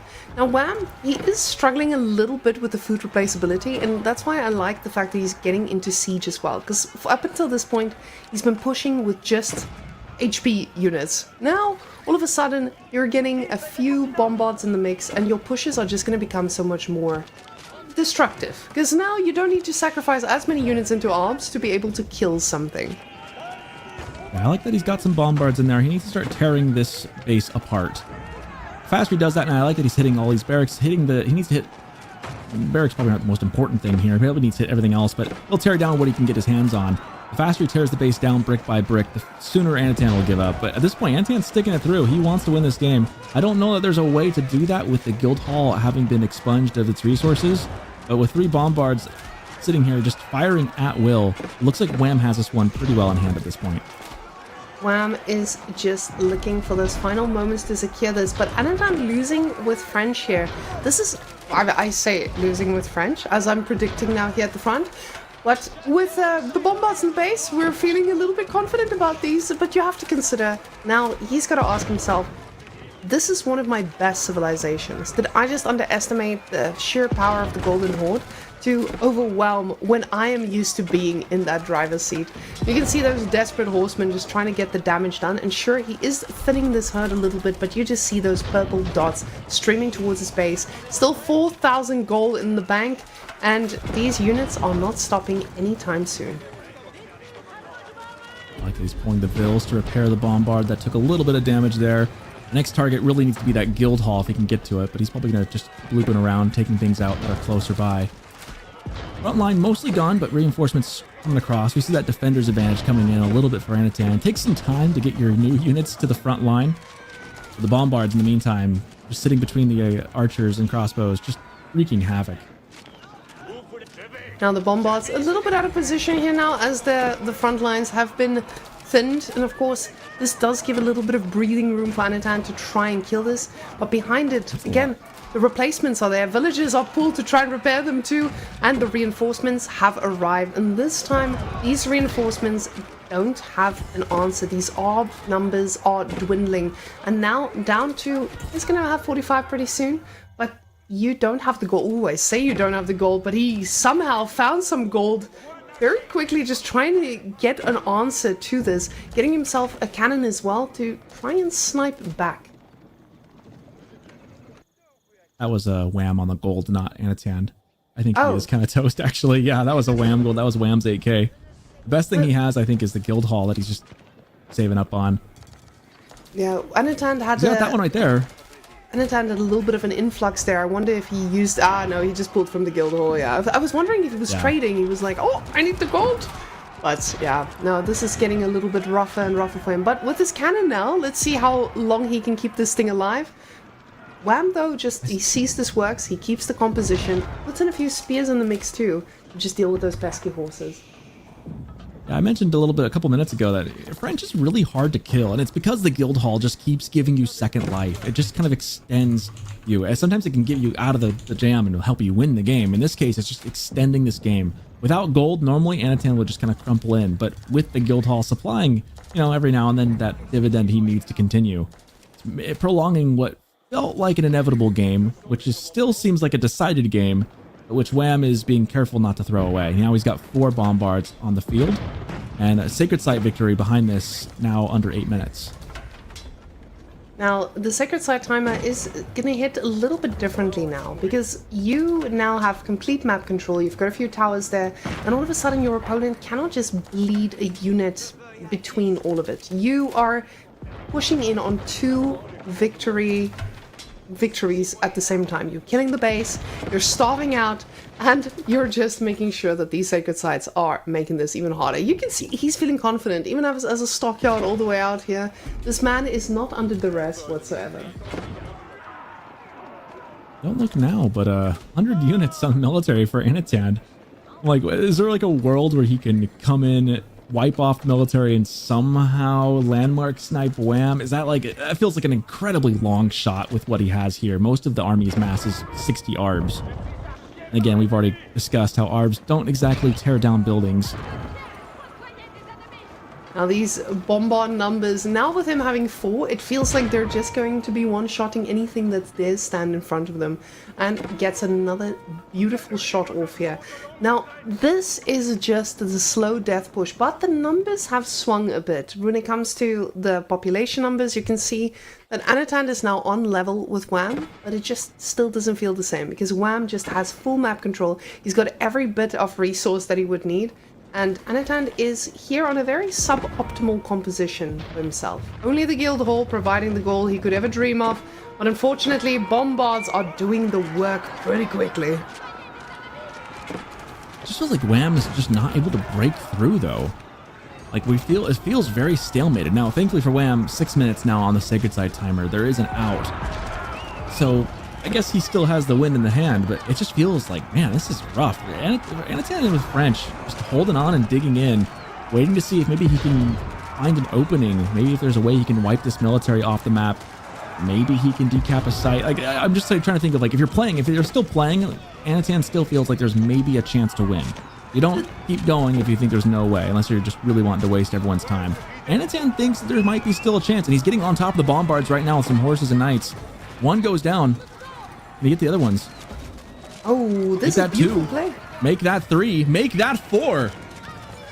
Anatan just showing us that this man is not done holding back, making sure the Arb horseman composition that French is so feared for is showing us exactly why. Cleaning up most of this. Wham does have the reinforcements coming, but Anatan, he's got a very, very cheap army that is replacing at the same rate here. The food is on level, the wood is still supplying just enough, but now it does feel like the reinforcements have arrived and it can turn the other way, but again, the Arbs are just pretty good.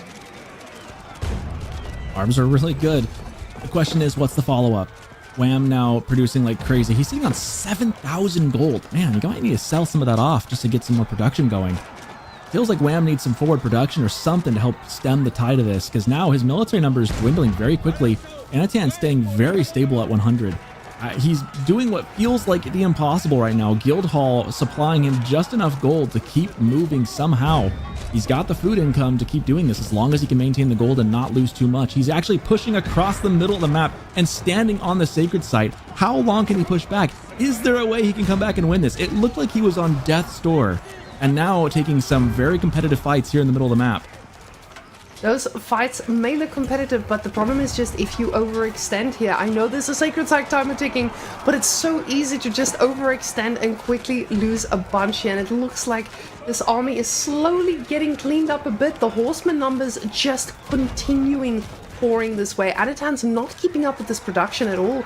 And Wham looks like he's finally pushing back yet again. Sacred Site still ticking, 4 minutes now. And Anatan, he gave it a push of his lifetime, but it looks like the horses are back on the menu and they are destructive. These Arbs doing a pretty decent job at handling them, but there's not a lot of replaceability for these guys. This is why Sacred Sites exist in the game. Like this right here, this scenario is why they exist. That way it forces your opponent to not just sit in the stalemate and turtle. It forces something to happen, or you have the timer that ends the game. Because otherwise, I felt like Anatan could have sat there and defended this position for a very long time. He pushes out even, but just can't overextend, can't leave with that defender's advantage. And now with 3.5 minutes left on the Sacred timer, it feels like there's not much left. Anatan's, to his credit, still trying to fight it out. Knights moving to the other Sacred Site. Now, these knights trying to decap... Oh, now I feel like there's a difficult part here. That these are horses. So these horsemen are starting to be scary enough to do this, but that Sacred Site is very much not protected. And I feel like this might be the one instance where Wham maybe has let the ball drop just a tiny bit in terms of having that secured victory for himself. He had the ability to secure this map pretty easily, and now the horses, they do need to back off, but these are showing little bits of weaknesses in the Sacred Site hold. Now a horseman just standing on top villages trying to make sure that this thing stays capped, but it shows you now there's a little bit of a plot hole here and there, and it's starting to rear its head. Anatan, he needs to be in all three places at once to try and find a way to decap this. There's 2 minutes left, but it is starting to get even scarier. It's buying him such precious time that he needs. I think these spears might clean up the horses, though. That's going to be enough. But now the center being pushed again by Anatan. He is giving it a go. He is really trying to make this work. And to his credit, he's doing a good job of holding at this point. He might be able to get the decap on this one. Maybe. What he's doing at best right now is just holding the timer steady and not letting it tick down too far. But it's down to 2 minutes and 40 seconds. Not a lot of room to wiggle around with here. Anatan getting surrounded. This could be it.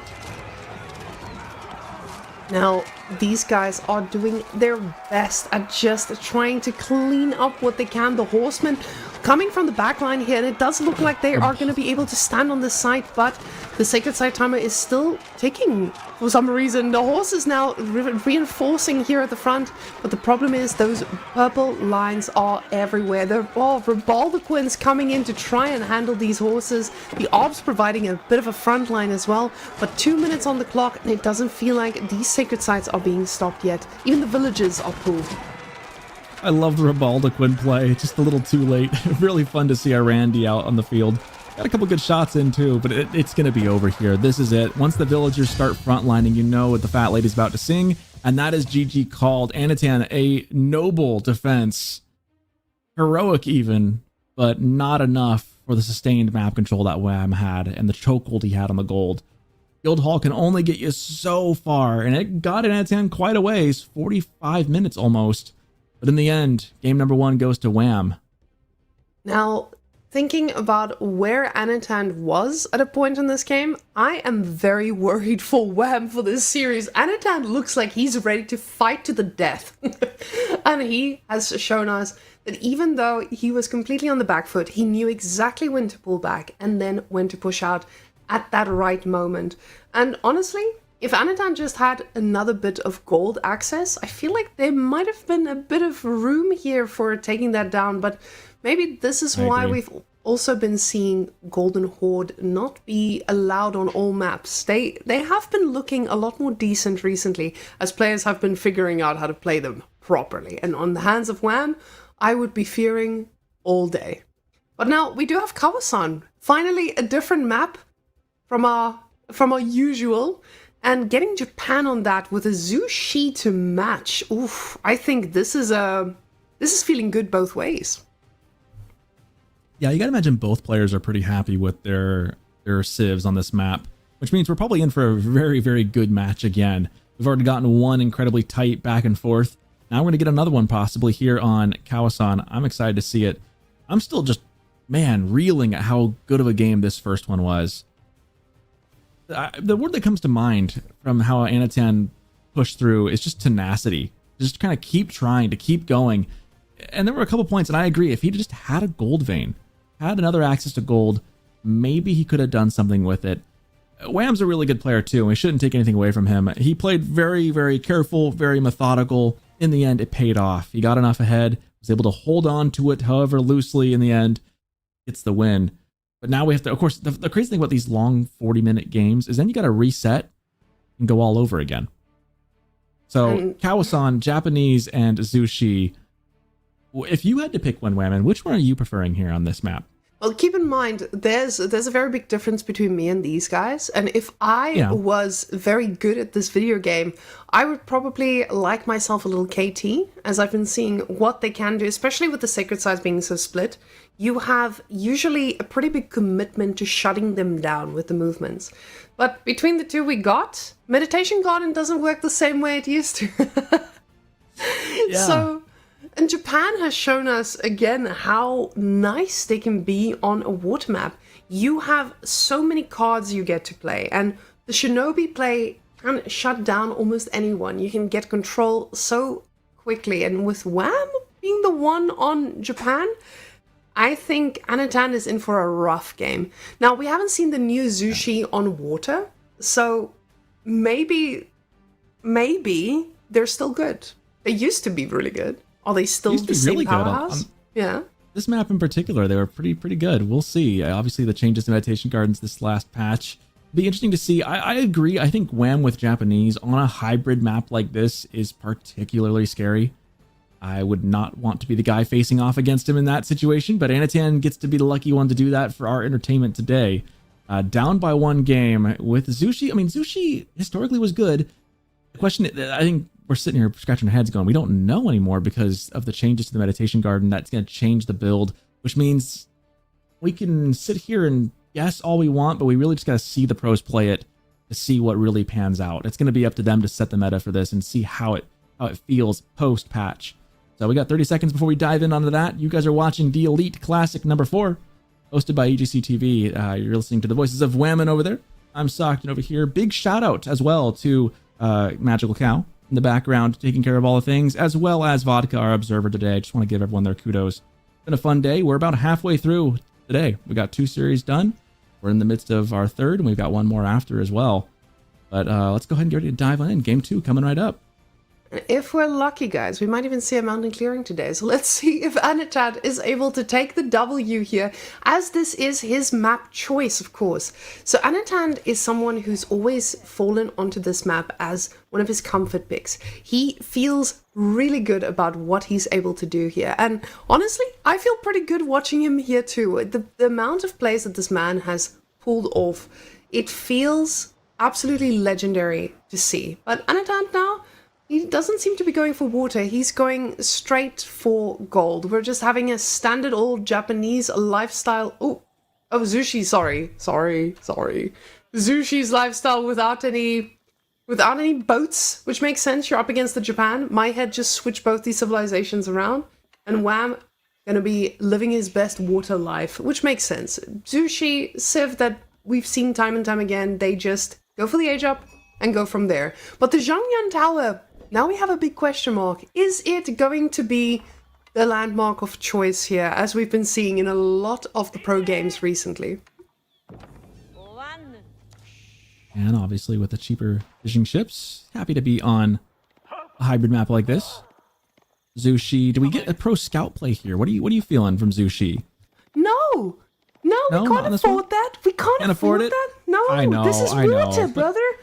I know, but they're not going to get to go in the water, so you want the deer. I'm being silly, obviously, but these guys go on the water nonetheless. They are the type of civilization that will go for feudal into the water. That's the beauty of the building speed, Sockton. These Zushi players, they get to dock and they get to make boats, and then they get control. The interesting thing about the spawn of this map is it's always fun to see how these different maps spawn. In this one, we've got a lake that's shared and a lake that really neither of these players own. So the lake that's closest to them is the same lake. Sometimes you see spawns in this map where each player kind of has what we would call like their home lake, like their side of the map. In this case, there's no such thing. It's you got a map to contest and another one to contest, equally distant from both. Nobody has an advantage on one or the other, but obviously Wham already on to the fishing. That does allow Anatan to get to age a little bit faster, of course. He's already got the Jinggang Tower going up. No more meditation gardens. I'm really curious how different this Civ feels without it. It's been such a hallmark of the Civ with that build with the gardens. Now without it, it just feels so different, doesn't it? The Zhangnan Tower, like I said, I'm a little bit untested for most of us on water to see how this one will play out. But you can already see Anatan thinking about, hey, I need to go and dock. I need to make a play for the water with 6 on wood already. That's either going to be a production building or a dock. And I'm really, with the Zhangyan Tower, I feel like we're about to find out. Because 7 on wood, just enough for you to keep this going. But with 1 age up, you still have a pretty good timing here anyway. You are still Zushi's legacy. You built the speed of light Bakaka Township with 5 now. So this man is of 6. He's hoping to get there quickly because he realizes the threat of the Zushi, and the villager is pulled, so we know exactly where he's going, and he's going to the water. The man is in the water. This is going to be a very contested lake in just a couple seconds here. It's tough with a very, very forward dock from Wham. Definitely claiming his side. But now we see the second dock, and Wham immediately sees this go down, so he knows exactly what's coming. At the Coca Township, we are going to see some ninjas. Now, these ninjas, the question is just whether they are going to make it on time to sabotage this dock. because this dock is now going to be the beginning of all problems. But the boat coming on in, and Cocker Township is still a mile away. So the first boat will make its way out, but with that, Wham is going to be able to build his first ship as well once the wood delivery is on in. And then you have a little bit of a face-off here. But of course, you are going to be in a position where you want to get that Springald ship because you know the Archer ship is already making its way out there. And that's exactly what happens here. Cocker Township about to finish. First boat's out. Anatan, though, is he going for the second boat on the water? He does. He wants to get as many out as he can before those ninjas arrive. First shots fired here. Anatan wasting no time trying to contest this water. I want to kind of talk about the Jinjing Tower as well, because it is different. Everything's been reworked for Zhu Shi, just in case anyone at home maybe doesn't know or hasn't really read through the patch notes. The tower basically acts as a tax drop-off first and foremost for Imperial officials, but the more interesting part of it is that military buildings and military units produced within the influence around it progress towards free military units, free armies. Each one requires progressively more resources to be spent than the last until you get 12 different armies produced. So it produces things like City Guard. It has like mixed force armies that kind of pop out. Think almost like armies as in like a Wind Guard produces an army, right? It produces like a mix of units. So very different than what it was. Obviously it used to be kind of one of those plays where you'd play it and you'd get units as you built more production buildings for units. Now it's very different, as we see firing from the ships going back and forth, both looking a little beat up there after that engagement. And the first ninja on the road towards killing a Vil. Wow, that was brutal. That is a distraction. And I mean, with all of this happening, you can see just a lack of focus in every single point, which is completely standard. You can't be everywhere at the same time. And Wham's demo ship has shown us that is the price you're gonna pay. The moment you look away, these things will spiral out of control. But that galley, to keep it alive, is gonna be so important to just keep the ninjas away. But Wham is slowly gonna get control back of this lake as he has a double dock.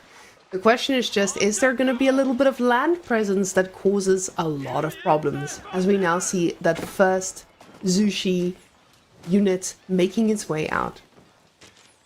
Good old Zhu Gnu. The kind of unit I love to hate. As in, like, they're really good, I think, when used against me, but not good when I use them. You know? Yeah, you ever feel that? They're unit I hate seeing when I'm playing against them, but regardless, Anatan almost swept up off the water. Wham. Desperate to take control fully of his lake, as it is now.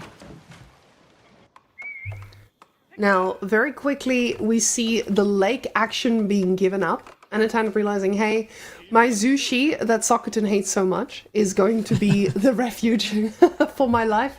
And now we also see that response from Wham. He knows he needs to get some units out. He's got the water. He's going to be able to get that income going for himself. But Anatan also securing his own lake there on the north side.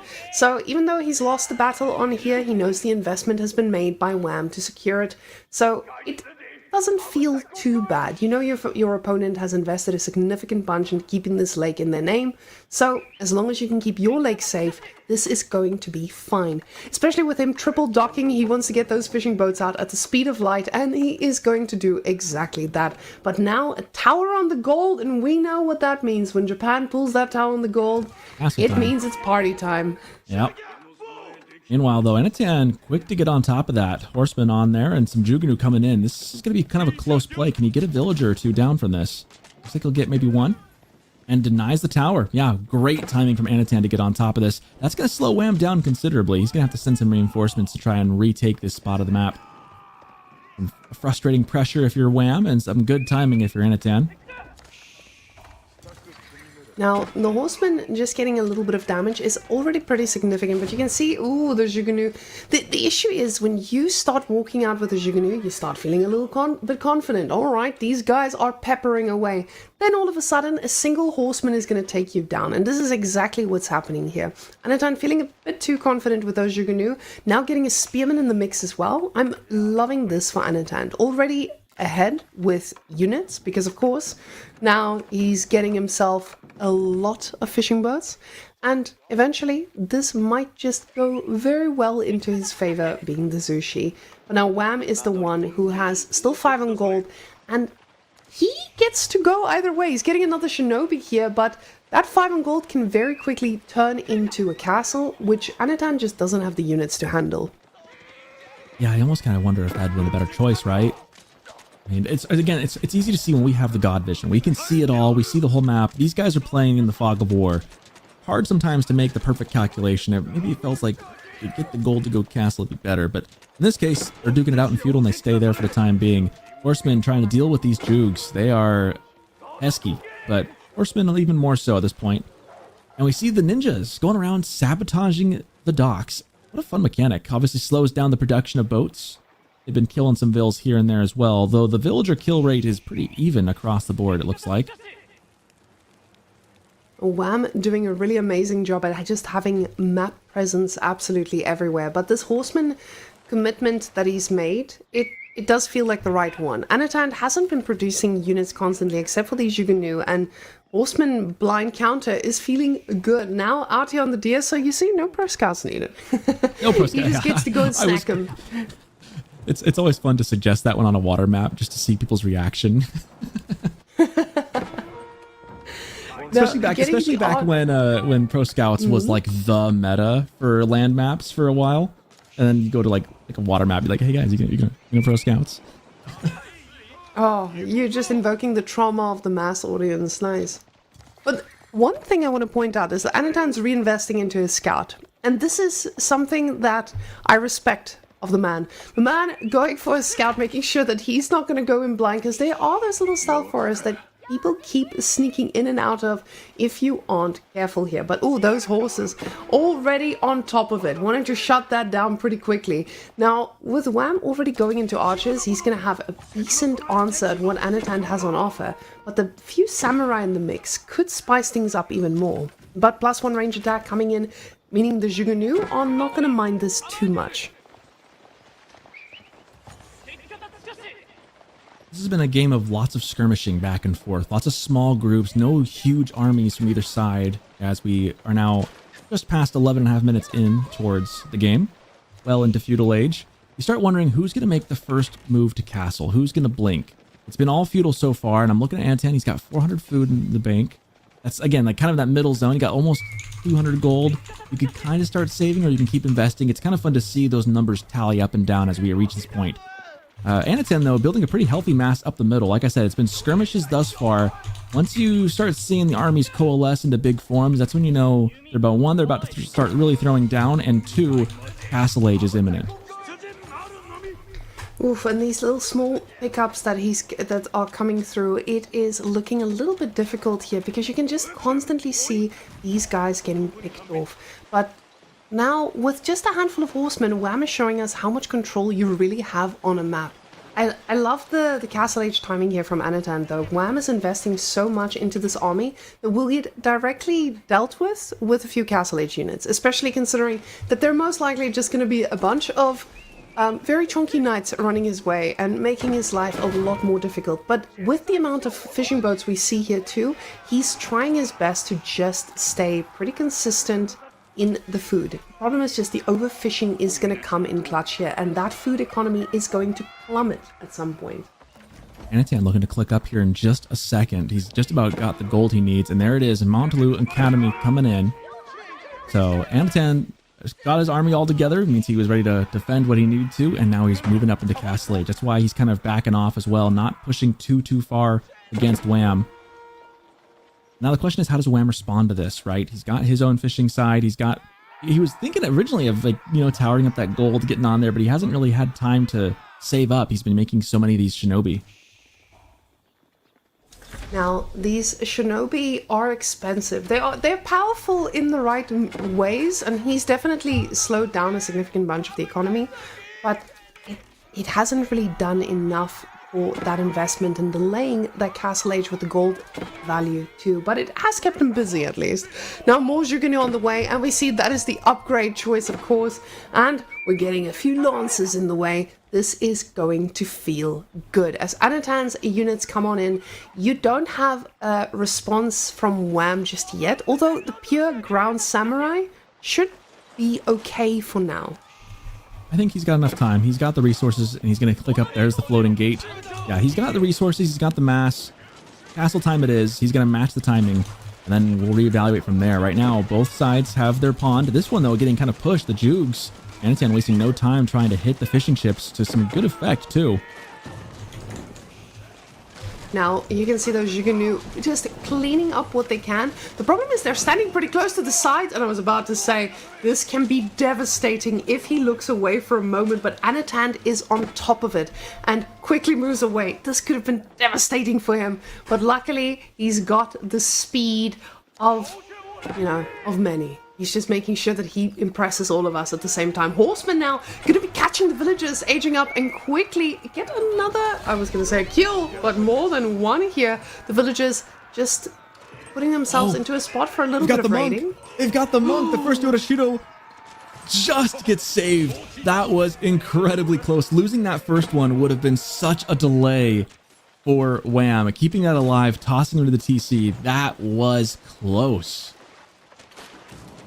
Now, very difficult for a person to come back if your horse production is going to be slowed down that much, but Anatan, he's the one with the age advantage for a little bit longer with all of these units being upgraded, and Wham doesn't want to take this fight just yet. He needs to wait for these upgrades, but there's going to be a few guys in the tower that might be in danger. The Zhuge get a pretty decent shot off here, but the Lancers are on the front line. The thing is, these Samurai, they just got their upgrades, and we're getting +2 armor pretty quickly, so the Zhuge, they might just fall off a little bit faster than Anatan has hoped for.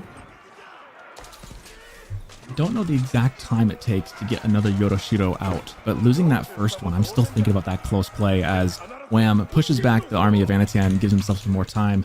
Losing that first monk with the Yoroshido in hand would have delayed him, I think 330 seconds is what I'm looking at here. No, that's Meditation Gardens, excuse me. Loading gate, it doesn't say. Every 2 minutes. 2 minutes. That would have been a huge delay to have if you'd lose that first one, because the first one pops out the moment you build it. Losing that and then getting 2 minutes delay right in the early stages of Castle would have been a huge pickup for Anatan, and kudos to him for noticing that and trying to make it happen. Wham able to just sneak away with that, and here comes a nice, oh, he missed the explosion. That was so close. The demo ship just missing its mark and then blowing up to no effect. Man, Wham winning by little seconds. Those tiny victories, man, stacking up once again. He is showing us the beauty of just being so precise. But what I'm really loving about this is now Wham's economy on water is going to be... It looks a little imbalanced here, but of course this is also because Anatan is out there on the deer, he's on alternative food sources. But Wham's food is going to be a bit more balanced there on the water for a bit, as Anatan has overfished significantly. We can see the fishing boats running around quite a bit there. But overall, Anatan's still in a great spot. Anatan is having the time of his life for most of it. But now the Mounted Samurai are going to make life a lot more difficult. Usually, you feel a little bit confident to fight against the Horsemen, but Mounted Samurai do not hit that way. And Lancers don't have that deflective armor to make them as scary, and we do see them having to back off. These Mounted Samurai are truly showing us how scary they can be if just left ignored. Yeah, Mounted Samurai, clearly the superior unit as compared to Zhu Shi's Lancers. But all things else, this is a fairly equal game, and it really could go either way. Anatan's been slightly ahead at points. I think Wham has done a really good job of holding at other points and has gotten a little bit lucky as well. Sometimes you need a little bit of luck to win these kind of games at this level, as the Zhugs trying to shoot down the ships on the lake. Anatan not content to only have his far lake. He wants the close one too. The explosion kills the entire squadron of Zhuge in a one quick blast. I was wondering if it would happen, and it did, immediately dropping about 12 to 15 Zhuge in a blink of an eye. Wow, that was an incredible explosion and a great play by Wham. And it's just showing you again all these small things that you can lose track of. Anatan's showing us he's fast, but everyone makes a mistake. And gets some demo shots off himself, so he does get a boat, but that boat is gonna need to do a lot more. We can see the army just trying to torch down these docks. They need to do something about it, because these demo ships are gonna be annoying and just disrupt that food economy that he's so reliant on.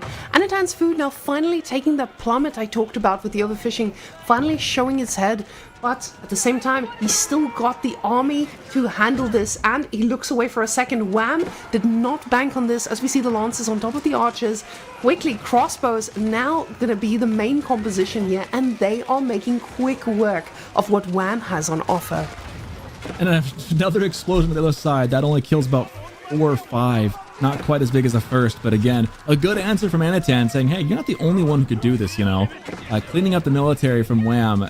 I was going to wonder at first, if Wham had won this fight, I would have maybe claimed that another explosion. Goodness, the demos are just going left and right.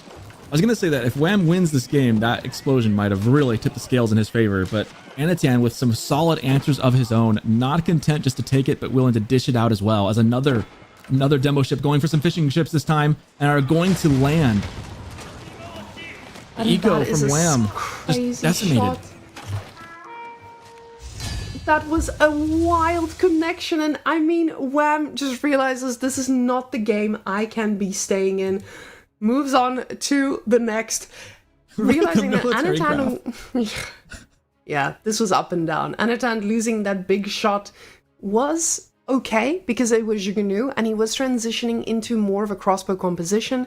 Wham's countering was more geared towards the Zhuge-Nu, so with that crossbow switch, it was definitely at the right time. The water pressure that was constant threw him off, but Anatan playing an amazing game, showing us again why this is such a safety map for him. We've got ourselves a series in our hand now. 1-1, Anatan ties it up. That was a dramatic final couple minutes both ways. Fireworks on both sides. Fireworks because of all the demo ships, right? And the good plays on top of that. But yes, particularly the demo ships, which I very much enjoyed, and I hope we get to see here in the replays. Man, what a great game by Anatan to answer. After taking a really tough loss to Wham last game, coming back and able to just chip away back, you know, make the good plays, get ahead, fight and contest the water. Great plays all around. Here's that demo ship. Look in your bottom right corner. It's going to come out here in just a second. Oh, waiting, Here it comes. waiting. Here it comes.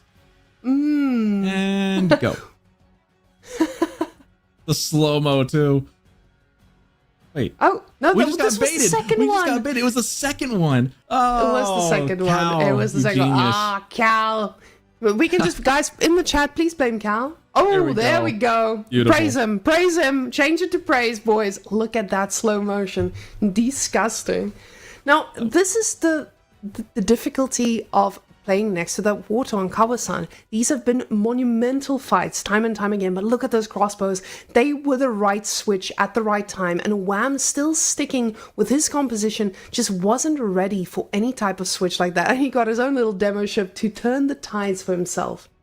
That's actually a really great takeaway, too, in that the micro is important in this game, but more important time and time again is the macro. It's the strategic decisions you make. What times you should switch into a new type of unit, when you can go up in castle, the timing, that's what really matters. The micro's fun, that's where we get a lot of the flashes and the bangs, but the strategic aspect of, hey, I need to go into crossbows to counter what my opponent's doing, that ultimately wins the fight for Anatan in that game.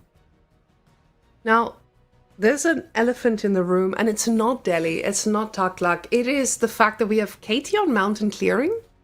And I don't know what to make of this. I feel like I'm sitting here doing calculations, trying to understand, but Katie on Mountain Clearing, there's one sacred site. It's basically in your base. So pilgrims they're not the answer here. This is not the play. There has to be more to it. So from what I've seen from some of the practice games from the top players, I haven't been seeing KT chosen. So clearly I haven't been watching Anatan's games. So It does feel like we are about to find out some very interesting plays here. I can see why House of Lancaster gets sniped here. House of Lancaster feels like a pretty solid pick here in general. It's not as if you're gonna want to give the chance to just gather in nice little round spots where they can get bonuses. But Ottomans being let through?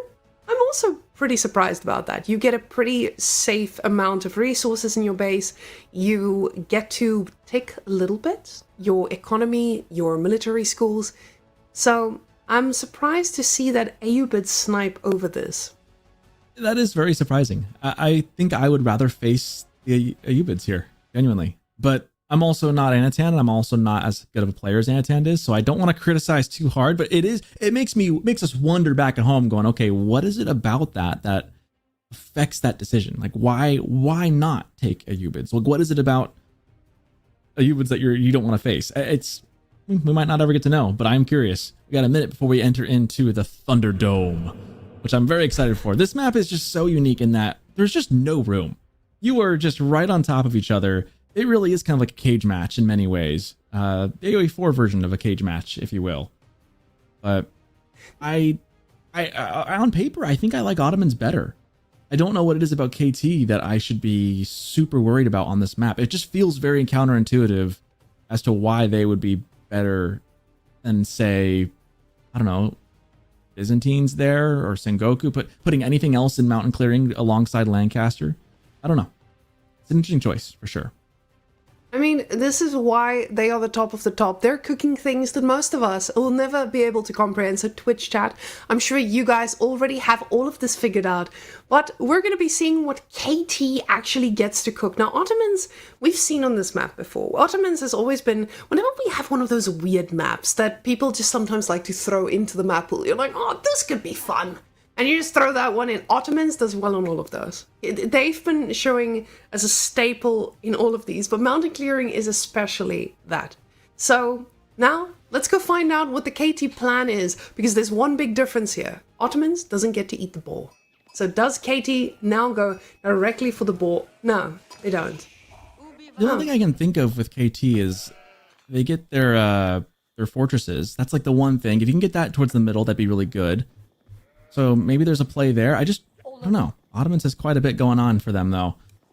Goes for the early stone, immediately hops back in the TC and moves across. It's always a fun little trick to do. As we dive into game number 3. Wham and Anatan are both tied at 1. Wham in the purple as Ottomans here on the western corner. And in the eastern corner, in the yellow boxers, it's Anatan. And Anatan, in his yellow boxers, he is snacking on them deer. Love that for him. See, this is the beauty of the map. You have access to so much food under the DC with all the sheep being in a pretty decent spawn for pickup. The difference here is, could we take a quick look at the gold? So 3 days ago, I believe, we got some changes to mountain clearing specifically for this event. And now you don't spawn with a massive gold under your TC. This is now just a normal old gold. So it's something that the playstyle will definitely need to adapt to. You can't just be HRE sitting under your base, putting a tower on your gold, getting a relic, living your best life. You actually need to strategize and move out on the map for this. So I definitely think this is a massive change for the pro players to plan around. Yeah, it takes away some of the easy solutions, right? You can't just turtle up on your little nook of mountain clearing. I think it's a good change for this level of play, especially. I mean, I want to see these guys with... I like seeing these guys play with the maximum amount of adversity for our sake as viewers. It makes it much more entertaining. I love to see we have deer pushing still, alive and well, lest anyone thought that got nerfed into oblivion. Which is, on this map, you might as well. It's so close to the TC. Get that food home. You're going to need it. Now, with all access to the deer, you just don't run out of food. And this is, again, a very nice position for most civilizations that love to go fast castle too. And Ottomans already just feel like as if that benefit from doing such a thing pretty early on, because you already get units for free from your military schools. So you don't feel that same level of pressure. You can also just spawn your nice little imams and try to make a play out there for the relics early on. So it's going to be on Knights Templar to force plays. But with the amount I see that he has on wood, this man is already thinking about something similar here too. Making sure that he is going to fight in feudal and force this man to do something about it. Twin Minaret Madri's coming out, and it shows us that he's also just prioritizing the amount of food he's going to need as time goes on. I'm so excited for about 2 minutes from now when we get to see what really goes down. Early on, it's like just waiting. I'm just like waiting for this to really get underway. Not much to really look at the moment, but I'm very excited to see how this dukes out. This map's a lot of fun because, again, we don't even need to really say it. Just because they're so close, we're just going to see some fireworks here in a little bit. Now, Anatan scouting, making sure that he doesn't get any surprises here. Now, of course, with the age up only coming through, there's still a lot of time for being surprised. But Anatan is going for a straight up wood and food situation. So, you know, there we go. Archery range is our first situation for ourselves. So we're going to be getting some pushing. Wham sees this and he's going to say, hey, that's great. I'm going to make the best unit in the game. And we all know what that is. That is a nice old Sipahi. All right. Look at these villagers. We're getting underway here. Villagers are building their stuff, almost up to age 2. Units crossing the map. And I've got one question for you, Wham, and for all you viewers back home. Are you ready to rumble? Wow. That was Cal big. Wiley wanted me to do that. I don't know why. Now, this boar, the boar is getting angry. We see scout on scout action, and unfortunately, this is going to be a little bit annoying to handle. That scout is getting dangerously low, and I was about to say a spear hit could end him, and that's exactly what happens here. But what I like about this, with these archers, this man clearly was intending on pushing out. It doesn't necessarily mean pushing out and going into the base, but it does mean making a play to the middle of the map. Wham just shut that down completely. So now you're getting into the Sacred Side territory where you're trying to shut down that pilgrim that is all coming in for free. I would love to see what the income is on that pilgrim. It can't be that much, right? There's not a very far way to go. I don't even have a guess for it. I can't even picture what it would be. That's such a short distance. At any rate, walking around looking to get off that gold. We'll take a couple pot shots at the villager. Instead, you're griefing the deer. Actually kind of smart on this point, you know? Don't want to give them any extra safe food if you don't have to. But in the meantime, they're going to retreat back to the tower. That tower is just such a good spot for Wham. Just to really hold down that spot. Because I would be worried about Knights Templar maybe, well, probably putting a fortress in the middle of the map at some point if this goes on for any length of time. Now, with these guys just trying to make a little bit more of a presence on the map, you can see the archer numbers steadily increasing.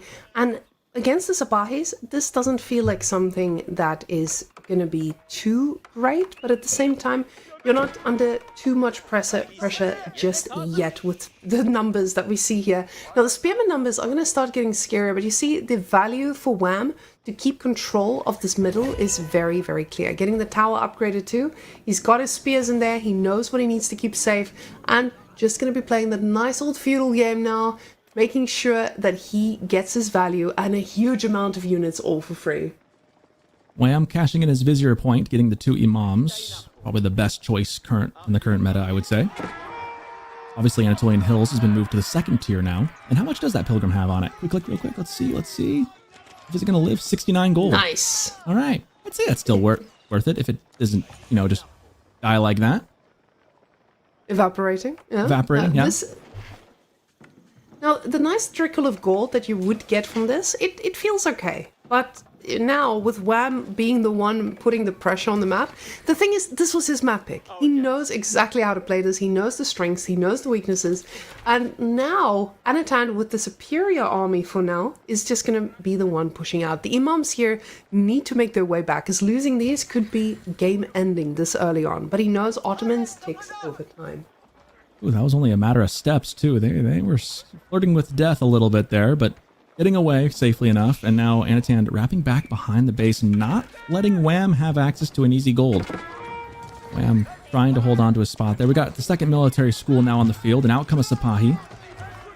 Imam's trying to keep the Vils alive. This is quite the dive here from Anatan.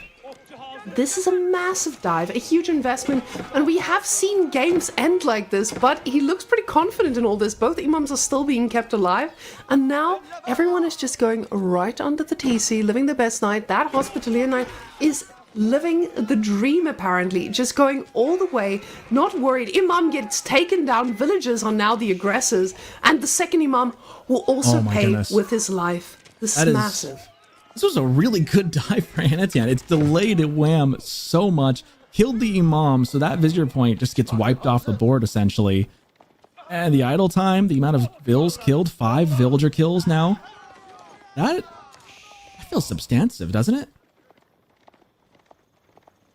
Now, losing this huge amount at this stage of the game is big. Yeah. And Knights Templar all of a sudden now feeling like they are the ones in control, which I think none of us expected here.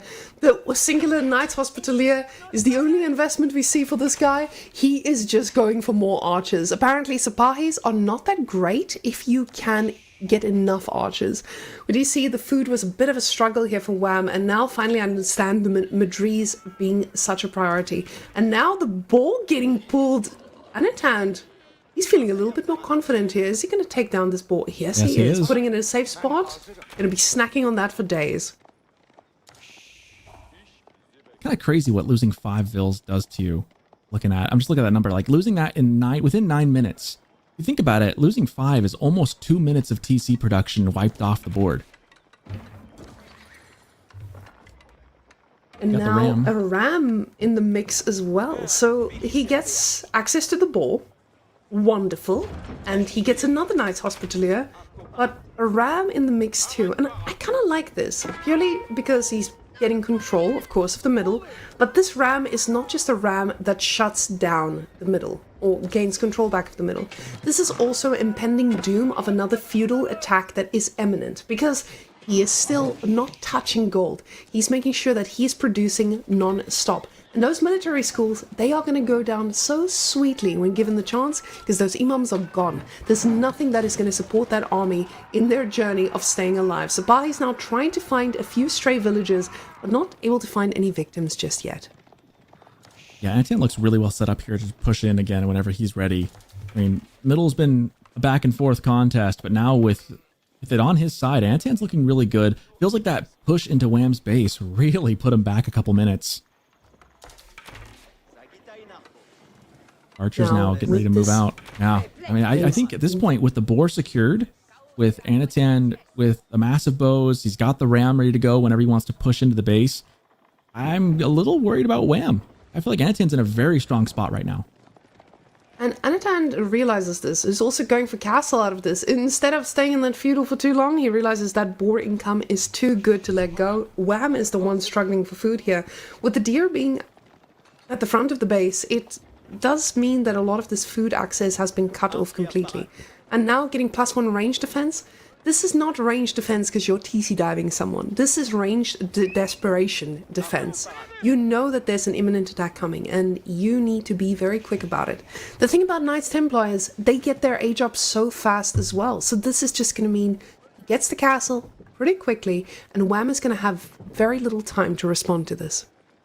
You know, we haven't really talked about it too much, but the choice to go without cavalry here is actually a nice choice on a small map like this. Does cavalry excel at larger space? That's why they're so good at team games, right? The maps are so much bigger. You got to travel way farther. Having infantry comps just doesn't work as well. On a map as condensed as this, you don't really need the cavalry to be able to get across the map in any amount of time. It doesn't affect you as bad as it would on a bigger map, and it's really being put to effect here by Anatan, as Wham, trying to contest the middle once again, is finally moving out. That's going to force Anatan back a little bit. He's going to leave the board there and send the villagers home for the time being. And sure, this gets shut down, but Angevin Empire coming in 15 seconds, it couldn't be at a better time. Now, Wham is going to be in a position where he feels like, hey, I need to attack, but at the same time, keeping his options open. With Travel and Gold, he's thinking about going for Castle himself. The problem is just, it feels like he is moving into a spot where he needs to do damage. Those Sipahi now going around the back, and of course, when you're up against the Knights Templar, you know that you're going to get a sneaky villager or two on a wood line, especially with this wood line being so far away. But he doesn't want to risk it. He plays it safe, he pulls back. He's seen people make this mistake time and time again, but heavy spearmen are going to be so tough to handle when they start pushing. Wham is still at least a couple minutes away from Castle Age, which is a tough spot to be in when your opponent's got an equal-sized army and is now aged up ahead of you. It just feels like there's not a lot of room for him to get value. He's got now the heavy spears out on the map. Maybe he can get something on these archers, but there's just a lot of units around. Sipahi try and take a couple out. They get one, but lose a Sipahi in the process. Man, it doesn't feel like a good trade, does it? Losing a Sipahi against these very feudal archers, but they're about to be castle ones, and those Sipahi are going to melt like butter. Wham now not aged up yet, and he's about to take a feudal on the castle age dispute, and the Mechter at the back, and this is the formation struggles with the Ottomans. You have to stay on top of this at all times, and quickly these archers making their way through absolutely anything and everything in their way, now feeling a lot more confident to go in under that TC, not a worry in the world. It's Istanbul Imperial Palace coming up, but it feels like it might be castle into GG for Wham. He is back on the ropes, trying to hold this fight off if he can buy himself some time, but it is not looking great. Archers on archers just dishing out damage. The meta is gone, so no bonuses there to be had for Wham. Sipahi trying to pick off some reinforcements. That might help buy him some time, but again, the numbers are just so much in favor of Anatan. This does not look good. So Wham's home map, this was his safety. This was his strategy. Him getting Ottomans massive. Anatan came prepared, and honestly, I think a lot more prepared than any of us expected. With all the doubters in the chat, including me, on the Knights Templar, I am left completely baffled and shocked at how well Anatan had played this and read the situation perfectly. Yeah, he did a really good job, and it's hard to point to any one thing. His best thing I think he did was that push into Wham's base at the perfect time. He just got in, did some damage, delayed Wham so much, it enabled him to get up to Castle Age and then just leverage how far ahead he was.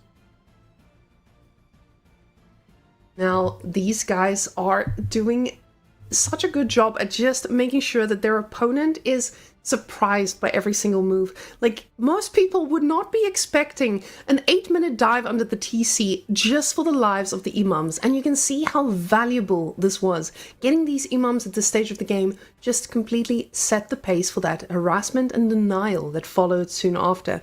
You can see those berries that were there a little bit south from here. They were completely untouched by the time that Anatan arrived in the base, because Wham for a while just felt like, hey, I'm safe. This is just something that I don't need to think about right now. You can see here with the villagers being pushed off the deer, already just killing the deer, knowing exactly what your game plan is, he made this look easy. But, guys, we have Baldland with this time with two men with very, very strong hairlines. Anatan on the Sengoku, though.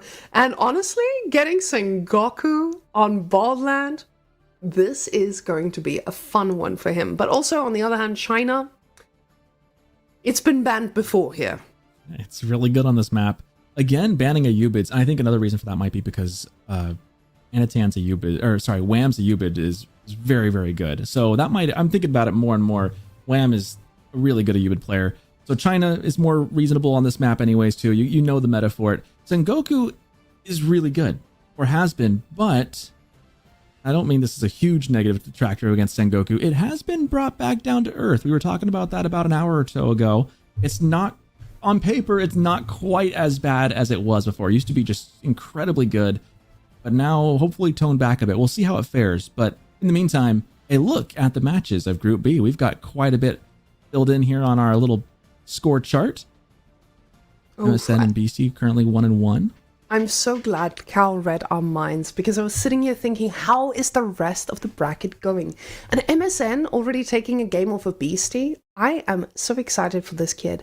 He has grown into such a strong player who can take down a lot of top players. And this is exactly what we want to see. Him taking the game off of Beastie. I can't even imagine how crazy that series is already. B winning his game, as we saw earlier. Lucifron struggling a little bit against Numenon there, which is a little bit of an upset considering Lucifron recently got second in an S tier event. Numenon's actually got, I think, the best record so far right now, 5-1. Now he's only played Lucifron and Corvinus, but that's a 5-1 record you're not going to sneeze at. That's a great way to ensure you try to move on, is to win the games you were given. Looking at the other side here in Group A. Now, anything stand out here? Let's see, who's got the best record? Marine Lord. Big surprise. 6-1. Okay.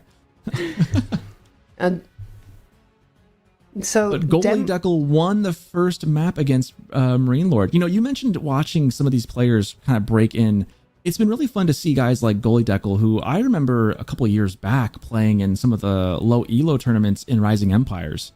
And now to see him, he rose through the ranks through that, got into the, played in some of the War Chiefs Club, and now to see him breaking into these, premier tournaments, it's kind of fun to see. And then to take a game from Marine Lord, what a journey. And congrats to, Goalie Deckel Marine Lord's really good, so taking a game from him is already a huge accomplishment. I'm sure he's very proud, even though he didn't win the series. I think for a lot of people, it's not about placing outside, let's say, the top 12. It's just about being able to do better than before. And we're seeing a lot of new names in the top 16. So Gully, MSN, these are players that... And MSN has been recently climbing significantly, but you're getting a lot of new names that want to prove themselves, that want to break out of that top 12 barrier. I feel like there's a line here. Top 8, we have a pretty solid top 8, but that top 12 barrier is pretty much untouched for a lot of these names that we have here today. So, taking a game off Marine Lord, I think Gully is going to bed with a smile here, not with any concern in his life whatsoever. But guys, it's time for the Bold Land. Let's go see why China gets sniped here all the time, and why HRE got sniped. I guess just because we're gonna be getting some Dark Age shenanigans from HRE if they were on offer. But I'm actually surprised to see China being let through instead. The machinations of their minds are difficult to parse out sometimes. But in the end, we're here at game number 4. Wham does have Chinese in the purple here in the west. And in the east, Anatan in the yellow does have Sengoku Daimyo.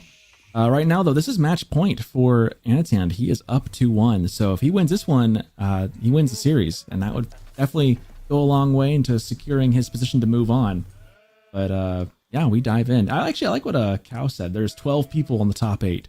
That's very true. That feels very true at this point in time. There's a lot of guys who are kind of hovering, and any given day, one of them looks like they're really there, and then there's a couple other guys who are just equally as good. And we'll find out how greedy and good Anatan needs to be against Wham's China, because now Wham picking Boldland, he feels confident enough on this map to take on Mr. Anatan here. And giving him Sengoku, we'll see why these two were the top 8 before and in their different places that they were. This is what the crazy thing is when we get to these S tier events. Anyone can take the W. It doesn't feel like we have Marine Lord taking the S tier victory every single time. Now we have a lot more factors coming in that turn the game one way or the other. And Anatan and Wham were both contenders for that spot. So both of these guys, I'm excited to see what they pull out, but Anatan is about to tell us exactly how greedy you get to be on Sengoku after the nerfs. He's going for his Yatai. What a surprise. And getting himself a little Tawara upgrade. No surprises there whatsoever. But that Yatai is so important to just that longevity of the food. But with China, you again have that civilization that loves to go pro scout. Is Sengoku a little bit too slow to shut this down, especially when China gets it so quickly? That's the big thing I'm curious about here, and that's what I'm really excited to see, because it's almost a certain guarantee that Wham is going to go for pro scouts here. So I am very curious to see, is Sengoku now too slow? That's the big question here. Going back to what you said, though, just a second ago about Marine Lord no longer always taking every single series, I was really impressed when, I forget what point it might have been a while ago, but he, interviewing, said that he actually likes the fact that it's not just him always at the top. It's more fun to have someone else, like Louis, when he took that series and won that match against Marine Lord last year. Like, it's fun to see some other guys take the top spot for a time and mix it up a little bit. So it's been fun. It's a good time to enjoy Age of Empires RTS tournaments. Yeah, offering us a different variety of playstyles as well, because you used to have to follow an exact meta, an exact style of gameplay to get there. But now it might actually be even more rewarding to do it otherwise. And Cocker Township comes in. Now, I love the Cocker Township still being used here, because with the Cocker Township, I say it like we don't see it at all anymore, but it's just because Sengoku has been banned for such a long time. So now Cocker Township coming in, and I am really happy to see this, especially defensively. On Baldland, you might need these little ninjas to do the work and slow down these raids, because it can be ruthless once it starts going.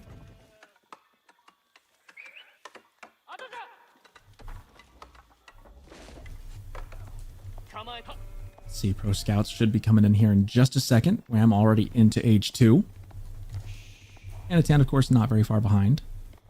Has he even built a stable yet? Can we take a look at Wham's base? I don't know if we've seen one yet. Got it just north of the wood line right there? No, it's a village. Maybe he's not... Don't say he's not going to go for... He's got to be still going for Pro Scouts, right?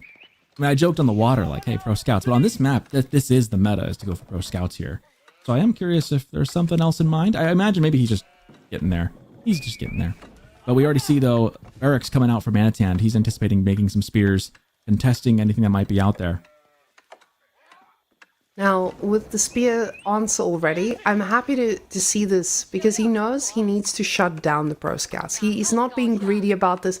I keep saying Pro Scouts, but I see double broad axe, and I'm not seeing Pro Scouts. So this is something we saw a little bit earlier in the day too, where maybe there can be a delayed version thereof, but the Horseman answer already, it's good. You have a Horseman on the field, you can go and raid, you can go try to shut down a little bit of what your Sengoku greedy goose opponent is doing, especially with those Yatais already ticking.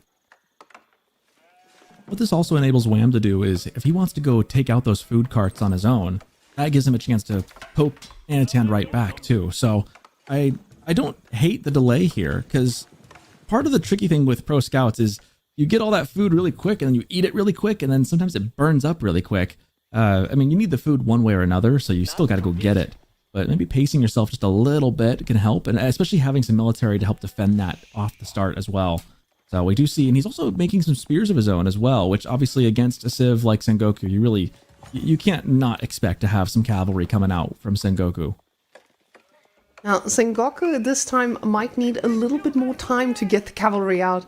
So with that, Bannerman, you get yourself into a spot where you're raiding. You are the one who is in your opponent's face, really, because you have such a good spot of just charging in, doing the work, getting out. So now, we do see our first little cart making its way home, and there's not enough horsemen to shut this down, especially not in position. So that bit of a bonus is going to taste so sweet for Anatan. First engagement underway here. The Bannerman, man. Tough to deal with. Heavy unit. Very good for Sengoku. Sengoku has a lot of things. There's a reason they got nerfed. They have a lot of things going well for them. A lot of good eco bonuses, some really good military units, and then on the Chinese side, we do see Pro Scouts being clicked up. So yes, just a delayed Pro Scouts. We did see that in our first series of the day. However, a raid happening on the gold. Is that going to be a down villager? Or did Wham get rid of it? Nope, that one goes down. Nice pickup there from Anatan. Yeah, that feels like a pretty nice pickup to have at this stage of the game, because now just a little bit ahead, but also your economy is already a bit more boosted than your opponents. Now, Anatan adding a few archers in here could not be coming any sooner. He needs this, and he needs it now, because with this huge amount of archers coming out of Wham, you're going to need to find an answer pretty quickly. The Yatta is dying a lot faster than they used to, and it is actually quite rewarding to see. That said, it's still kiting him a very long way home for how far away that was from the base. And it looks like it's still going to get there. However, some Shinobi in defense to try and slow down the units and give Anatan a chance to do some damage back. Wham has to back off a little bit. Quickly making their way through and actually getting a pretty decent shot here. Absolutely disgusting to see how much damage that can do. The Daimo really doing the work. And archers just melting like absolute butter. You can see that blade slicing right through anything that's theirs step out. Even a little spearman just going to be harming his shield until his archer friend dies. Never mind. They decide the spearman is the thing we need to kill and goes directly for it. Makes sense. You want to make sure that that herd is as thin as possible. Now, Anatan here, still nothing on the gold. He's gotten what he needs to. And now just going straight for units. I'm really glad to see Anatan using the Shinobi.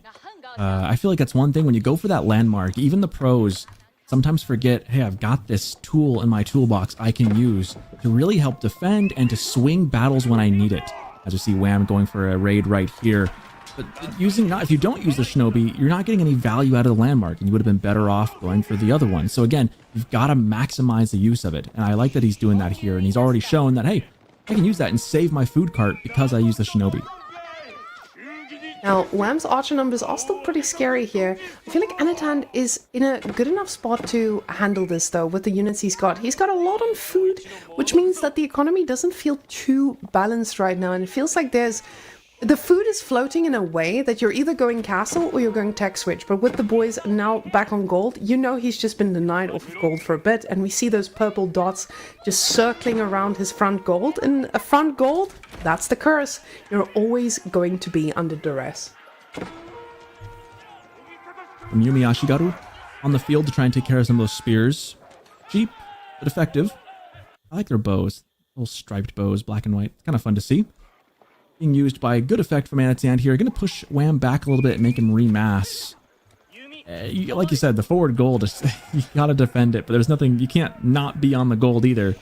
Anatan now pushing out, realizing he needs to get some space between that army and his gold. Now the horses trying to find a little bit of damage here as those wood lines are getting thinner. This is exactly the time for you to do so. And they do get a little bit of damage here as a villager and another, his friend, also going very, very low, but he knows where the value is, goes straight forward. Horseman's life is worth it. And 3 villagers going down, a beautiful trade. 3 vills for 2 horsemen this early in the game? Yeah, sure. Might as well. Every little bit helps, right? It's going to force Anatan's army back to his base, too. You mentioned early today how open this map was. This disgusting map, as you put it. Because of exactly what we're seeing here. And Wham is using it to great effect. He's just going to keep circling, like vultures, just circling around the base, picking off the weak ones where he can find them. And now just getting a massive horseman is going to be a lot harder to handle, and he's doing exactly that. You see these Yari, they are disgustingly fast.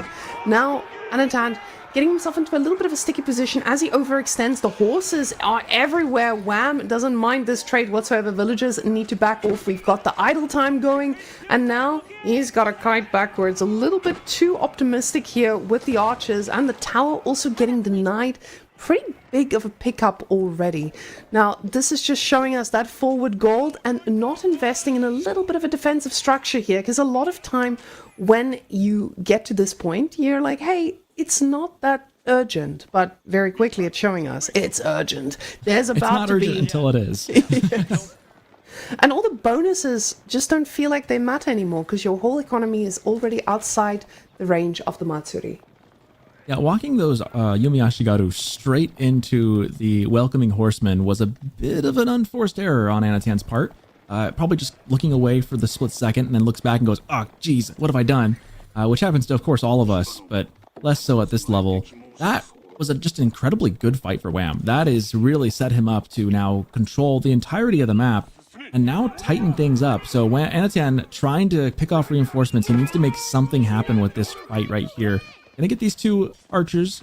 Then he needs to go and try and get some kills or slow down Wham in some other way, because right now things don't look good. And to, you know, rub some lemon juice in the wound, Imperial Palace coming up in just a couple seconds for Wham. Now, Imperial Palace feels like a pretty good time to have it, especially with the imminent danger of Anatan also aging up. The thing is, Anatan, he may age up, but he's still going to be in a lot of danger with all those units, again, circling the front. And again, with the archers, he oversteps, and the villagers need to back off. They have gotten the gold they can, but he just keeps on denying. Wham, with the impeccable timing every single time, shows us why his China is feared like this. But Anatan trying his best at just pushing this off. He needs to get the gold for this age up, but you can see he's just being denied on every single angle. Now sure, there's a few villagers that are dying, but Anatan, he suffered some casualties himself. Biggest thing is he just has no gold. I mean, that's just horrible. He's being forced on the back. Wham is just tightening the vice on both ends, just not allowing Anatan to touch the gold. And without the gold, Castle Age just cannot happen. Like, Wham has Anatan in a stranglehold here. There's just not much he can do about it. Now, luckily for Sengoku, they do get to sell and go from there. But you don't want to do that with those unfavorable trades, but he's got the resources he needs. Sake Brewery coming out. Now, I would love to see that position of the Sake Brewery, because of course you want to get it in the range of the Matsuri, but that Matsuri is very much exposed, and it looks like he's placed it right next to the TC if we look at the minimap. But there's an imminent attack coming, and those archers are about to be of the veteran variety, so he's going to need a lot of units to deal with this. But already bleeding a few Yaris. He needs to be careful with those bad boys, and he doesn't have the gold to keep on producing units that can actually handle this. We've seen this game before between these two players. We've seen the French slowly get boxed in by Wham, and now we're seeing Sengoku slowly get boxed in by Wham. Wham has map control. I mean, minus these units that are patrolling for Anatan, but essentially Wham can go where he wants. Anatan is stuck in his base. Now, his base is going to be a little bit better with the Sake Brewery, giving him some extra gold income. But I just wonder if this is going to end up looking a little bit like that last game where Wham just continues to tighten his control of things until there's just nowhere for Anatan to go. And with the amount of Yari he's got, you can see him actually going for the Yari upgrade instead. It looks like Anatan's just being forced into the corner you just mentioned. The villagers here onto the food, they are going to be the next victims, and a sweet few kills are picked up here, but these archers are scary enough to actually handle this. Now the shinobi's getting pulled and the archers slowed down, but the horse numbers, they're engaging before their castle, so this is not as much of a trade as they wanted. They are going to be able to come out favorably though, and they do finally make that connection, but the lancers are in position and ready to launch the counterattack. The shinobi almost made that fight very, very good for Anatan. Instead, it's going to end up being a bit more of a wash. In fact, Wham probably will clean up there with that, and that'll be it. Yeah, the shinobi gave that a shot to slow him down, but with the lancers coming in, we have ourselves a tied series, 2-2. Wham takes this one. And I'm really glad to see that we're getting a 2-2. And it feels neck and neck. These two are just showing us their true strength. But honestly, Anatan allowing Wham China. He was the brave one all along. And yeah, on a map like Baldland, Wham is showing us he knows to adapt. He's played this thing a million times, and he will a million times more. Just be in control. The economy count staying so even throughout, but he was everywhere he needed to be to shut down whenever Anatan needed an advantage. That was a quick game. Less than 17 minutes in, and it's over. We instead move on here in just a second to Coastal Cliffs. We get House Lancaster. Wow, what a civ choice there. You either get Byzantines or Lancaster. Anatan with a pretty good draft right there. Ayyubids again getting banned. Man, no one wants to face Wham's Ayyubids, which means essentially Wham gets to either play one of his favorite civs that he's the best with, or he can play whatever else he chooses, which in this case is going to be Rus. A pretty good choice on this map too coming up. Now, these guys putting themselves in a spot where they get a very happy choice, and we've seen Rus on the map before. This Coastal Cliffs and Rus, they are just fitting together so brilliantly. But House of Lancaster, now again, we're gonna see why people have been sniping it the whole time. But clearly, we have a very clear verdict that Byzantines is still better than the House of Lancaster. We'll find out if that's still the case, because House of Lancaster looked decent earlier, but again, that was on Vortex. And Vortex is not as actively playing as Anatan, for example. So you'll have to see what Anatan has been cooking up, and if he has that meta completely figured out so that the rest of us in Twitch can understand what their brokenness is all about. We'll find out here in a second. Lancaster had a pretty good showing so far earlier today. So did Rus, though. Rus had a really good defensive boomy 2TC win on this map back in our first series of the day. So, unstoppable force meets immovable object. Is that what we're looking at here? I'm curious to see and how that'll turn out. And you know, that's a pretty good way of describing both these two players as well. Both Wham and Anatan, some of the best in the game. And they're showing us exactly why. I don't think it's any surprise that this one has gone to 2-2 already and is going the distance today. Now, what I really want to take a look at is, when we load in, is I want to look at these spawns as well. Because for House of Lancaster, this is so critical in terms of getting your placements of your building correct. But Rus, they're not as dependent on their spawn to be able to last and do what they need to do. Of course, with Rus, you just need your wood line, and as long as it exists, you're pretty good. So we're getting that early game aggression, which honestly, I'm a little bit confused about. You're going as House of Lancaster against the Rus. The only way you're gonna get value out of this is if your Rus is a greedy goose who builds his hunting cabins outside the range of the TC. Wham, you greedy, greedy goose. Oh man, just as you drew it up, right? Well, we dive into game number 5. We have gone the distance with Wham and Anatan, and just as you said, you know, the only way to get value is if Wham gets greedy. Well, ladies and gentlemen of the jury, I present you Greedy Wham Exhibit A. Look at those two hunting cabins. Actually, we can't quite see the top one. Can we move up just a little bit? There we go. Yeah, greedy hunting cabins. Actually, that might be just within the range. Well, kind of. It's definitely on the greedier side, I think, for sure. It's definitely forward at any rate. We do have a spear, 2 spears on the way from Anatan walking across the map. They'll be torching that front one down momentarily.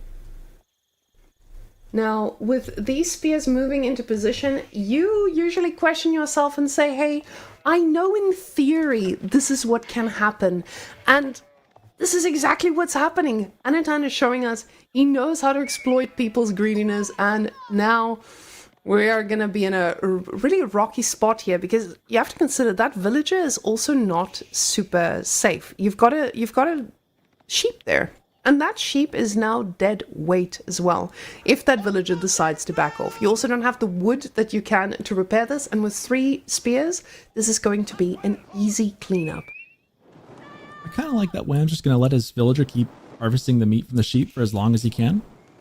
Should be able to get back into TC range easily enough. It is just right out of view from the screen. But 3rd spear coming in. This hunting cabin will not last very long.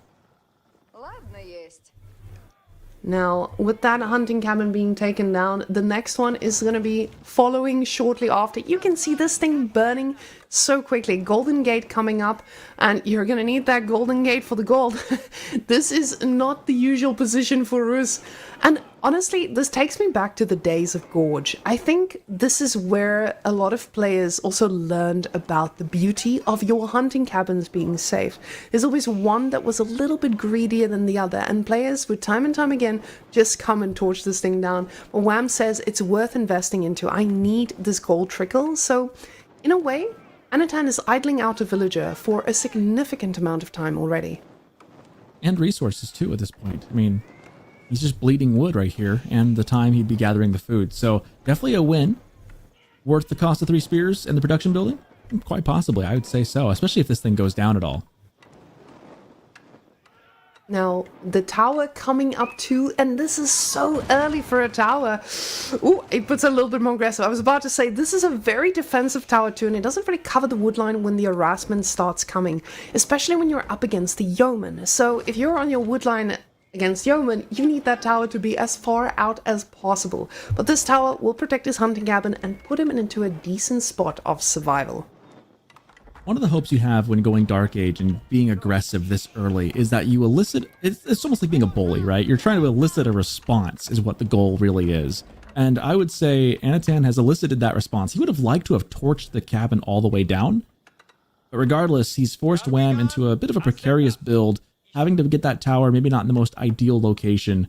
That's a win. And Anatan still has these spears to play with and do other things afterwards as well. Now these spears are already putting themselves into a position where they can deny anything and everything that dares step out of this base. Is this spearman going to be able to sneak in? No, he doesn't want to take any risks. Oh, the villager's hopping inside, but that's a pretty big spot to take risks in. You are safe to walk in there, kind sir. Now, of course... It's psychological, you know, it's psychological wall right there. a psychological warfare. Oh, there we go. Yeah, that was a good pun. I give myself a high five for that one. Come on, where's the confetti for that one? Apparently not getting any of those. Feels bad, man. Nice. Hell yeah. So, Abbey of Kings coming out, and now you gotta look at the resources. We have 5 on stone, and a little bit earlier today, we saw a little bit of 2 TC play. Is Anatan about to bless us with the same? On this map, I feel like you get to put it pretty safely without getting punished as much, and you're gonna start snowballing pretty quickly. Although, Wham, he's playing Rus. He's playing a civilization that does pretty well at catching up on a second TC when they need to. That Golden Gate, it just provides any trade that you need. He's pretty heavy on wood, as would be expected for Rus. He's got some archers in queue, so he's going to have to deal with those spears momentarily. The tricky thing is those Lords of Lancaster. How is he going to deal with those in Feudal Age? Because once you get a couple of those on the field, they're tanky, just tanky enough. They're hard to deal with. Now, Wham could counter with some knights. That would work well against the Lords of Lancaster. The tricky thing is you got to make sure you clear the spears out that are going to accompany them. Now, deleting... Oh, I was about to say, deleting the mining camp for second TC. Very nice. And in a very safe spot here as well. You don't want to put the TC too far out because you don't want to take any unnecessary risks. But it's nice seeing that you're putting Rus in a position where they need to go on gold. I feel like now the second time today we see Rus touching gold in a game, and I'm loving it. A Feudal Age Rus mining gold, it feels like a humble Rus. At the same time, we have still 2 villages on stone here, just making sure that those manor numbers are going to slowly increase from 0 here. Oh, and look at that second TC from Wham, and that's what I said. You get to follow this up pretty easily. Using the boar as bait, trying to get him onto the archers. Will it work? It will. Boar does do some damage too, and the wolf also joining in. Boy, Gaia has decided to join forces with Anatan. That TC will go up, however, and it's in a nice spot. A little bit open, but it's on some really good resources right there. Now, this first manor being placed between those 2 TCs makes a lot of sense. You're going to put a ton of farms between those 2 as well. It's going to be a safe refuge for your units, but also a faster castle following up. And this is where my big question mark is showing. What are we doing if Rus starts to be aggressive here? Is this not going to be a little bit risky when the units start arriving? But at the same time, Wham not producing a ton. We don't see anything in the queue. We do see professional scouts coming in, I believe. And maybe that was the play here all along. Oh, is that survival techniques or professional scouts? That's survival techniques. Oh, thank goodness. I didn't want to say anything, goodness. but... Oh my goodness. I was so worried there for a second. We're just so used to seeing it in random situations. It feels like pro scouts. After being in a post-pro scout meta, I think we're all still so scarred when everyone and their uncle was going for pro scouts. But we're past that. That's just survival techniques. We're in better times now. And with this now, he is gonna be able to snack on a lot of food and now continuing the production of his units. He needed a little break there.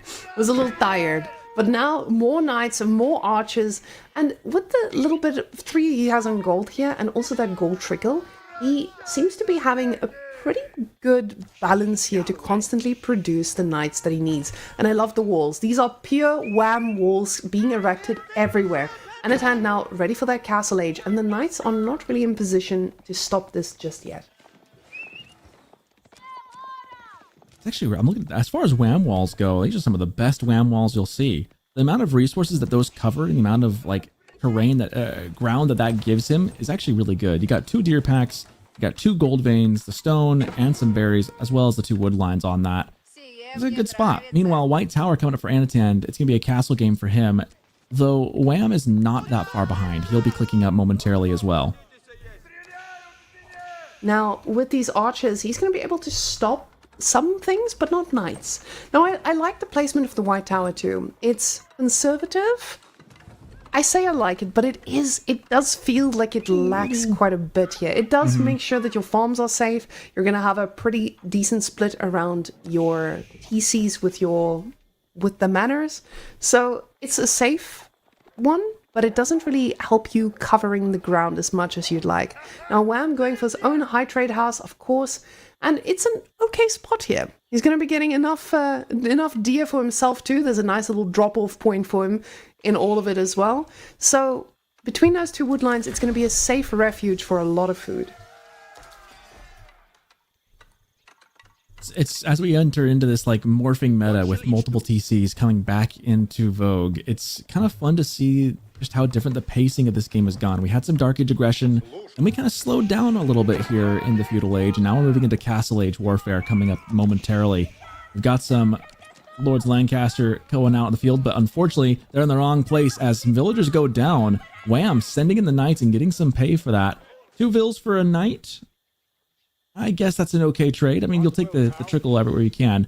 Good thing for Wham is he can replenish the knight count if he so desires. Exactly. With that food trickle he's got and the deer packs. Ooh, and also that juicy boar. Now we see the Ilsgard's going to be throwing a little axe or 2. Or just keeping an eye. Let's see. They do get a vill, and only 1 vill will pay the price, but it's a warning axe that is thrown. And these guys know that there's a little bit of pressure imminent. Now, horse archers being the weapon of choice. And this is interesting. Usually with horse archers, you're hoping to do some raids on the wood line, you're hoping to get some map control, and Wham might just be able to do so. But there's an imminent attack coming your way, and horse archers, they're not great at defending. No, they're not good at standing and fighting in one place either. They really need to be mobile and moving. They don't like getting punched back at all. Meanwhile, Knight sneaks in here from Anatan. He's trying to get some damage done. He's on the gold with a scout. Needs to get that knight on there, but being chased by Wham's own knights. Meanwhile, we got the throwy axe boys coming back for another shot. Textiles keeping one alive. Man, Wham. I was going to mention Textiles was just brought in by Wham. This time saves the Vill because of it. Now these knights can't just run in without getting punished here, as now the walls will make sure that the lives are traded unfavorably. But you can see those yellow lines are just comfortably pushing forward. It doesn't look like Anatan is deterred at all. And Anatan, he's getting in a position where it's dangerously scarily getting to a fast Imperial if he wanted to stop production. You see that split on the resources, and we've seen this from House of Lancaster so many times. An absolute disgusting switch. One moment you're producing, the next moment they're Imperial Age, and there's nothing you can do about it with sheer amount of production coming out of them. So for now, Anatan still staying in the castle, producing as many knights as he can, but you're starting to see a lot more countering from Wham here. He's responding effectively. Anatan, he needs to think about what his transition is going to be. In the meantime, he's just getting some more upgrades while he can. Some more damage being done in the back line. Another Vill will go down. And yeah, we're kind of in this weird middle point where both parties are castle, but neither of them have a massive military yet. Both under 20 units each. So kind of waiting to mass up to a point where they can really take large-scale engagements. Meanwhile, the horse archers standing and fighting can't do that. Good at harassing, but don't want to take too much damage if they can't help it. Harassing, however, the knights as they return home. I do like them as a unit to kind of chase around Anatan's units. He doesn't have anything too quick that can counter them, as long as Wham's willing to micro them. Now, it's starting to get to a composition where you might be taking some risks here, because horse archers, they're not that scary in small numbers, right? But those are knights, and knights don't do a good job at chasing these down. So now you're putting yourself in a little bit of a micro battle, and Wham is pretty much a god of the micro battle. So those horse archers should be able to pick off these Ilsguards without breaking a sweat. And the mass knights, they're great. They're just not going to trade that effectively if the horse archers are focused on constantly. And I feel like Wham in that driving seat, he is the man to control them just right. Anatan, though, he keeps those little yellow dots running around. You see them going to be looking for another place to attack, but those Rus Wham walls are just keeping him safe. Rus walls really helping him out here. Couple units caught out. Just gonna say hi and run away. At this point, we start looking, okay, how long do we stay in castle? What are the next objectives? Do we have all the relics? Do we have all the sacred sites? What can we do? Most of the relics are ungrabbed. I'm curious if we can take a look at the split. I imagine some of them will be picked up on either side. I only see 3 on the map currently. As we get a bit of a bigger engagement, and there you mentioned again, Wham with those horse archers, he is really good with them, and you're showing exactly why. Picking off the weak straggler right there. And as they run and loop around, there's not much they can do. And if they charge in, they just back off and shoot you the moment you turn around again. And look at that one knight there. I mean, it came in at full health and now is almost dead. He can't afford to turn around and fight at this point.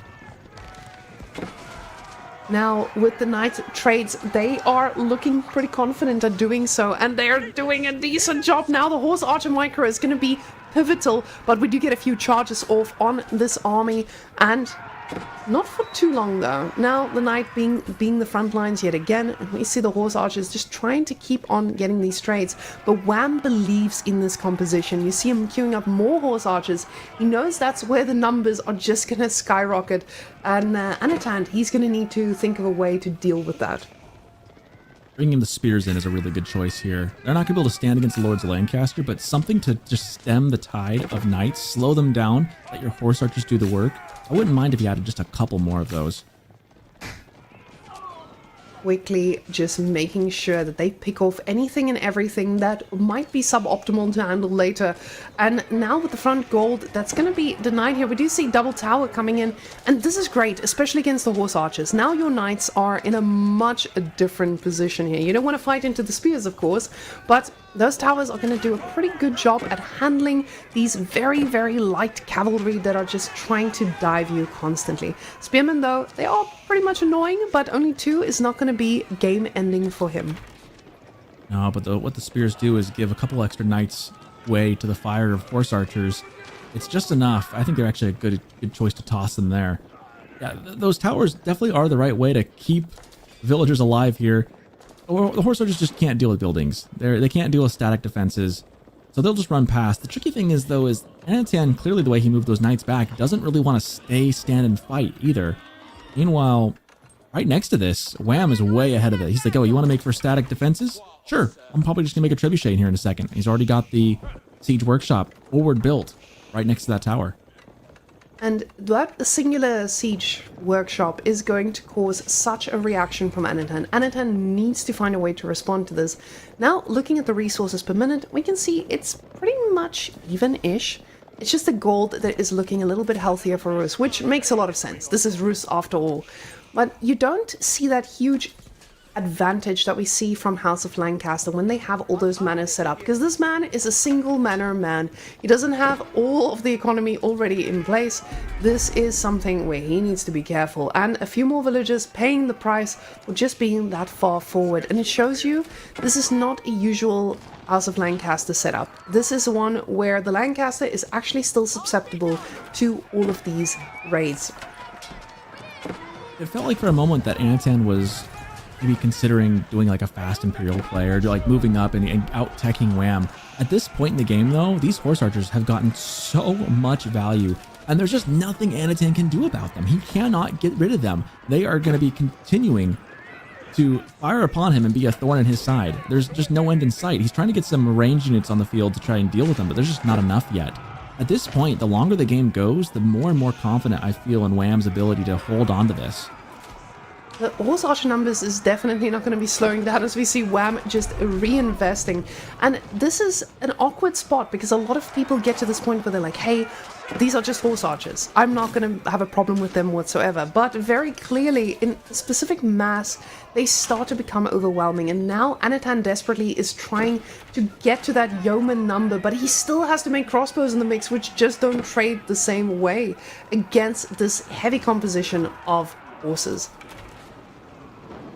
Yeah, once you get to that critical mass, which usually I feel like is above 26, 27, and he's sitting at 29 right now with some knight support, it starts getting difficult. Once they start essentially one-shotting knights, you've got a really big problem on your hands. And now, slowly, the knight numbers are thinning for Wham. He's trying to remake these, and of course, Anatan backing out under his TC. This is a pretty reasonable move here. We've seen this more than enough. Oh, but there's still a lot of villages up for grabs here, and he realizes this. That tower is a desperate ploy of just getting control of a wood line, because unfortunately the pressure is so much, and Wham, he is looking good. The tower just not finishing up, but the yeomen are starting to clean up what they can here. Yeomen were definitely the right call for Anatan. Definitely the answer to these annoying, pesky horse archers. What he needs to do, though, is find a way to turn the tables and make this game one he can win. This is now a game he can survive for a little bit with those yeomen. He needs to decap these sacred sites. I mean, they're still at 10 minutes. They just started counting down, but I said earlier, like, I see visions of a couple games ago when it was a similar situation. Anatan surviving in his base, Wham heightening the noose. We've seen this twice now. Now, Wham is just with that one trebuchet causing a lot of reaction from Anatan, because those yeomen that Anatan invested into, they're great, but when you have a trebuchet on the field, it already forces you to make units that you don't necessarily want to make in this comp. But the knights itself, they are already going to be a thorn in his side, as now another fight breaking out, but this time, Anatan's trading a lot better. All of a sudden, the horse archer mass is getting thinned, and you can see Wham was already prepared for this, but he's prepared for something else too. Hey, Wham has got a whole huge bank of food. If he wants to get off these horse archers, he's massing up knights now, and that's right when you start whittling down the thing that's been annoying you, suddenly your opponent sidesteps and starts making a different unit. And there we see lots of knights coming in. 14 right now, 3 in the queue. Meanwhile, Trebuchet doing its thing. Wham's in a very strong spot right here. I don't think you need me to say that per se. But I will also add that with that forward siege workshop right there, if Wham had started adding some more forward production on top of that, there would be almost no defender's advantage for Anatan. Anatan is now finally getting a nice open hit here against that trebuchet, and getting pickoffs like this, it might seem small, but this is just putting the game into a much nicer spot for Anatan with time progressing. You need to slow down every bit of a lead that Wham has, and he's about to hit Rus late game. And Rus late game is pretty hard to deal with, especially with the discounted siege if he decides to go that way. I said that, but Wham very quickly reinvesting his resources into units instead of Imperial. I don't know if it'd be a good idea to go into Imperial right now for Wham and cede all the land he's taken for himself at this point. I don't think he would mind getting to go Imp, but I think at this point he's got the comp he needs, as the Knights immediately taking on the front line.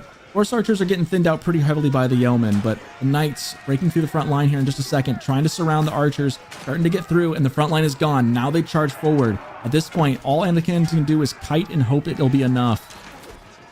Now the yeoman numbers are thinning, but at the same time the reinforcements are getting in position, and their spears, so those spears are going to be able to handle these knights. But again, the horse archers, as long as they are clicked correctly, they're going to be taking them down pretty quickly here. We do see him retreating to the base. He knows he needs every arrow fire he can find, and a tower providing a little bit of refuge.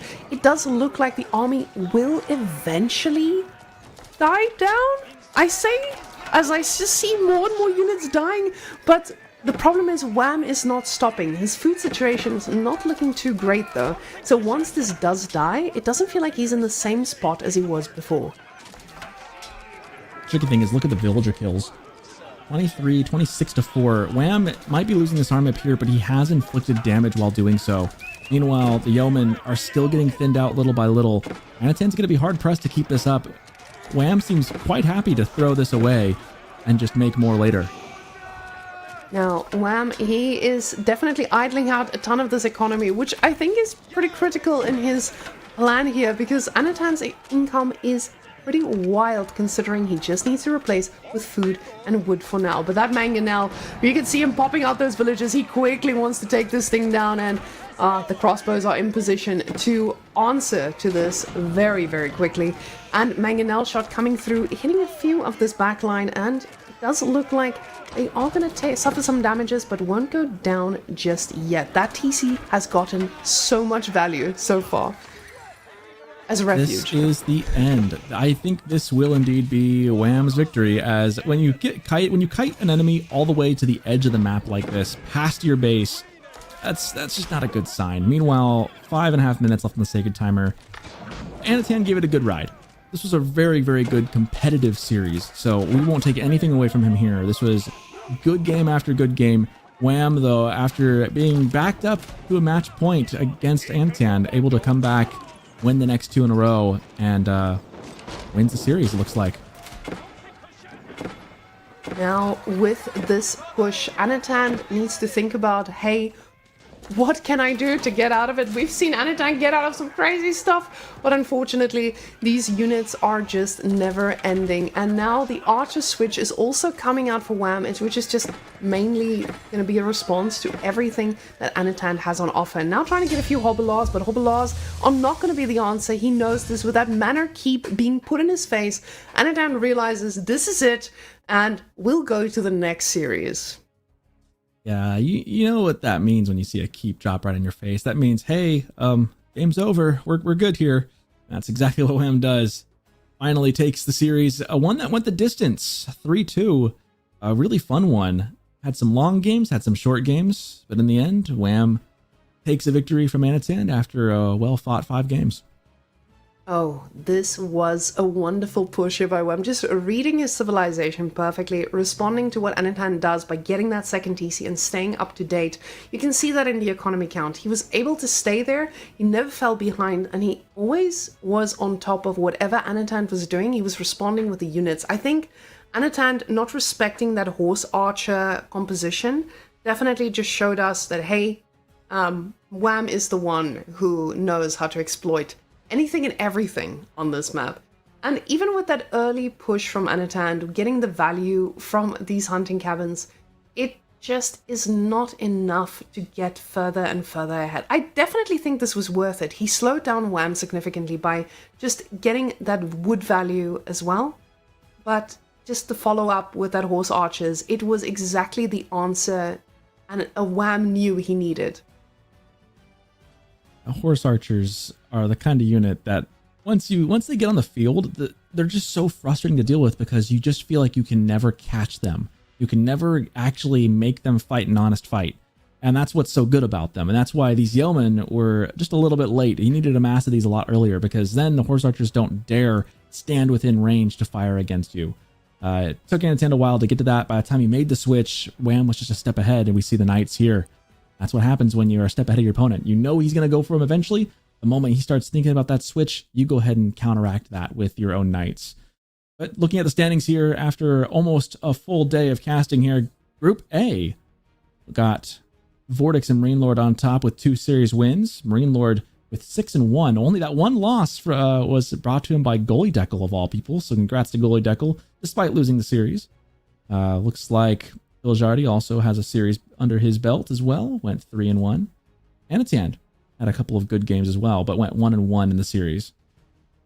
Now, with some of these scores, we have to point out that Wham and Volley's scores still need to be updated here, as I believe there was a forfeit between those two. So this means that that is going to be a significant difference with a nice little score change overall.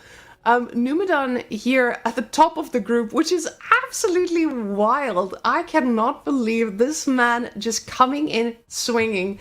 He is looking like a force to reckon with, as Beastie is second in the group right now. Papi B still needing to finish their games, but seeing the likes of Louis going 0-2, granted, he had a pretty tough day, And Lucifron already being 0-1 down, I am excited to see what this group holds. This is definitely the group to watch.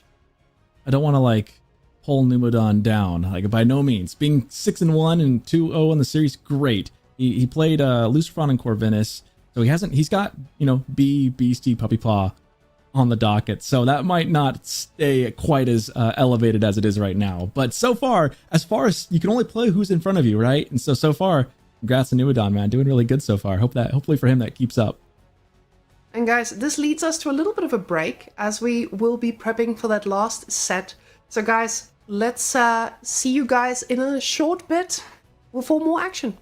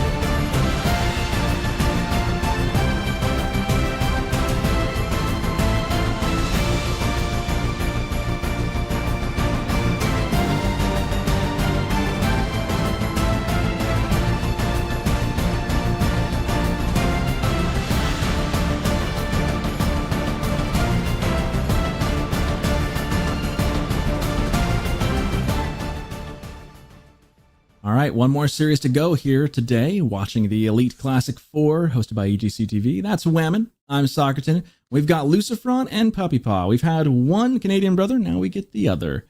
We've also had one Spanish brother. Now we get the other. Fun stuff. We're starting off. Yeah, they're just splitting them up, you know. Eventually they'll get to play each other, I'm sure. We're just trying to find the ultimate brother, I guess, in all of this. Ultimate brother? Yeah. Is the ultimate brother Spanish or Canadian? And which of the two is the ultimate one? Yeah, to be seen. The tricky thing is that I feel like over time, like especially with like Puppy Paw and Wham, there have been different times where Puppy Paw has been better and then Wham has been better. It's kind of fun to see how it like over time it's like a changing of seasons almost, you know. Sometimes it's the Puppy Paw season, sometimes it's the Lucifron season. Feels like right now it's either the Wham or Vortex season right now.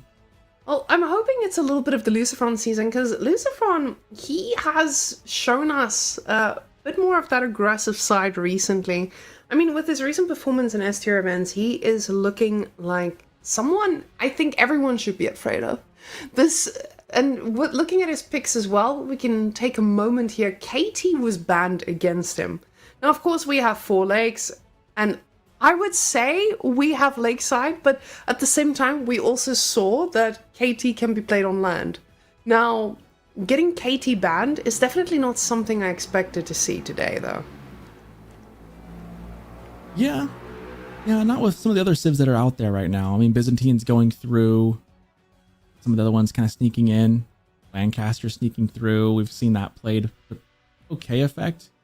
I don't know. It's tricky when the meta changes, like, which civ is the ultimate end-all be-all. Like it shifts, and then in different players' hands, sometimes in different scenarios, different matchups, it may or may not be any particular civ.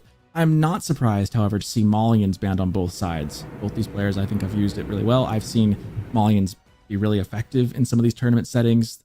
Not surprised to see that. Not surprised to see Macedonians be banned. It is kind of interesting to see it sneak through for Lucifron. I wonder if we'll see that be used to a win here on Coastal Cliffs, because that's what we're getting right off the bat. And what I love about this is that the only way we got to see Macedonians today is by picking Byzantines and Macedonians. And that was the only allowance we'll give you guys. That's the only time you're ever going to see them in tournament play, they say. So Puppy Paw allowing through the Macedonians instead. I mean, you get it out of the way pretty quickly, see how bad it can be or how dangerous it can be. But let's go see what the Golden Horde has in store for us on Coastal Cliffs, as Puppy Paw is wielding a pretty crazy civilization there as well. And to be fair, his brother showed us exactly how to play it. So if Wham can do it at that level, I have a feeling that Mr. Puppy Paw is going to give us a similar showcase. Well, we'll find out here as we dive into game number 1 of this best of 5 series. In the Northeast, in yellow, Lucifron playing as the Macedonian dynasty, sneaking through. It was either them or Byzantine, so you get one version of them one way or the other. And down here in the Southwest, in the red, Puppy Paw playing as the Golden Horde. Now, nothing crazy happening in our Dark Age today, I say, hopefully not cursing it. But of course, with Macedonians, you don't usually get to see that same level of aggression. And in this case, just going for a nice old deer situation makes sense. We've seen Macedonian go out onto the deer pretty quickly in most circumstances. And getting it out of the way early on, it feels perfectly fine. You want to most likely use your Golden Horn Tower in a different spot. And taking a quick look at these spawns, you can see that there's a decent enough position for it. And I would say a little bit more to the north, because you have 2 gold, you have a berry bush, and you have a deer pack that can be easily secured with the right placement here. And Macedonians, they're not a civilization that builds early farms. So it is definitely not something I am expecting to see from Lucifron. I know he's a man who likes to secure his areas pretty broadly, and he will take those risks. He's got to feel nice about having those 2 front wood lines, and that'll be nice to easy. Eventually, I'm sure he'll wall those in too. Just nice and comfortable right there. Meanwhile, I'm curious. We saw Wham's version of Golden Horde used to great effect against the French. Curious how they face off against the Macedonian dynasty. Now, getting a little bit of Macedonian on the board, though, we don't really know how they face off against anything, because again, people don't let them through. So, Macedonians getting that Hippodrome, not a big surprise here, as we know those horses, when units are free, they are just so much better. Puppy Paw pulling off of gold completely here, he's got the gold he needs, and now with the Hippodrome coming out, you're gonna get a very aggressive opponent who's gonna be up in your face and ready to respond to most of what you've got. Puppy Paw, he's playing a civ that usually they don't necessarily like playing against a horseman play, which is something we will be seeing here, especially early on. The trades coming from Macedonians could just be a little bit too much for Golden Horde to handle, but that's just a theory. We're about to find out, because Tutankhamun the Dorgods is the weapon of choice here. Yeah, no surprise. This is one of those fun instances where there are certain civs in Feudal Age where you could almost go either or landmark. There's different builds you can do with different things. Then you get these two civs. I mean, Khan and Torgoods, I don't think I've ever seen anything but that chosen at this level of play. And the same could be said about Imperial Hippodrome for Macedonians. I just feel like that's just the play. I don't think I've ever seen the other, the winery. It just doesn't make sense. When you get the free units and they're so good, you might as well. There's just no reason not to here. Meanwhile, though, we got about a minute left for Puppy Paw to get up in age. Lucifron's going to beat him up to that age by a couple of seconds. And with this age up, you just expect to see action. Already with the resource split, you can predict what we will be experiencing here with already enough resources to get that first horseman out the moment the age up comes on through. And quickly, it is clicked. The next one also will be a very easy pick to get. But now, Puppy Paw's response, that is the big question mark. Are we just going to see a ton of Puppy Paw action in terms of the cavalry, or is he actually going to go for, and I say this, but he's already going for that nice little barracks with two villagers here, getting ready to go for the deer. Oh, you mentioned it might be non-stop action. You know, leave it to Puppy Paw, man. He's the kind of player who definitely will take advantage of this. Just immediately spreading out the deer, every little advantage. He will spare no expense to try and get the edge over Lucifron. Fun to see that little bit of micro. You might as well, if you have the APM for it, you might as well do those little plays like that. Every little boost, stacking little wins. I've said it ad nauseum today, but gotta get those little wins where you can get them. Meanwhile, that first horseman is out, and the race is off as he tries chasing down the scout. Might get a couple pokes there. Yeah, getting a few pokes here is already going to be nice and helpful, because you're forcing the scout to just retreat and not actually see where your next horseman is going to land. And that's usually where this might come in clutch. And we see our horseman getting a bit of connection, and that connection is called the villager. Bodies on the floor, he says, as the dead villager lies down. But now this just means a nice pick off here for Mr. Lucifron. He just needs to keep this up. Now, the problem is, with a little bit of a poke on the horse, it doesn't feel as great, because the spearman numbers are going to steadily increase here, and soon enough the Khan and Dorgods are going to provide that raiding force that is pretty hard to handle. And the villagers being this far out on the deer, you don't necessarily want to have a Khan in your face that is constantly providing that pressure.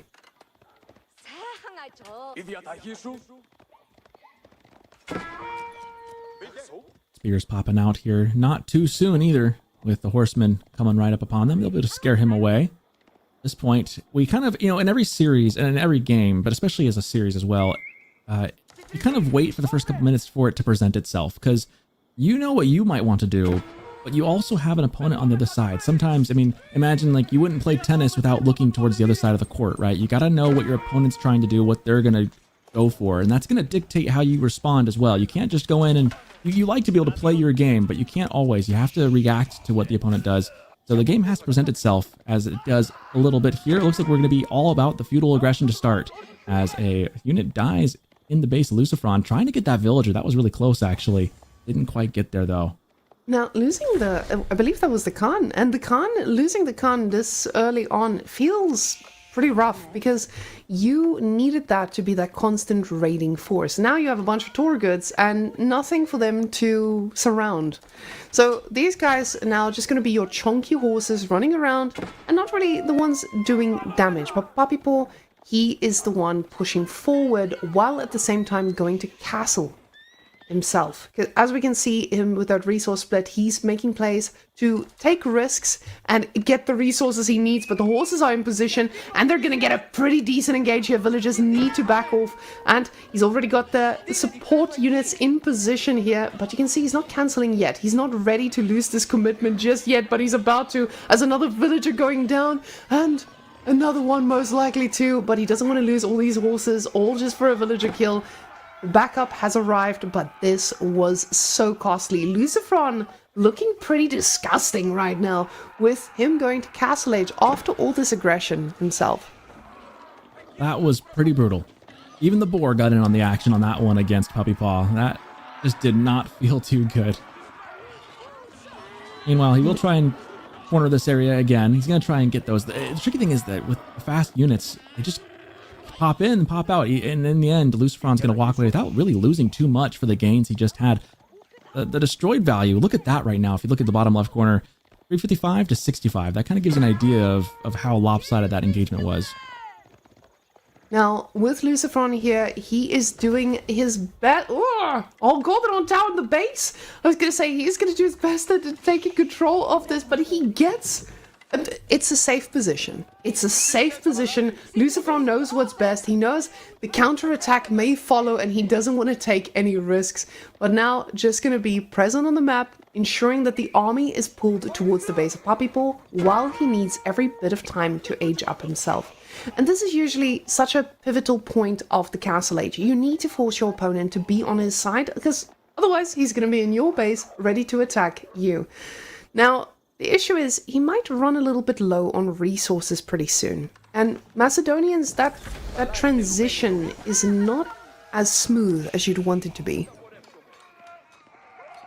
Yeah, a lot of the food for him is spread out too. You got the deer in the south, the deer in the far north corner, and you got some berries scattered here and there. There's not a lot of obvious places to move towards for food. He's going to have to spread wide to get that.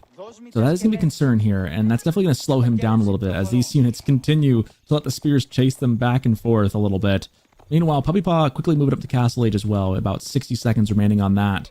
And then we will see how this is going to pan out, because so far I feel like Lucifron's done a pretty good job of getting some damage in. A couple Vil kills, able to beat Puppy into Castle Age.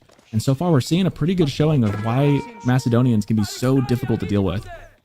Those units they get from the Hippodrome just feel like they don't die. Now, with these casualties following all around the map, the Hippodrome units are great, and they're just showing us time and time again why Macedonians is such a force to reckon with that Hippodrome.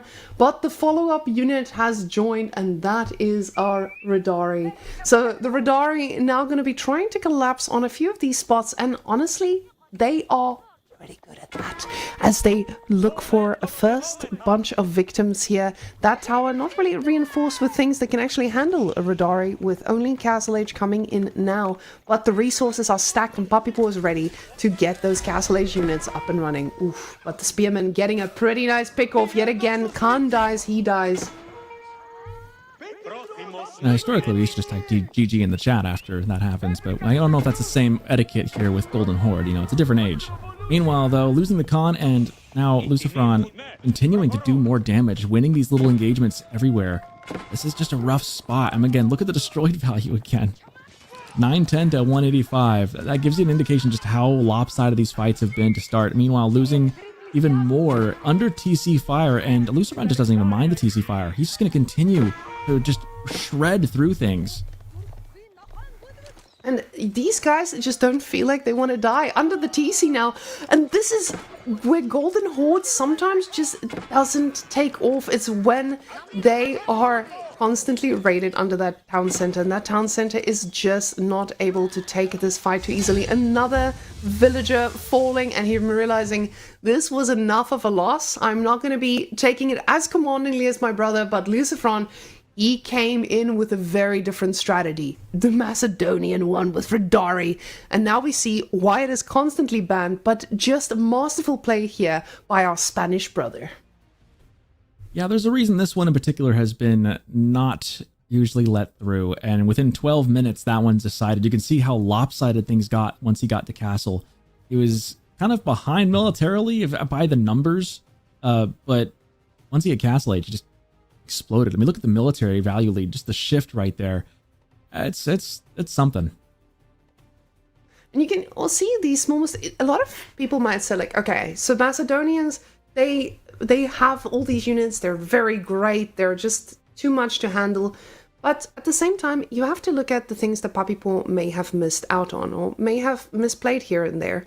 So with these little villager pickoffs, the Khan is constantly dying under the TC here. Those are massive losses. And at this level of pro play, it's so easy for small mistakes like that to completely throw the game to one side.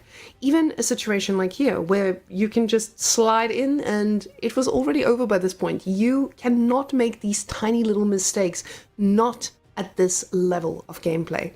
And they add up now very we quickly. see why. Yeah. Those mistakes can add up very quickly when you let them, especially when you make multiple in a row. It can just really come back to bite you. And especially with a civ like Macedonians, it's like, man, the punishment was there and it was swift. But as all professionals do, they after a loss, you take it on the chin and move on and try and win the next one. So we go on to Four Lakes, where we get a really good choice here from Puppy Paw, I think. He's got Knights Templar on a hybrid map going against the Tugalak or Lucifron. What do you make of this? I am happy to see that we got a Zushi ban on water instead of the KT, because it shows us again, pro players are still regarding KT as that heavy, powerful civilization, even on water now with the nerfs that they've got. It definitely helped their case, making them not unbeatable, but just really hard to beat. Taklak, though, their bonus is also getting removed. I don't know if this is too much of a hit for them to take on KT, because before they were able to take on KT on water.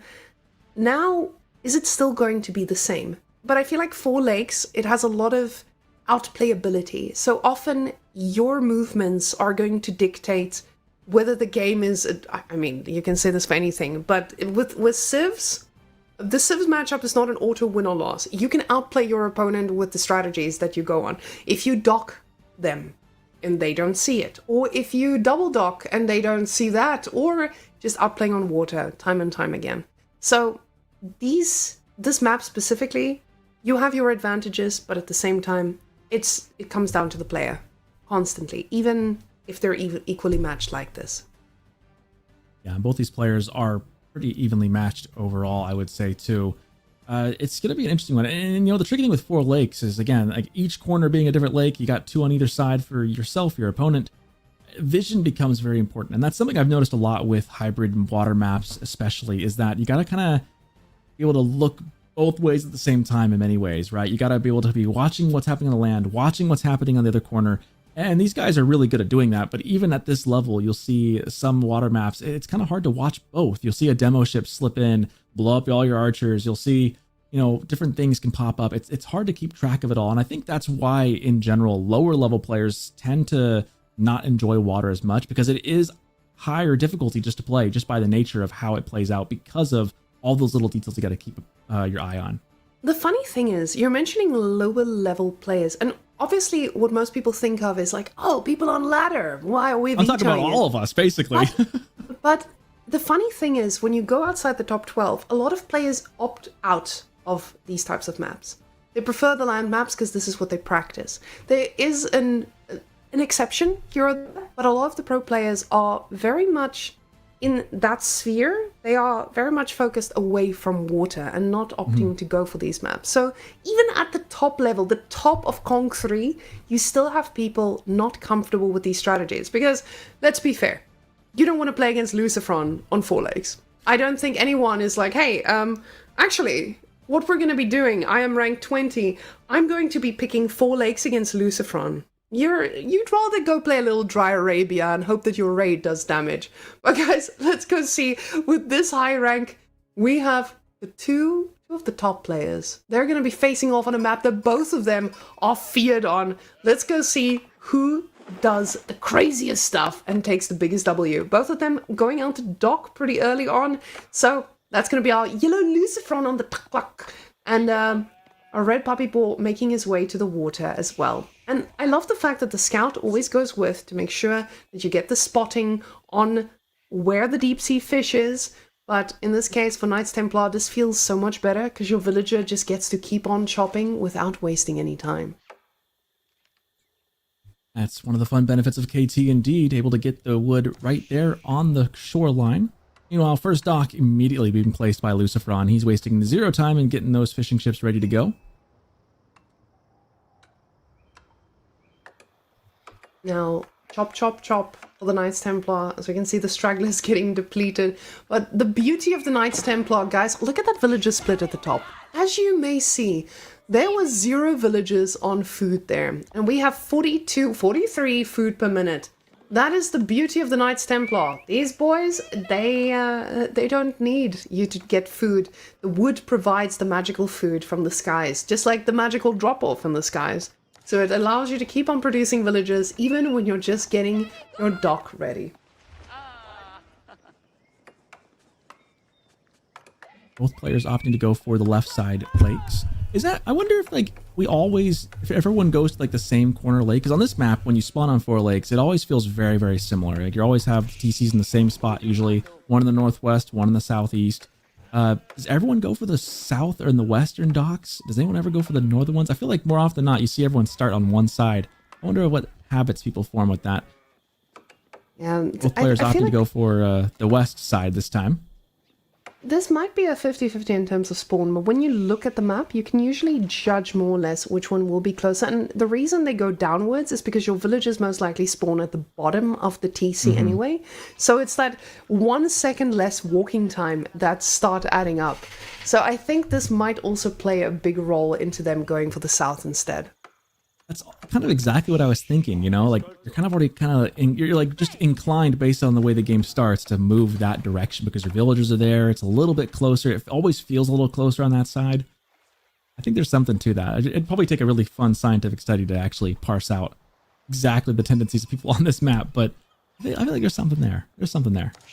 Meanwhile, both players, of course, because they're going for fishing, are going to be a little slower into the feudal age. We're already almost 3 minutes in game, and both players still a little ways away.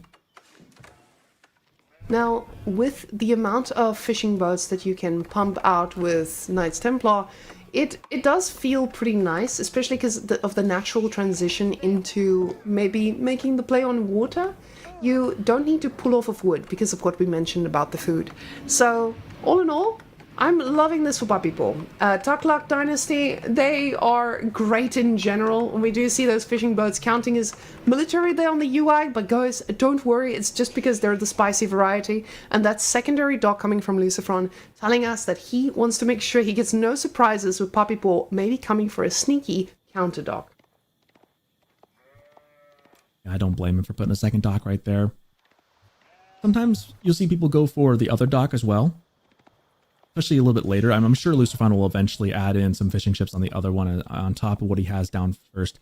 But I think it's smart to secure the one you have, get a little more vision, get a little more information, make sure that you don't lose your initial investment. That's key here. If you lose that initial investment, things are going to go south very quick. Meanwhile, not much of a surprise here at all. Knights Hospitaller is being upgraded in for Puppy Paw as the age up. 45 seconds left on that. That comes in really quick. That's one of the fun benefits too of KT. Their age ups are just so incredibly speedy. Now, of course, you want this because your villagers stop producing during this time, but it also means that your responses are really nice and fast. So when you see your opponent is going for a faster age up, you can quickly respond in suit. And Lucifron now slowly getting his own way up to feudal age, but he is not even going to start his age up by the time that Mr. Puppy Paw is already done. But Lucifron getting a significant amount of fishing boats here. You can see that investment, how comfortable he feels investing into the boats. This is very risky, but it can pay off so quickly. Yeah, that's keyword being it's a risky thing to play with. If it pays off, great, and we'll call him a genius. If it doesn't, then we'll probably be like, that was too risky to do, you know, you shouldn't have done that. You mentioned too, a little bit ago, like it's hard to pick just a winner based off of just the civ choice going into a game, because so much depends on, does this player notice this dock go up at this time? Do they clock this, that, or the other? Do they win this particular engagement? It's so hard to see, and so sometimes at this level of play especially, you have to be willing to take calculated risks and then hope that they pay off. And sometimes you just need just a little bit of luck as well. We'll see how that fares for Lucifron, as he's got Dome of the Faith now halfway constructed. Meanwhile, the first Pilgrim also on the way to the nearest sacred site. How much is that getting, by the way? 70 gold? 75? 99. Nice. Yeah, that's a decent amount, especially on this map. You are getting that nice little gold trickle that you don't even need to think about too much. In the Knights Hospitalier, we see our first unit. Oh, our first 3 units in queue, and we have a landmass on our hands. And I like this. Getting the landmass is definitely a type of play that a lot of people are not ready for. Because when you play water, the focus is so heavily just, I need to play water, I need to win water. But now all of a sudden, you're going to need to think about, hey, do I have a response to when a unit arrives in my base? And right now, Lucifron is going to need to find a response. But those Knights Hospitalier most likely just going to want to deal with the dock, the counter dock that is on Poppy Paw's Lake. I imagine that's right where they'll go to start things off. Meanwhile, we got a stable and an archery range in response from Lucifron. And the Pilgrim, almost there. yeah, Pilgrim spotted, but a wall in response. And I kind of like Such this. a fun play. That's such a unique play, and not something that I don't think I ever would have thought of. But seeing that, like, let me just delay the Pilgrims, make them walk the long way. That's really fun. Unfortunately for Lucifron, the Hospitaller Knight's going to say, hey, do you have a permit for this wall? And immediately decide to summarily execute that poor villager.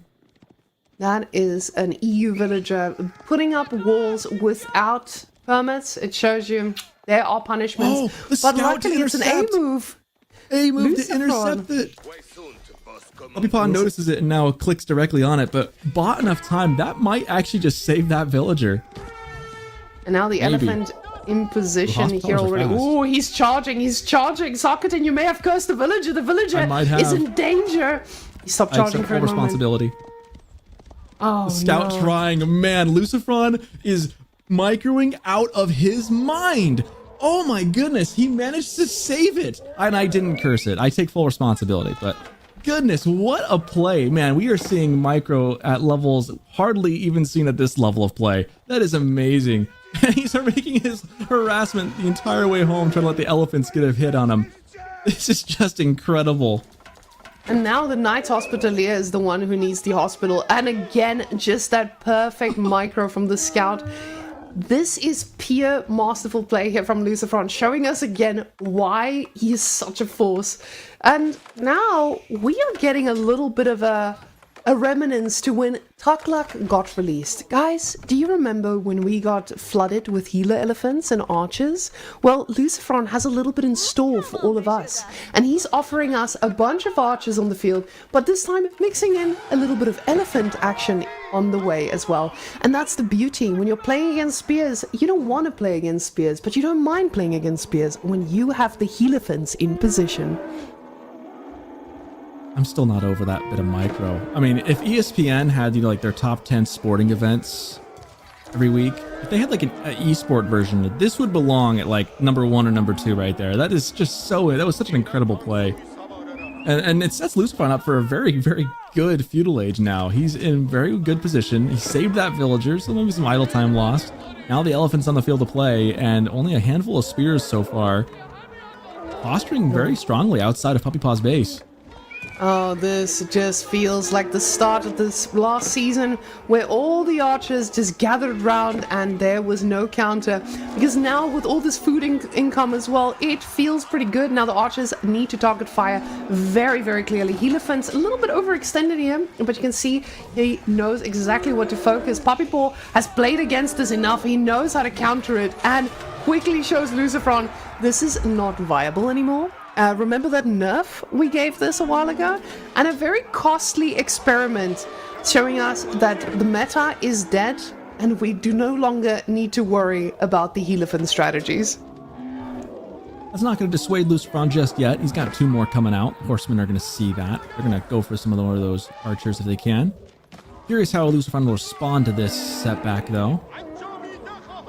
Man, the healer elephants before the patch were just simply oppressive. That was such a frustrating strategy to go, and it felt like everyone on the and their dog was playing on the ladder with that strategy at the time. It felt like every other game you were running into it. Obviously not as effective here anymore, as Puppy Paw has so aptly demonstrated for us. And now with the units he just lost, he's got to consider this is not going to be something that he can just replace and do again. These elephants themselves are going to need to go and try to find some damage. But Puppy Paw is now given a bit more control back. He gets to just send his pilgrim out onto the map without any struggles. Those Knights Hospitalier healing up anyone who may need a hospital, as Lucifron also got his own little bit of healing. It just feels quite nice to be able to do so. But this melee composition showing us that you can't just go blindly into it. Horsemen from the side as well, not going to be easy to handle. Elephants are taking a very deep engagement, and Lucifron may have overstayed his welcome here, but luckily those two elephants don't get impaled fully, and they get to go home and get healed up yet again. Yeah, kind of close there, but getting quite a bit of value. As far as getting to heal again, I don't know if there's going to be much value against the spears. But now some horsemen coming in. Open wood line right here for Lucifron. This is just an open door, just asking for some raids. Puppy Paw threatens but doesn't dive the spearmen in time to defend them. Meanwhile, fishing on both lakes now for Lucifron, but also for Puppy Paw. He also got some of the fishing eco upgrades behind all this as well. So his fishing is definitely popping off. You can see that in the number of food per minute. He's currently over 1,300, almost 1,400 food at some points. And that will propel him straight to Castle Age, Angevin Empire. In the queue, 40 seconds coming in. Lucifron still a little ways away before he can click up himself.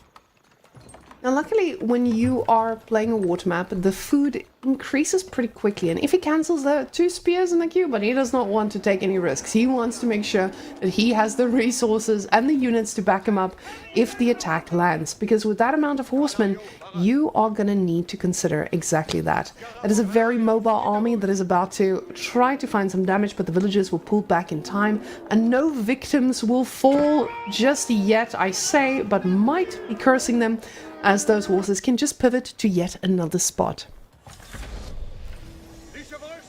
A half-constructed wall, a monument of the great micro that Lucifron had. Also the good timing of Puppy Paw.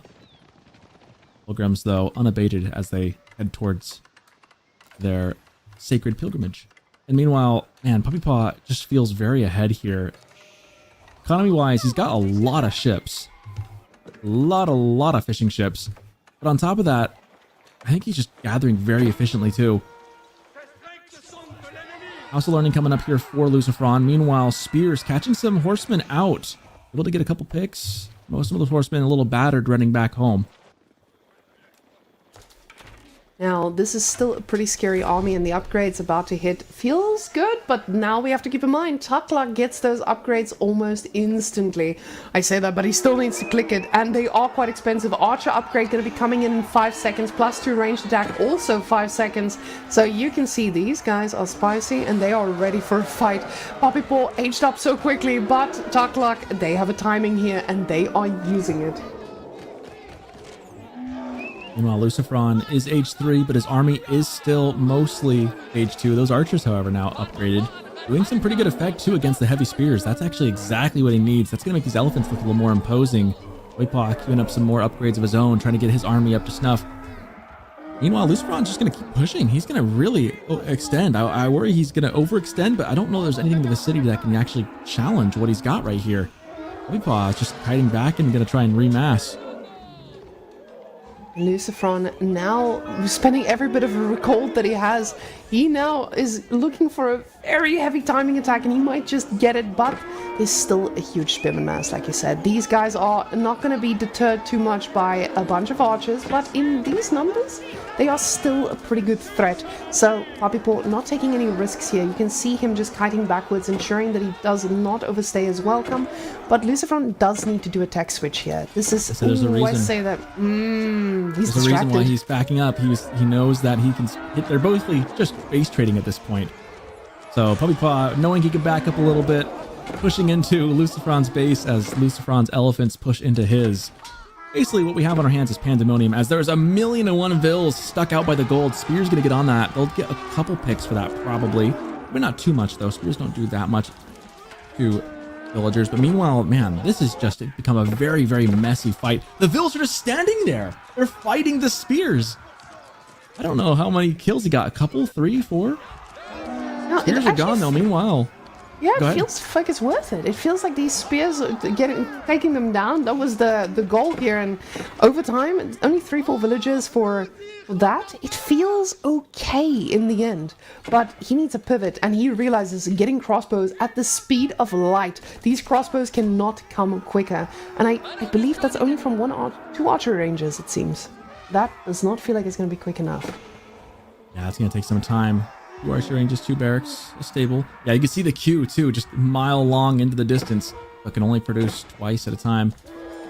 It's the tricky thing with having a long queue like that is those resources are just sitting there in your production building, not doing anything essentially. So when you get bottlenecked like that, it gets really tough to start answering some of these fights. Elephants and elephant numbers starting to look a little thin. There's still a couple healer elephants, but man, the amount of heavy spears in the play by Puppy Paw into a kind of a scary mass. 28 of them, 9 more in the queue, and archers following up as well. Lucifron just doesn't have enough crossbows to deal with this. Now, that should be able to recover pretty quickly. Now, finally getting a little bit of wood income. I'm expecting that just to be spent on archery ranges as he realizes, hey, this is something I need. But the problem is the gold income has been cut off. He's got a ton of food, but he just doesn't have the gold to keep this production going. Now going for a cheaper unit, men-at-arms, to just try and get bodies on the floor, because you just can't let your opponent control every part of the map, except for the water, of course. Now, these elephants are trying to get into the base to just distract and at least give him a fighting chance here, but the heavy spears are going in for this. The front line, they are there, but they need to be very, very careful. Men-at-arms doing a decent job at being that front line, but the archers are doing such a good job at taking care of those crossbows, and Lucifron may have learned a lesson here on production buildings, as the number of crossbows just did not feel like it could keep up with what Puppy Paw had on offer. That ties up the series 1-1. Puppy Paw using a very strong Civ against another good Civ, but taking the win here. And that'll send us to game number 3 with an even split. It's a good game from Puppy Paw. I'm still super high on the micro from Lucifron though in that game. That was pretty crazy. But in the end, again, we've said time and time again, the micro plays are the most flashy, but it's the strategic plays, the economic plays that ended up winning the game. And it felt like for a moment there, Lucifron had the strategic play in it as well. Again, we get to take a look at this beautiful outplay, and this is the problem with A-moving. I am a victim to it myself. The problem when you think, okay, confidently, we're just going to walk in and do the damage we need. This already set the pace of the game, but I feel like at some points, Lucifron just overcommitting there under the TC a little bit later after this. It felt like he was desperate to do damage when he didn't need to be desperate. The heavy spearmen just providing an insane amount of support there, and also feeling a little bit confident with those healer elephants, just taking us back to an era I think most of us want to forget about. Yeah. I'd say with how many those are, I'm glad that they are nerfed. Let's just say that. I think they were a little ridiculous, especially as a feudal aged unit. A little crazy. They didn't really work here. They were okay in instances. I wonder maybe if it was not against, Knights Templar, if they'd have been a bit more effective. But against those heavy spears in particular, just not much that could be done. We can see the final fight right here. Just the back line getting shredded by the archers. The elephants unable to really do much as more reinforcements came in. That was the final look of that fight. But we move on to yet another match coming right up. Game number 3 will be on Dry Arabia. It's going to be Chinese versus House Lancaster. I am a little surprised to see, I'm not too surprised to see Zhu Shi being sniped out here by Lucifron. And I'll tell you why. I feel like head to head, you've got Chinese. He probably knows he's going to get Chinese as he goes in, because he's not probably going to get French. Probably won't let that in. So looking at Lancaster and looking at Zhu Shi, historically on Dry Arabia and on like Bald Land and some of those maps, when you get this pseudo mirror match between China and Zhu Shi's Legacy, they both go for the Pro Scouts game. And then what ends up happening is more often than not, it feels like Zhu Shi just kind of builds a little momentum and does it just a little bit better. Not every single time, but I feel like they get the edge. So I'm not surprised to see Lucifron say, I really don't want to deal with the the matchup there being a semi-mirror matchup. Give me the Lancaster. Let me do my pro scout things. Let's see how that pans out. What's pretty surprising is that he was willing to play French into House of Lancaster. That was an active decision he made. He was like, hey, you might tower rush me or just spearman rush me and I'll deal with it. I would rather face that than dealing with Zushi. And that, I think, is the more powerful statement here. The fact that this man said, I am willing to play French into this. And I mean, wondering... Lucifron's French is pretty good. That's true, that's good true. Enough against Lancaster, it's tough when you get in feudal rushed as a French, but they do have... Lucifron's pretty good with those aggressive civs. I feel like even if you're pretty good with it, you still need to have a knight to be able to handle it. But again, Lucifron, his brother's Vortex. This man has probably trained him for every aggressive playstyle that could be coming his way. So as we see these two loading in, I want to see that barracks, ladies and gentlemen. Puppy Paw, he's got the wood in the bank, but he's got the villagers on the food. And the food only. Do we have a barracks being built next to Puppy Paw as we're looking at the yellow Lucifron? Let's go take a look. No, there's no barracks. This is just a clean... Not yet. Yeah, it's just a clean old House of Lancaster. Now, with China, they're going to get the gold they need anyway. And of course, you can just pull a few extra villagers, get the gold you need for your first Imperial official, and it doesn't feel as worth it to most people here. But it does allow for you to just age up normally, and Puppy Paw says that's exactly what he wants here. We expect the pro scouts play, of course, as has been ever the meta for the last number of seasons now from Chinese. Lancaster, though, I think you make a good point about not going for the barracks there. China's going to get the gold no matter what. So are you really going to get enough value by slowing your own timing down to get out there? And the answer is probably not, especially if the spawn's not favorable or if you don't have what you need to get there, you might not get much value. So I think it's fine for Puppy Paw here just to, play Lancaster without having to go for the Dark Age. That speeds his other timings up quite along. The question is, what are we going to get? Are we going to get that 2TC play again, do you think, from Lancaster? I can see that happening, especially with the deer spawn that we've got to the back there. And I think this deer spawn, you can easily stop this from being pro-scouted, if that was the choice here. But you also most likely don't want to just play into a normal feudal game with House of Lancaster. They have a way of mostly countering what civilizations can offer. So with House of Lancaster, I can see this being a choice. And with him pulling off of gold completely, or at least pulling the villagers to build from gold, he's not gonna be looking at getting any upgrades. And most likely, this is where the question comes in. Is it just because we're going for that second TC? We already see the villagers moving to stone. So if it's 5, we have our answer. Oh, what about 4? I think that still answers it. You think assuming the 5th one might be... The 5th one's probably building the lumber camp right now, or the mining camp, for all we know. That's true. That's true. In a lot of times now, we've learned that House of Lancaster likes to do that 5 because it lets you get the manor, it lets you get that second TC, and now the question is it TC into manor or manor into TC? We've seen it being played 2 ways now, so I'm excited to see what Puppy Paw believes is the right way, because what Puppy Paw says, I'll believe. This man That's can coach me anyway. Whatever Puppy Paw does is what I'm gonna try and emulate. See, this man knows everything. He plays this game more than most people in this world, and I feel like if there's a strategy to be figured out, Puppy Paw is the one in the driver's seat, figuring out all the difficult questions along the way. But with the amount of stone you've got in the bank by the time you age up, you should be able to pop down that second TC pretty quickly. It's going to set him up for a pretty good middle game, too. I don't know. I mean, if China gets into the pro scouts and goes for a quick castle, they could be kind of dangerous at a point. But we've seen this play out before, and it feels like Lancaster just can withstand that. Their eco is so good. So with that being the thought process, I just feel like it's going to be an uphill battle a little bit for Lucifron as Chinese to really get enough value out of the pro scouts to keep up with the pace of a 2TC Lancaster.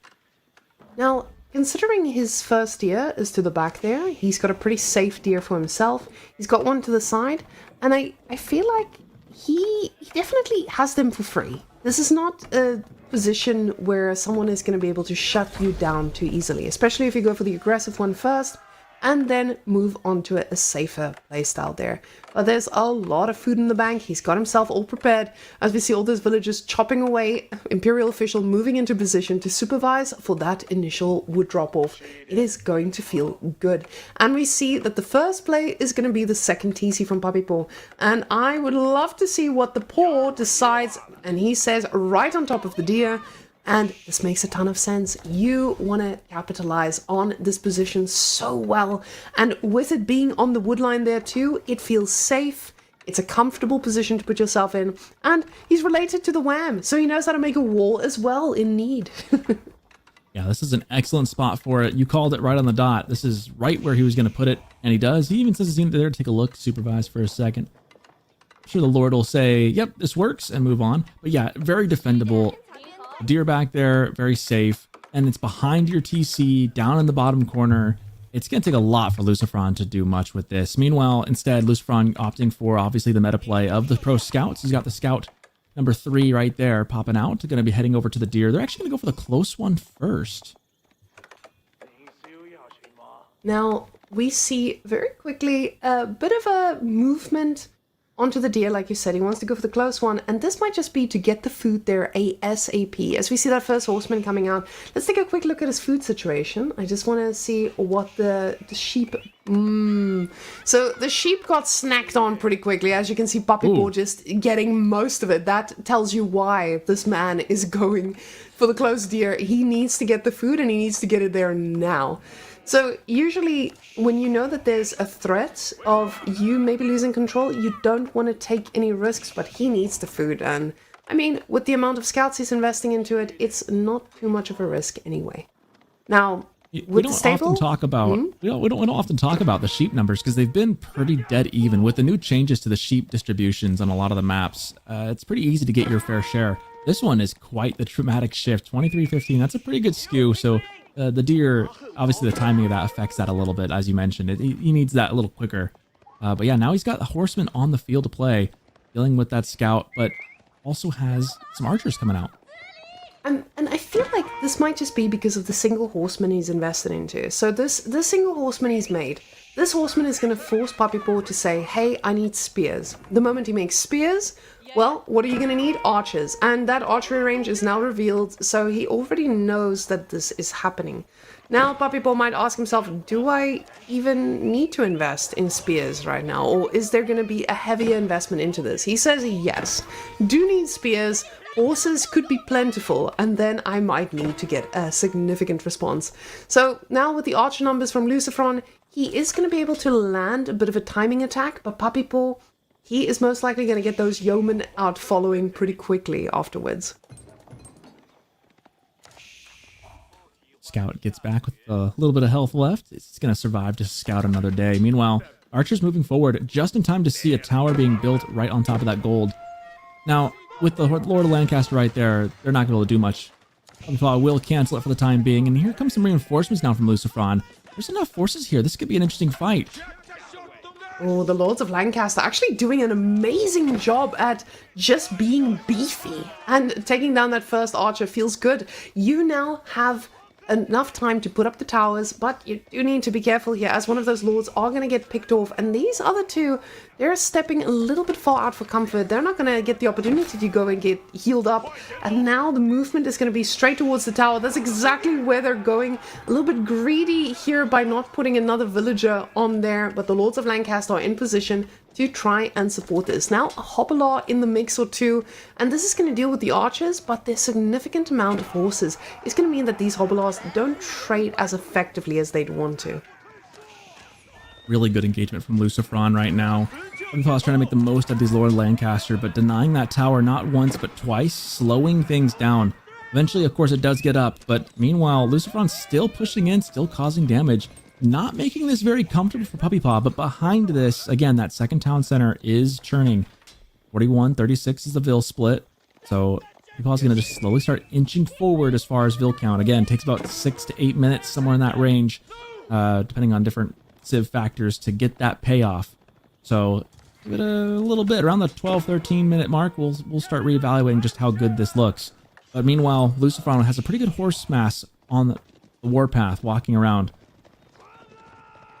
Now, with that manor, he's also got into a spot where the resources are going to be plentiful for a while, but Imperial Palace coming out, and Imperial Palace, it makes sense. You now have enough gold in the bank to be able to start your Lancer production. You're not gonna get your upgrades necessarily here, and I'm wondering what the plan is here. You see a lot of Hobilars, but you also notice I need to do damage. So me going castle, I need to either get an insane advantage or I need to have a timing here. And now 11 on gold. Let's see what that first thing is he gets. It does look like it might be an upgrade instead, as he's, oh, never mind, the double Lancer being queued up. And it makes sense, you want these horses in now. The horseman upgrade, it can follow. You are not going to engage into a bunch of spearmen anyway. So with this being said, he's going to go and find some villages that he can go and collapse on. He needs damage and he needs it now. Yeah, horsemen are great and all, but they're not really a castle age unit, right? Whereas the Lancers are castle units in every sense of the word, and they come out pre-packaged, batteries included. All you gotta do is send them, face them towards the enemy. So I think it's a good call to double up on these. Save the horseman upgrade for a little bit later. Use them to kind of keep scouting around, pick off some things as you find them, as we see he's doing right here. If you lose them, you lose them. The Lancers are what are really important at this point. And agreed, he needs to do damage, and he's looking to do so right here, trying to find that. But meanwhile, Puppy Paw not slacking on the raids either. He's going to get a villager for his effort and just make things all the more difficult for Lucifron. Now these Hobilars, losing them, it does feel pretty tough, of course, because they cost gold. So, you know, you're not going to have an unlimited bunch, especially when these Lancers arrive. And you can see those Hobilars, they're arriving, but against the Lancer is melting them. And now, with the horseman numbers, you still don't find a valid way of handling this. Now, spearman numbers, Puppy Paw is keeping them up. He knows he needs to handle these Lancers, but the trades are pretty decent for Lucifron so far. Yeah, he's been taking some good fights, especially against the Hobilars. See, they're just not able to stand up. Horsemen doing a really good trade right there. Meanwhile, Lancers are still walking around, getting picked away at slowly after raiding. Hasn't actually killed any of Puppy Paw's villagers, though. So, if anything, he's down a vill from where he started this raiding campaign. Now starting to lose some of the Lancers and losing most of the horsemen. And now the military count's even. You're up in age, but Puppy Paw is gaining economically by the minute. And honestly, I feel like for a moment there, Lucifron traded so well, and then just kept committing to his own detriment. So now Puppy Paw, he's been given a bit of breathing room. He's still able to pump out a bunch of Hobilars, and he's putting himself into a spot where he could just cancel all those Hobilars and go castle. So he has that option open to him between all of this, but he doesn't take that risk. Constantly just producing more and more, getting the Hobilars because they have pretty decent DPS in the grand scheme of things. And oh, you can see these scouts are still just trying their best at trying to get a few more deer there, because those Lancers, they are not never ending. The deer packs are going to be running thin. This was a heavy loss by Lucifron so far. And Puppy Paw, he's still just pumping. He stopped producing Hobilars. Now time for that age up. And White Tower is going to feel really good when you can secure a significant portion of your base. Yeah, this game is not looking good for Lucifron. He got his first Vill kill at about 12 minutes and 30 seconds in. Which is not great. He went Castle Age specifically to get ahead of Puppy Paw and then to use tempo against him. Instead, what has happened is his aggression has completely stalled out. Puppy Paw has withstood it and is now economically ahead and now matching technology with technology. So this is not going to be great. Once this White Tower goes up, Puppy Paw is going to be in a very good spot, and that's why you see he's backing up, trying to take a fight in front of that and not go back to the White Tower. Let the White Tower stand, let the landmark get up first. And this is even here, even down in age, taking good fights against Lucifron.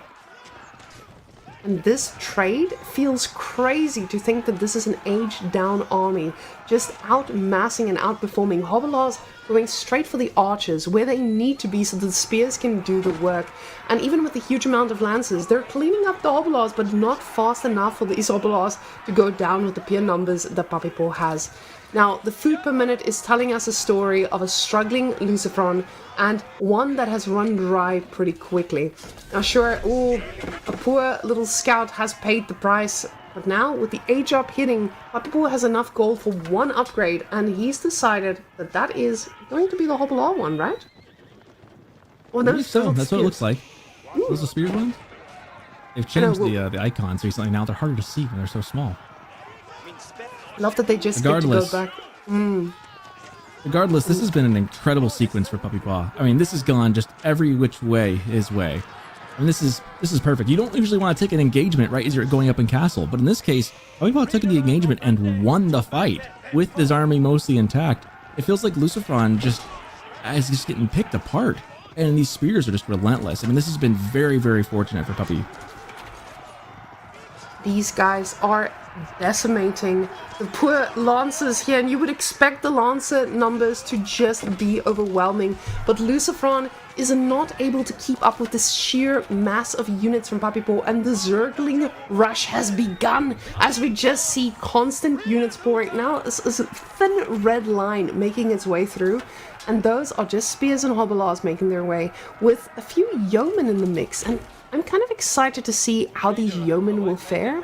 Well, now, in very low numbers, but they're going to be able to respond to the archers from Lucifron that he's desperately needing when it comes to dealing with these spears in the mix.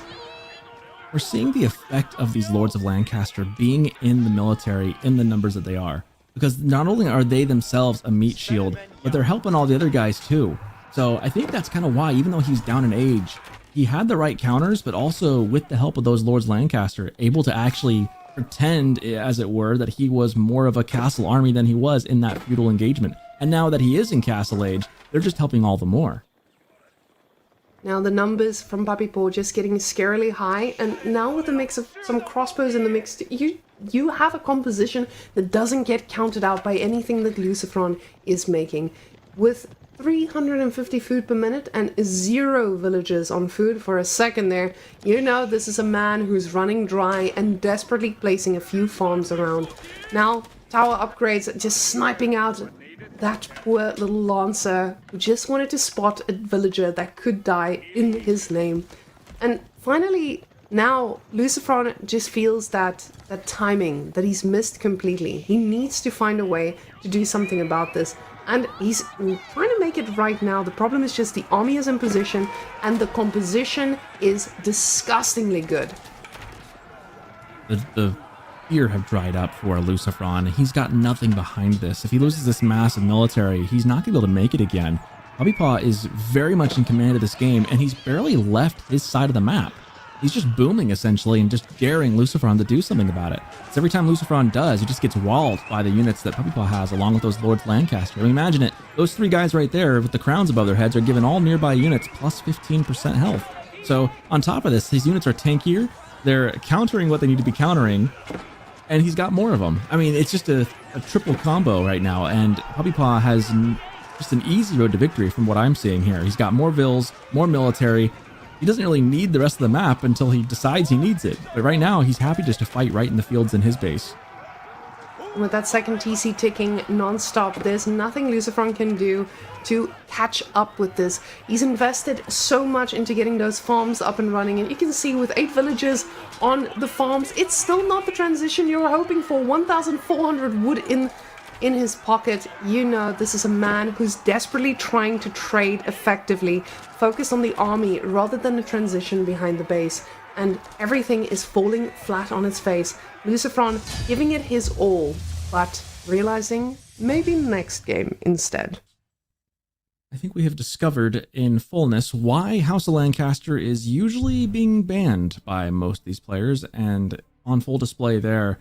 I just feel like the ability to go for the 2TC with the Manor, with the Lords Lancaster buffing up your military, taking some good fights, less than 20 minutes in, Puppy Paw has win number 2 under his belt. That was a really dominant performance by Puppy. Puppy Paw is looking like he was born for this, just absolutely taking down anything that Lucifron throws at him, being able to respond and read it. How long do I need to stay in feudal? When can I realistically transition to castle without dying? He understood the units, he knew exactly what to build, and surprisingly with that Hobbler play, he was able to calculate this is when the transition hits, or this is when I get on top of the archers, this is when the lances are actually going to out-damage me. But apparently the math just checks out as more sticks against one stick calculate more damage on one singular stick unit. So a lot more spears on those horses than poor Lucifron could do with his limited lances he had. Because you can see the moment these guys connect, they are just working like the Onabugeishas, completely destroying everything, dying quickly, but still doing a ton of damage. Well, we move on to a match point game in favor of Puppy Paw, and Lucifron's got a bit of an ace up his sleeve here for Baldland coming up. He had either Byzantines or French. Pick your poison is basically what he says to Puppy Paw. Puppy Paw goes to take his French. So Lucifron's French versus Puppy Paw's Delhi. That will be interesting. That will be an interesting matchup. We've seen Delhi quite a bit on Baldland, though. Yeah, that's my one thought. That's my one thought I've had. As Delhi on Baldland is interesting. French should have no problems and no qualms whatsoever with running rampant on that map. I'm curious if Delhi is going to feel a little surrounded by how open that base will be for him. But we'll find out in just a couple minutes. Puppy Paw with a good win there. If he loses this one to Lucifron, then we go to Lakeside for the finale. Question is, will we get there? We got 4 minutes before we get to figure it out. Now, I've spoken to a few pro players about the matchup between French and Delhi, because French and Delhi, you would think, okay, Ghazi Raiders, cheaper, they also have maces, that's pretty cool. So theoretically, they should be able to deal with knights, but knights, for a long time, they just outdo the Ghazis. Now, there is a little bit of an asterisk here. Ghazis get to go and heal up a little bit earlier than the knights do. So the problem is French gets that tech in feudal, so they don't have the same risks as you were playing Rus, for example. So Baldland, I still think that Civ to Civ, your French has that advantage, at least if given that bit of breathing room. But I'm really hoping the production can put up the bracket for the day so that we can look at, yes, they can. Guys, we have our scoreboard in front of us. Marine Lord in Group A, still absolutely decimating. Vortex getting that 1 forfeit and 1 victory, with Wham still being in his match against Kiljardy. And Kiljardy, I hear, is cooking recently. Gramps is bringing the fire. He's already looking pretty good. 3-1 on that against Gully Deckel. Down a game to Wham right now, though. So Blizzardi going to have to make that a competitive series. A couple of big players there. I'm looking at Wham's 4-2, and then Anatan with the 5 with a 3-0 and a 2-3. It'll be fun. It's kind of fun. This is almost like a bingo card where you like got to fill it in as we go. You know, like we're only partway through. You can look at matches in Group B. Yep. MSN taking a game off of Beastie, and now we'll see if he can do the same to B, because B, with his recent S-tier victory, he didn't have the easiest time against Louis, but still looking dominating, because of course this is B. And of course Lucifron, he needs to solidify his spot by taking down the Paw, but he's had a pretty rough day as Numidan has looked absolutely dominant. Now keep in mind, he did play against Corvinus and Lucifron here today, so there's still a lot of big opponents that he has to face, but already off to an amazing start. Again, I said earlier before this last series started, you can only play who's in front of you.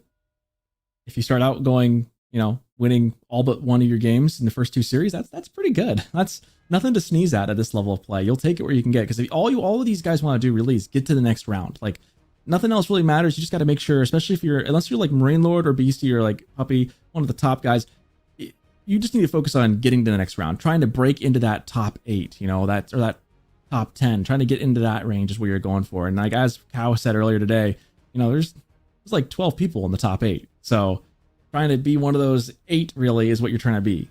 But we got about a minute before we hop into Baldland here. Should be a fun one. You guys are watching the Elite Classic hosted by EJC TV, Elite Classic number 4. That's the wonderful Whammon. I'm Soccerton. Thanks again to everyone viewing, everyone supporting the channel. We really appreciate it. And also a shout out to Cal, the production, and Vodka, our observer today. We are potentially on to our last game, or perhaps second of last. So either the ultimate or penultimate game. We'll find out here in about 20-something seconds. Now, Lucifron on French, though, it's not something a lot of players would allow him to play. Lucifron has shown us his French is nothing to be scoffed at, and you can see it being a prior pick for him, his first pick over anything else. He says French is the way to go. So we're gonna see if he can put the lances where it matters, especially against someone like Puppy on his Delhi too. So Baldland, not a map that is too forgiving, especially if you start that snowball just gets out of control. Now, Dark Age shenanigans are unheard of in French versus Delhi, so luckily for us, we're just gonna see a standard old early game with no craziness happening, so all we get to look at is just a bunch of sheep and these beautiful little spawns. This is some time to talk about those spawns. There's nothing too crazy to note, besides the fact that we got two nicely placed berry patches for Puppy Paw in the back. So nothing too crazy. If he needs food, he can go out to the back to go get that. He's also got a pretty nice gold up front, which will be dangerous. He's also got a gold kind of far in the back. Now, both players have exposed forward golds, and both players are going to suffer some of the same problems if the other decides to raid. You got to be mindful of that going both ways. Again, it's kind of like with a Civ like French that is so aggressive. My analogy is it's like how you deal with a shark in the water. You got to punch it in the nose and slow it down. Like, that'll confuse the shark, slow it down, slow its advance. It might swim away. With French, not quite the same, but it's similar in that you got to punch them in the ego. You got to hit them too. You can't let them be the aggressors. We saw Puppy's brother Wham deal with this earlier as the Golden Horde. What'd he do? He raided the French. He raided their gold, raided their food, kept them busy on their side of the map so they weren't busy raiding in his base. That's kind of the key to dealing with the French. Now, that's a lot easier said than done. Lucifron, obviously, very well noted. His brother, especially well noted for being extremely aggressive and very good with the Civ. So Puppy Paw does not have an easy one ahead of him if he wants to win this one here. Now, the question is also about the food control. Now, you have to consider you run pretty dry very quickly, especially when you're making knights. So, pound for pound, you're going to get more Ghazi Raiders out. And this does feel a little bit risky in a lot of parts, but Lucifron is trying to offset that by already going out for the deer and grabbing it out on the map. You need this, because you know there's going to be a Ghazi in no time in your base. Tower of Victory coming out, though. And Delhi with the Tower of Victory, it's a little bit of a refreshing surprise here. And it's honestly, cyclical, you know? We've gone back and forth. We've gone from days originally where it was a joke, the Tower of Defeat. Then there was that heyday a couple years ago where it was really good. Then recently it hasn't been good again until now with the patch. Now it's suddenly viable once more. It is, like you said, very refreshing to see it come back into vogue. And seeing what he's going to be doing with the Tower of Victory, I'm hoping we can take a quick look for a lot of you who haven't seen what it does. It increases the attack speed of infantry by 20% when produced in the influence. Now, you get to produce everything within the influence, so your attack speed is going to be significant. Now, why is this so important? Well, when you're playing against French, you are going to be making infantry. You are going to be making spears. You are going to be making archers. So your attack speed will amount pretty quickly. And when you are the one moving out on the map, this is going to be so crucial. You know your opponent is going to be a hungry boy. And you can see Lucifron is pushing the deer as close as possible to that mill. He knows he needs to get this as close to the TC before the raiding begins. The nice thing the Tower of Victory now also does is it also acts as a free blacksmith now for Puppy Paw. So it's to save some time. Oh, we're being paused here for a second. Take a quick look at those villagers holding all the wood, working so hard to make sure that they get their first production building out. Now, of course, when you're playing against anyone as Delhi, you want to get your stable out. But when you're playing against French, you want to get a unit out that can actually deal with a knight. And when you don't have an unlimited amount of scholars, this is actually not necessarily going to be a Ghazi Raider. saving the wood for the. I'm thinking of like the Tower of Victory changes still, and saving that wood for a blacksmith allows you to not have to spend it later, right? I mean, that's what 150 wood you're just saving, which can immediately be placed instead into more production buildings, more units. In many ways, that's a really Tower of Victory has gotten some big buffs. The changes are very, very good. It's more I'm thinking about it, it makes a lot of sense why Puppy Paw would opt to go for it here. Now we see that beautiful little French School of Cavalry as well. Going to be foretelling the tale of lots of knights. But what I really like about this from Lucifron is just the fact that he is capitalizing on every part of the map. We saw this the previous game with the Scout Micro. We saw this with every unit he uses. He knows how to use them fully. And now pushing the deer there is massive. You're just trying to expand or extend your lifetime with being able to stay under the TC when the raiding does begin. Now, Puppy Paw adjusting and going for the Tower of Victory already tells us he knows that this in a straight up matchup is going to be French favored. So respecting that and going from there too. Now, we are waiting to see what the reason of the pause is. And it must be big, because if your victory or your Tower of Victory is exposed at this point, it feels like your strategy is already wide open. It's like when you open in Dark Age with something specific and your opponent can just do something to respond to it. It feels kind of like that. So for Puppy Paw to now be his opponent to be aware he might go for Tower of Victory, that's a pretty big advantage. Well, I'm going to address the elephant that is not currently in the room, and it is that we are still paused here after a minute or two. My guess is that Puppy Paw has pizza that just got ordered. That's my guess. I think pizza just arrived, and he must have just eaten a slice and sat down, and now we're back to it. Okay, pizza secured. Oh, nope. Had to go get some sauce or some ranch dip for it as well. Just a little bit of a teaser for us here. You can. Oh, hello. Oh, hello. The ranch has been secured. Back. We now have the pizza to dip. They're dipping for the pizza now. We're good. Everything's great. He got his drink. We're ready to set and go underway. Okay. I have no idea. I really would love it if that was literally what had happened. If Puppy had pizza arrive, that'd be absolutely hilarious. And it'd be such a Chad move to pause the game for that. But I'm sure it was probably something much more serious. Anyways, we get back to the action. We're 4.5 minutes in what could be our last game of the day. Match point for Puppy Paw. He needs to win this one, but no easy task. Lucifron as the French with the first knight on the field, heading up the hill, heading across the map towards the base. That knight is going to be so pivotal in this, because this is going to keep that spearman busy, or if we're still finding out if it's a spearman or not, but we know that it's a blacksmith as we see some upgrades, but the spearman follows suit right after. And of course, when you have the spearman out, it's going to feel great. 3 spearmen, he says. We need a lot of these. But it still puts Lucifron in a spot where he doesn't feel threatened, at least for a while here. Now, Puppy Paw, he doesn't have fast research speed either, because of course with the Dome of the Faith, you get more scholars. You're also going to be able to heal your units a lot easier. So Lucifron going for 2 knights and 2 knights only, and switching to archers instantly. I love this. He's going to be the aggressor, and he's already looking at pushing across the map.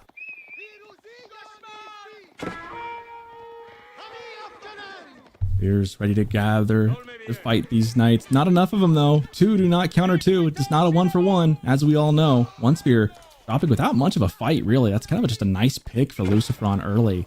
You can get those spears without even fighting for them. Oh yeah, all day. Now, with this access to food, it just feels like Lucifron is gonna be able to produce as much as he needs for as long as he needs. Now Double Broadaxe also coming in. He wants to make sure that this fuel game is upgrade even. But now with the blacksmith upgrades going to be starting to come in, we do see that the priority here is the +1 ranged attack. Because of course you know your opponent is going to go for archers. Knight's archer is just such a staple comp of the French. So with Lucifron investing a bit into those upgrades, it might affect the knight production, but he just makes sure that he has an extra bit on gold to constantly be able to produce. Now, where does he attack? Papipo already walled up, getting himself ready for any type of aggression. And the question is this something Delhi really wants to do? Is Delhi the one that wants to sit back and let the French dictate the pace of the game when they have faster villager production, when they have unlimited access to food, and you are the one kind of sitting on the back foot? It feels like Delhi is supposed to be the playmaker here. Yeah, it feels bad is kind of the answer. I think in an ideal world, the answer is you're right. It would be nicer if Puppy Paw could move out and take more control of the map as it is. So far, he's not really able to do that. He's trying to mass up enough spears to deal with this. 5 Knights already on the field. Maybe Puppy Paw is just trying to be a little more cautious. Wall at the sides, doesn't want to get caught unaware. But I agree. It feels like he's kind of letting Lucifron dictate the terms of this game, which sometimes that just kind of happens, but it's not what you really want. Right now, Knights just standing on top of the sacred site and now moving closer towards the open front door of Puppy Paw's base. He's got a lot of upgrades coming in. He's got Wheelbarrow already in. Lucifron's getting that right now. I feel like Puppy Paw is trying to slow things down a little bit and just bulk up before taking any big engagements. And what I love about this is Lucifron is just happily sitting there getting the deer. Now the Ghazi Raiders are going to make this a bit harder if they dare move out of the base, but these guys are going nowhere. They're not planning to. You can see just standing there at the base. The one thing about this build with the Tower of Victory, you now don't need any gold because you're not making any scholars. You technically do if you want to keep making them, but in Papipo's case, he's not investing that, so every bit of resource he gets is going into straight on units. And with 11 archers coming in, I still feel like this is a very dangerous spot to be in. We have +1 melee attack and +1 ranged attack coming in now for Lucifron. This just means these guys are going to hit like trucks when they arrive. Yeah, you mentioned not making any more scholars. In an ideal world for Delhi, they've got one sacred site under wraps to give them that passive gold. Here, no such dice. There's no way Lucifron's going to give a sacred site to Puppy Paw here, which means you either mine the gold yourself or you get no scholars. And as we see here, he gets no scholars. So he's bulking up. He's sitting in his base. That means Puppy Paw really needs to do something with these units. He's sending out the Ghazi Raiders right now. Ideally, he'd probably wrap around the back of Lucifron's base and give him a punch back. But the spears in the front are mostly just being defensive and aren't really posturing to do anything else. Now, Papipo here is just living his best life on Ghazis and slowly thinking about what he needs to do to get this on his side. The problem is, when you have 10 Ghazis roaming around, they are going to be slippery and they can do some real damage. Lucifron knows this, as we can see him walling up very quickly, desperately trying to get this up. But villagers not fast enough and they do need to retreat, so the Ghazis are going to have a field day as they get 3 surrounded here. Wall gets cancelled and villagers will all make it out alive. Ghazi's taking a significant amount of fire here from the TC, but luckily with the +1 range armor, it doesn't feel as scary. Boy, that what felt like a defensive structure almost started feeling like a tomb for a short moment there. Lucifron quickly and smartly able to delete that portion of the wall, get those villagers out. Definitely looked a little awkward though, didn't it? Not quite where you want to be. Those villagers a little dicey, but again, didn't lose anything. And so at most, Puppy Paw wins a little bit of idle time against Lucifron, but that's about it. Now this also gives a bit of information here. This gives the information that, hey, this man is willing to move out of his base with his Ghazis, meaning he is going to raid food. He's going to be a lot more active in this. And with that, I believe that Lucifron is just going to pull back all the villagers to ensure they don't get picked off here when now he's the one pushing out. This is where you can easily lose the game by just overextending with your vills and allowing your army to not be there to support them. And that's exactly what position Lucifron is putting himself into, as we now see him chasing back towards the Ghazis, but these archers are very much exposed, so if those Ghazis turn, this can be devastating. But the other group, coming from the other side, he wants to make a sandwich. But you can see the villagers are pulled back. He's not going to put them out too far to take any risks. The best thing that Puppy Paw is doing here is he's delaying things. He's slowing the French down. Again, if the French aren't in your base raiding, that's almost like a win unto itself. So having his units kite all the way back to the western side of the map is actually a really good thing for Puppy Paw. Now, ideally, he'd love for them to kind of not be in the right spot to defend what he's trying to do now, as he looks for some resources, isn't going to find any Vills home. They're all kind of centraled right now, not out and about. They're being protected by Lucifron, who's being very cautious not to lose any by exposing them unneededly. Now, the 4-villager lead does feel pretty nice for Lucifron here, but of course, you still want to try and find damage as the French, and he hasn't been able to pick off anything of Papipo. Papipo has played it safe, not allowing any shenanigans to go down, but now the red dots are everywhere, and Ghazis, they are the ones trying to find the damage. Now, luckily for these walls, they will provide refuge, and the archer numbers, they're enough to deter the Ghazis, but not really enough to kill them just yet. And we do see double alarms going off as one of the Ghazis go down.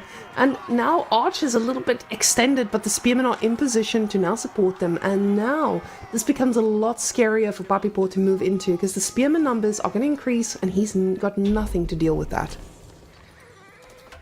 One advantage that Puppy Paw kind of has is that these knights are kind of costly, whereas Puppy's units are much more cheap. Meaning Puppy has an easier ability to produce a little bit more military units than Lucifron does. They're just not worth as much, but what that allows him to do is to spread out a little wider, poke from multiple angles a little more quickly and efficiently. It lets him attempt to out-micro Lucifron. For the most part, Lucifron's not taking the bait too well and is keeping his mass kind of together in a scary force that is now kind of pushing across, but man, a lot of spears and a lot of units from Puppy. He's able to really spam out a lot, and this is what Delhi does really well. As we see the knights trying to chase the Ghazi away. More Ghazi coming from the side, going to land on some of the archers. The spears are mixed in there, so the knights can't really get on top of this.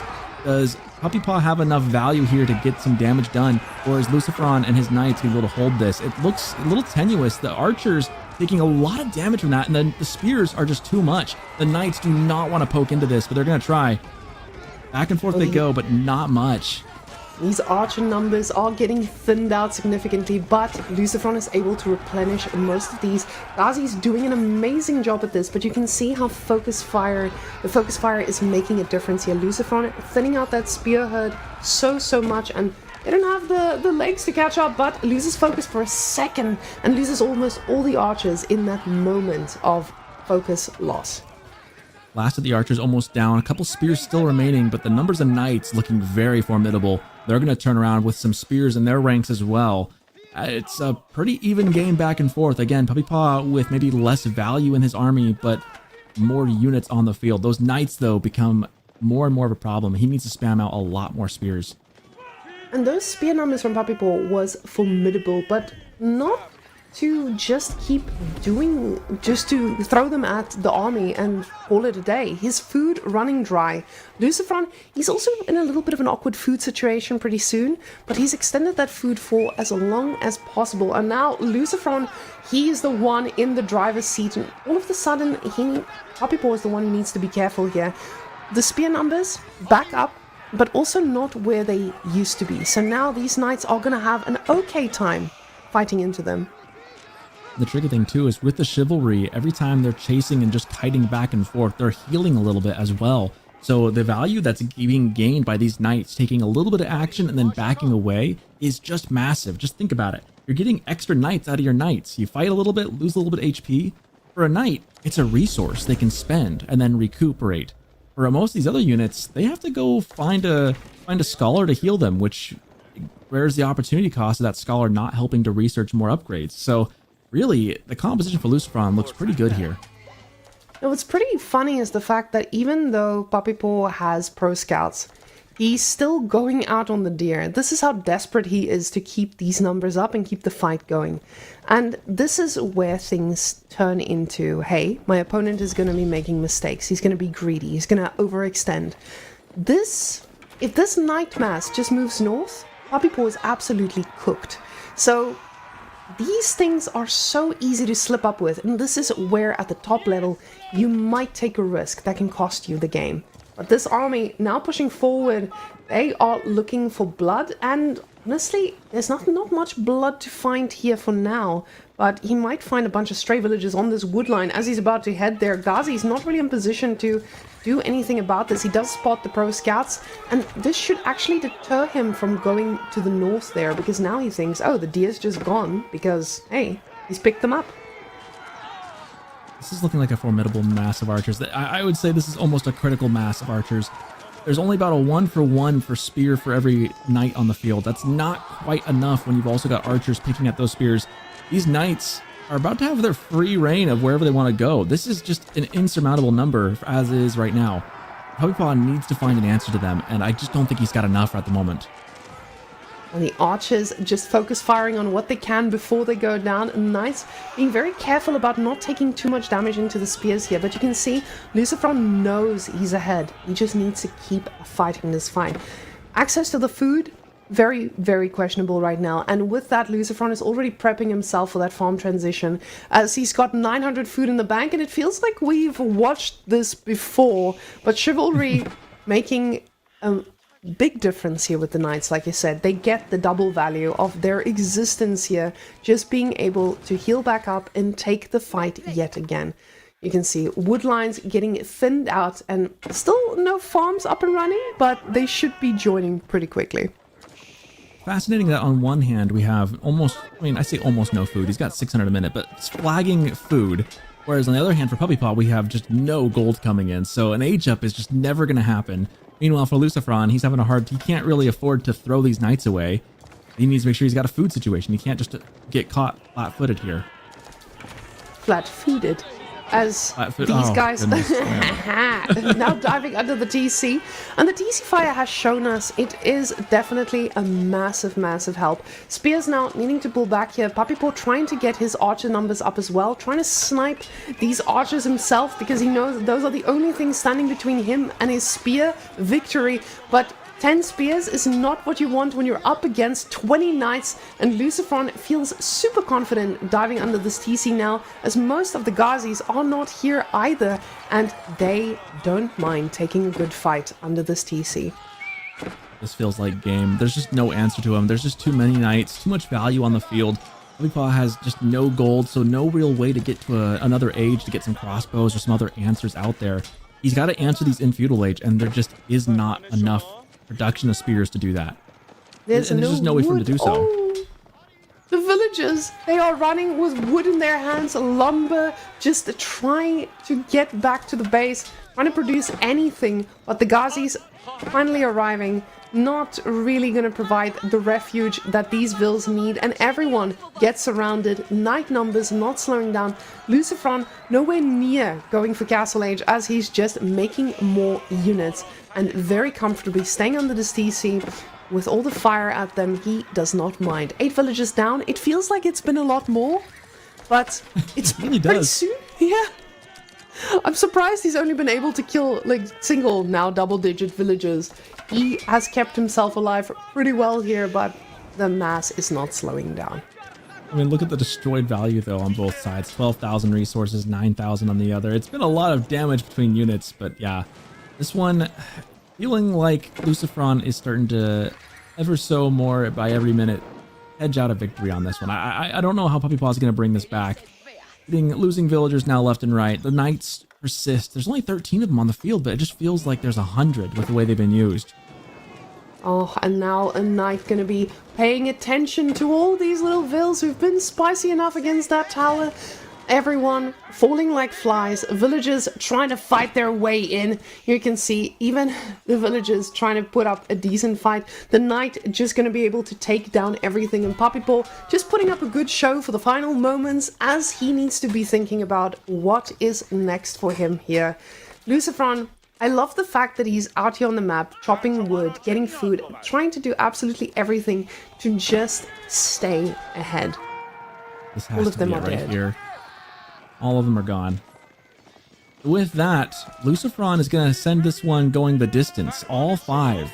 We are going to have to do one more game, I think, to decide who will come out on top this series, because I don't think Puppypaw is going to bring this one back.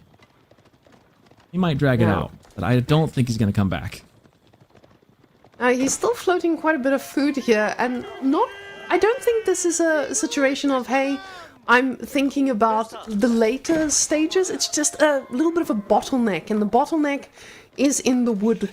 He's trying to produce as much as he can, trying to find an opening here. He feels maybe that he hasn't lost as much as he did, maybe thinking he maybe killed a bit more than he did. Or he's just giving it one last hurrah for that final push as he's making his way all around. And now the knight numbers are so scary.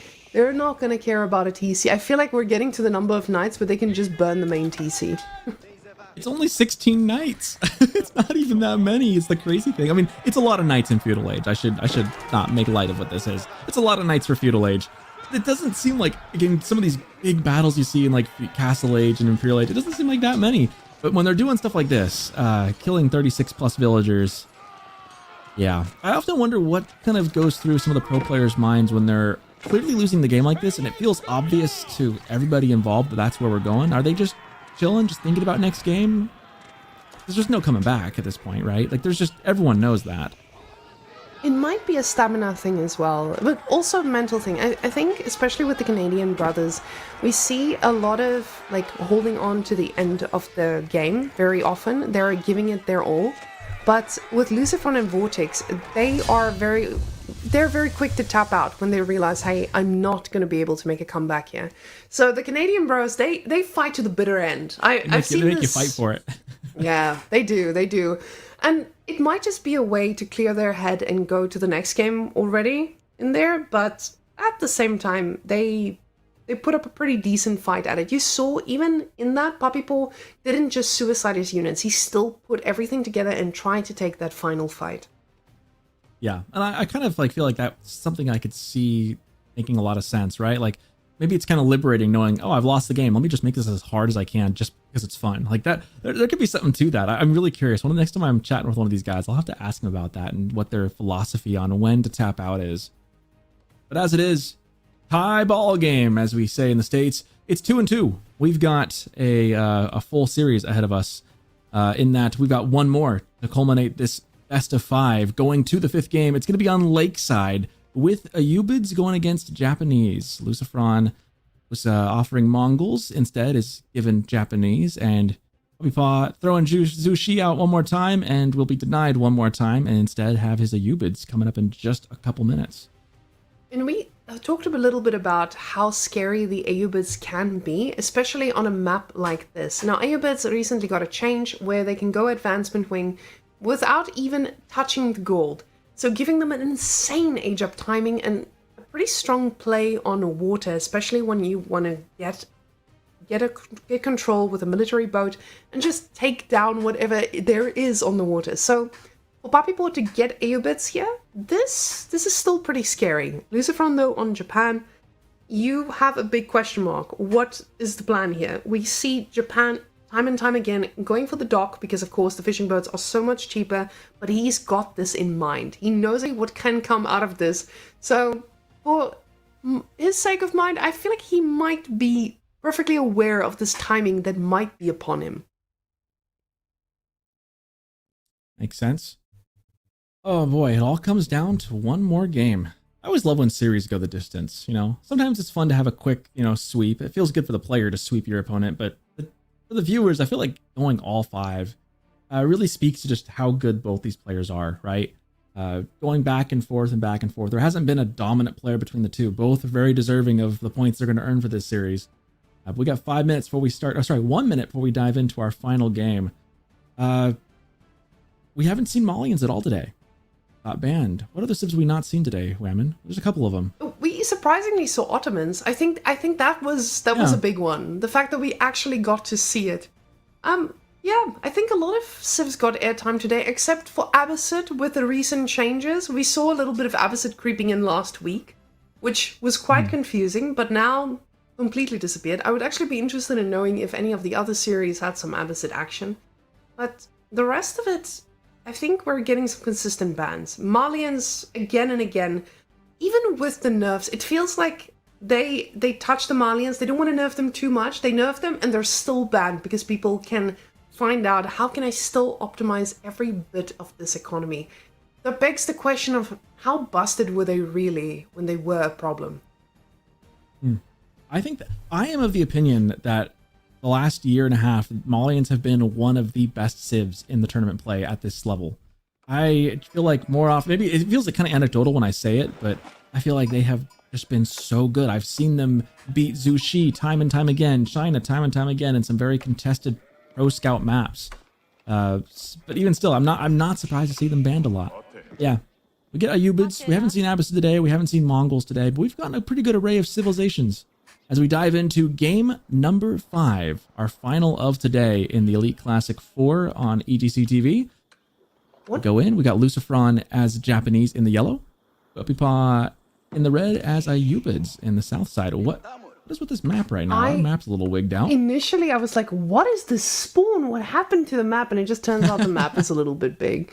Map's a little big. I was like, how is he going to be able to place a dock down on his lake when it's spawned all the way to the left side? There we go. There we go. Guys, that was not a weird spawn. That was just a good old goofing from the map. Thank you very much. But now, both of them going for docks. No surprises. We've seen this earlier from Ayyubids as well. They go for a dock, they get the fishing boats out, and then they're able to age up without touching their gold if they so pleased. But Lucifron making sure that on the Japan you get those cheaper fishing boats, so it's going to feel pretty good to have it this way. Now, of course, this is still shoreline fish, so you're not getting unlimited of it, and this is a very strategic dock to have. And House of Wisdom coming out now is telling us he's exactly thinking about what we mentioned. He wants to go for a quick age up, because you don't invest in the House of Wisdom over a fishing boat unless you have intentions of aging up. Yep, Puppypaw woke up today and chose violence. And he's going to be doing that violence on the waterfront. A fun fact for you, too, on the Civ choice, the only person who's played Abba, there's only one person, he's played so twice, is Kiljardi. But everyone else got banned. Didn't we see earlier, an Abbasid? Oh, Abbasid! I heard Ayyubid for some reason. Okay, Kiljardi picked it up. Nice. Yep, and played it twice, according to what Cow was saying, so. And Advancement Wing is coming out. Now, good timing, but Lucifron already thinking about getting gold himself. He's not over-investing onto the water, as we see a lot of people do. Getting those initial 3 fishing boats, he knows that this is the optimal amount that he can invest in before this starts getting dangerous. So, very reasonable here by Lucifron. And I'm really happy to see that Lucifron is adjusting to what Ayyubids has shown us they can do. Now, the villager getting a little bit low here, but of course, when you are the Japanese, you're not gonna need to leave that guy out too long there anyway. I like that Lucifron's adapting to what we see. And it's fun to see what we're watching here on this map with Ayyubids is what the meta is. This is now the meta. It worked once, we're seeing it try to work again, and Lucifron adapting it, going, okay, if that's the case, I cannot afford to over-invest in the water. I know it's going to be contested. I know for sure 3 is safe. I can put them back in as well if I need to. I don't want to overdo it. And we do see the Coca Township coming up here from Lucifron, so expect some Shinobi in the near future, which is a fun choice here on a hybrid map. Yeah, I feel like it's the only choice, especially when you're up against advancement here. You are going to need to slow down that dock because the dock is not slowing down for you. And Puppypaw is already putting himself in a spot where he's going to be able to make a ship in no time. So the moment the age up hits, ship in the queue, and now the play on water begins. So Lucifron, he's going to need to be able to deal with 1 or 2 ships, but he needs to get the Shinobi out to shut down that dock, because when that dock keeps on pumping, you just lose water completely. And you have to ask the question of, is it worth it to invest this much into water? A lot of players saying, hey, I'd rather go to TC, but Japan, not really a civilization that does that too easily. Well, 2TC kind of plays back into Ayyubid's hands again, right? They just take some tempo, go fast castle, and start storming your base. I feel like you're kind of caught with Ayyubids in this regard. The best way to deal with them usually ends up being fight them on their own turf, right? Do the thing they're trying to do to you. Fast castle, either put a lot of pressure onto them early in feudal or match what they're doing. With the water being in the mix, it just makes it all the more difficult to figure out. But I feel like if you were to go 2TC against Ayyubids, it usually doesn't pan out too terribly well. Now, with 4 on gold, I'm wondering if this is just to make sure that we get the boats out we need, plus a few upgrades in the mix to extend this feudal age timing that he's got. Now, with the fishing boats coming out, he does need to be careful, and finally, we have a spring-old ship ready to push off, but this is going to mean Lucifron needs to keep investing, because of course, Now, there's already the thought of a demo ship that might follow up here, and the scout goes down. Big loss here for Puppy Paw, actually. Shinobi got the sabotage off on that dock. That buys some very precious time for Lucifron.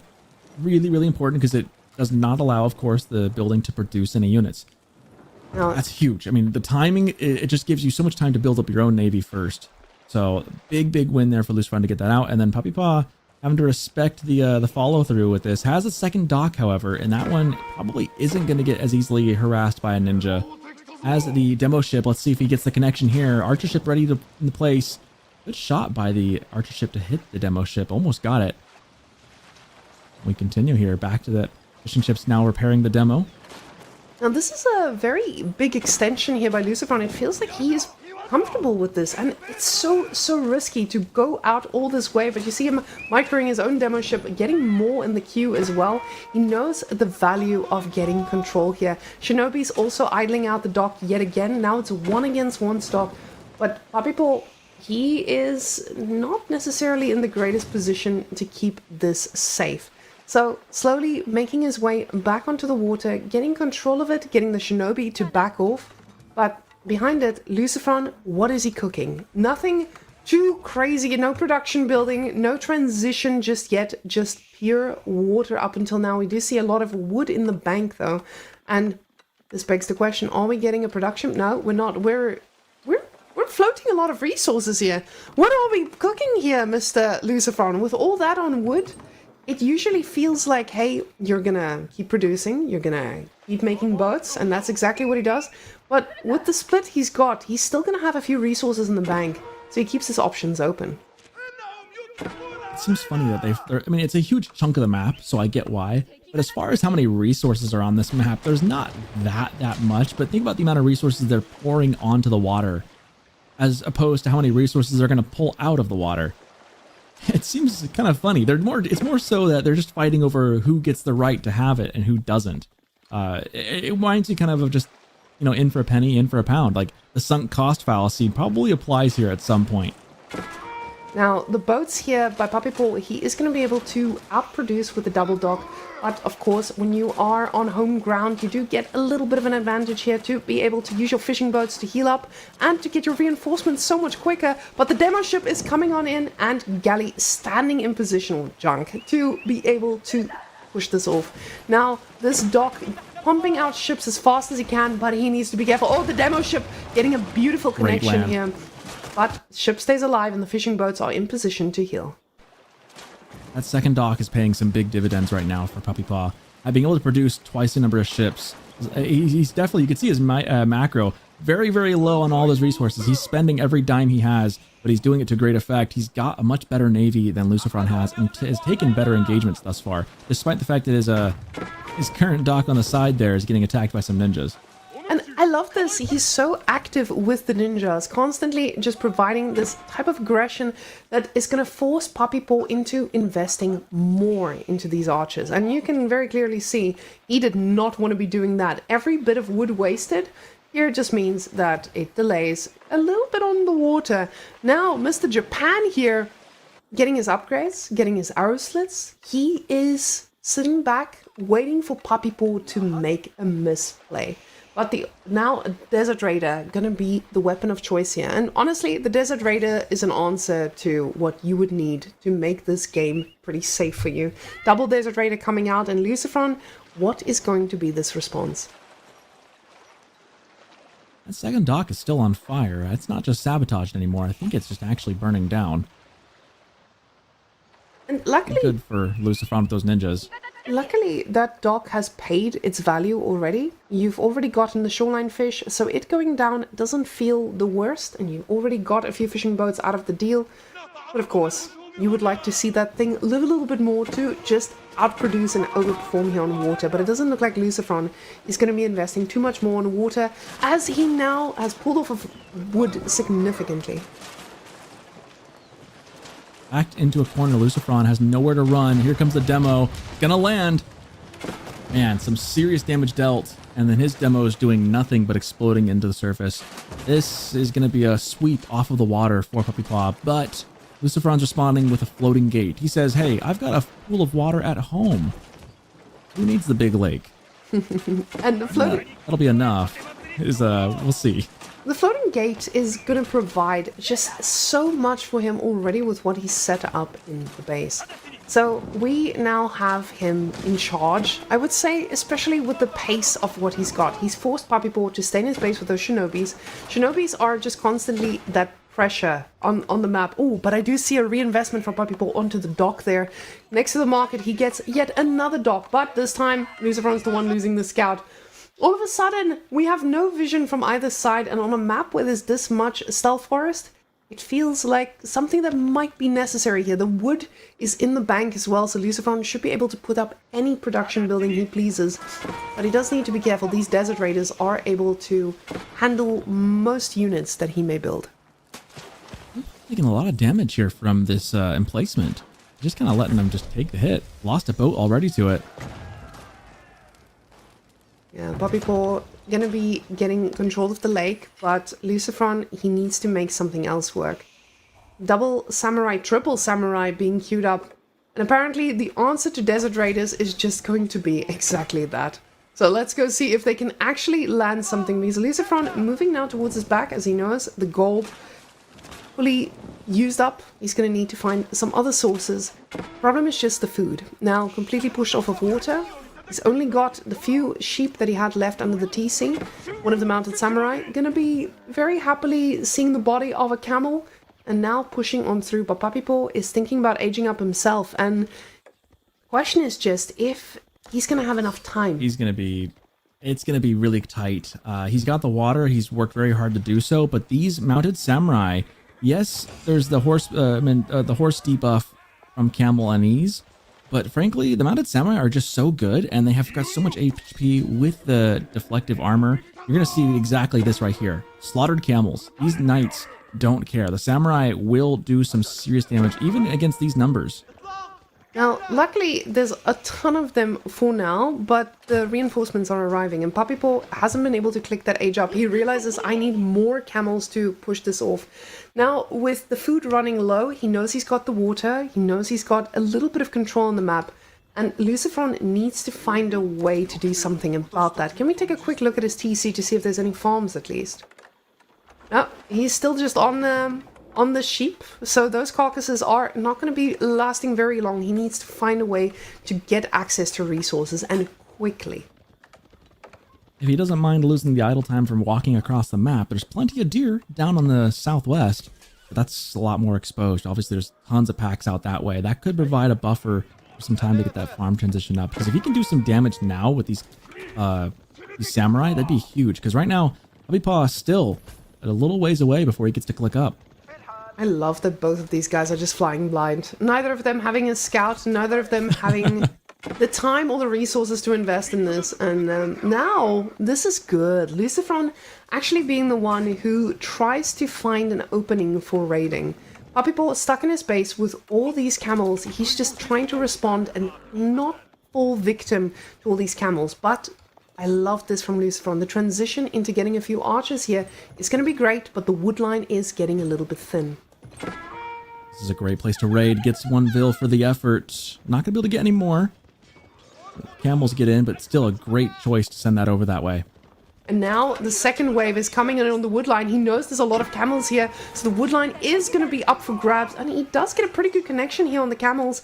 We do see spearmen trying to be the front line here, but in little numbers. Mounted samurai just make quick work of anything.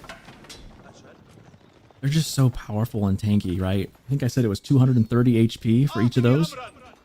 Very tough. And then that's quite a bit of jump as opposed to what the Ayubids have. Ayubids don't have quite as much. Desert Raiders especially. I mean, even if they had Castle Age Camel Lancers, they'd be weaker pound for pound than the Samurai. But the Desert Raiders especially don't have that much. And now, they do have some melee armor, which helps. But overall, you're going to be losing pound for pound against the Samurai. What was pretty interesting there, we saw an exchange where the mounted samurai tried to kill a villager, but because of the camel unease, he just left that villager on 1 HP. And it shows you the complexity of that interaction. Just making sure that your units are trading perfectly is so important and so difficult to calculate, especially in these numbers. And now the yeoman in position to take this on, and you don't want to fight this. You're about to age up. You need to try and delay this as much as possible. But the yeoman just got the castle age upgrades and now getting +1. This is a pretty scary push for Papipo to fight. I love the choice to go for the Yumi Ashigaru. It's just so good for Lucifron because they counter the Desert Raiders perfectly. They counter the spears perfectly. They're just the perfect unit. They're inexpensive. It just synergizes so very well with what Lucifron wants to do with these mounted Sams.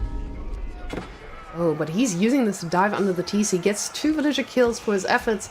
But now with the villagers being this far from the TC, they don't get to go in and just fire at the archers. The archers are feeling very confident to dive in under here. But this could still be expensive. Villagers finally making their way in. And sure, there were a few victims. Never mind, 9 villagers total dying already. This was pretty expensive, but now the counterattack is underway and Lucifron a little bit slow to react here, might pay with the life of a villager, but no, because of no scout, everyone's still flying blind. Oh man, what a great break for Lucifron. That was a terrible position to find himself in. Instead, not lose as many as he maybe could have, although those Berryvilles are now the unfortunate victims of that circumstance. And the archers luckily in position to take this. Oh, but the distraction is there and the yeomen step a little bit too far forward. Quickly getting a few kills, but now it shows you they're the direct counter unit and we can see exactly why. And this is a very, very tight spot. Yumi Ashigaru doing a great job of just picking off the spears as they kite. They also are just picking off even those Desert Raiders quite well on top of that. Get those samurai back in there now. It's time to... Once the spears are gone, he's really got to turn those back in. Even with the camel unease, they just are so tanky. You would rather them be shooting them than the Yumi Ashigaru. Now, the difficult part actually comes at this point when you're dealing with a few camel lances in the mix, because it's so difficult to discern when they're in melee form and get on top of you. So with this, now finally Papipo is able to push out and get a little bit of food, even though he's been out on the water for so long. This still doesn't mean it's been a good time. He's had to produce a ton more units to stay up to level with this, and finally it feels like Lucifron is getting that bit of map control that he's wanted.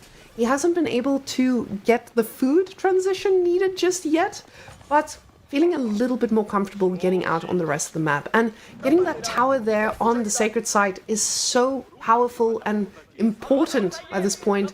But Papipo, he knows how to deal with towers, Yep. and that's just simply a manjanique. Well, this thing has such good utility because this is a great counter for what Lucifron has been doing with those Yumi Ashigaru.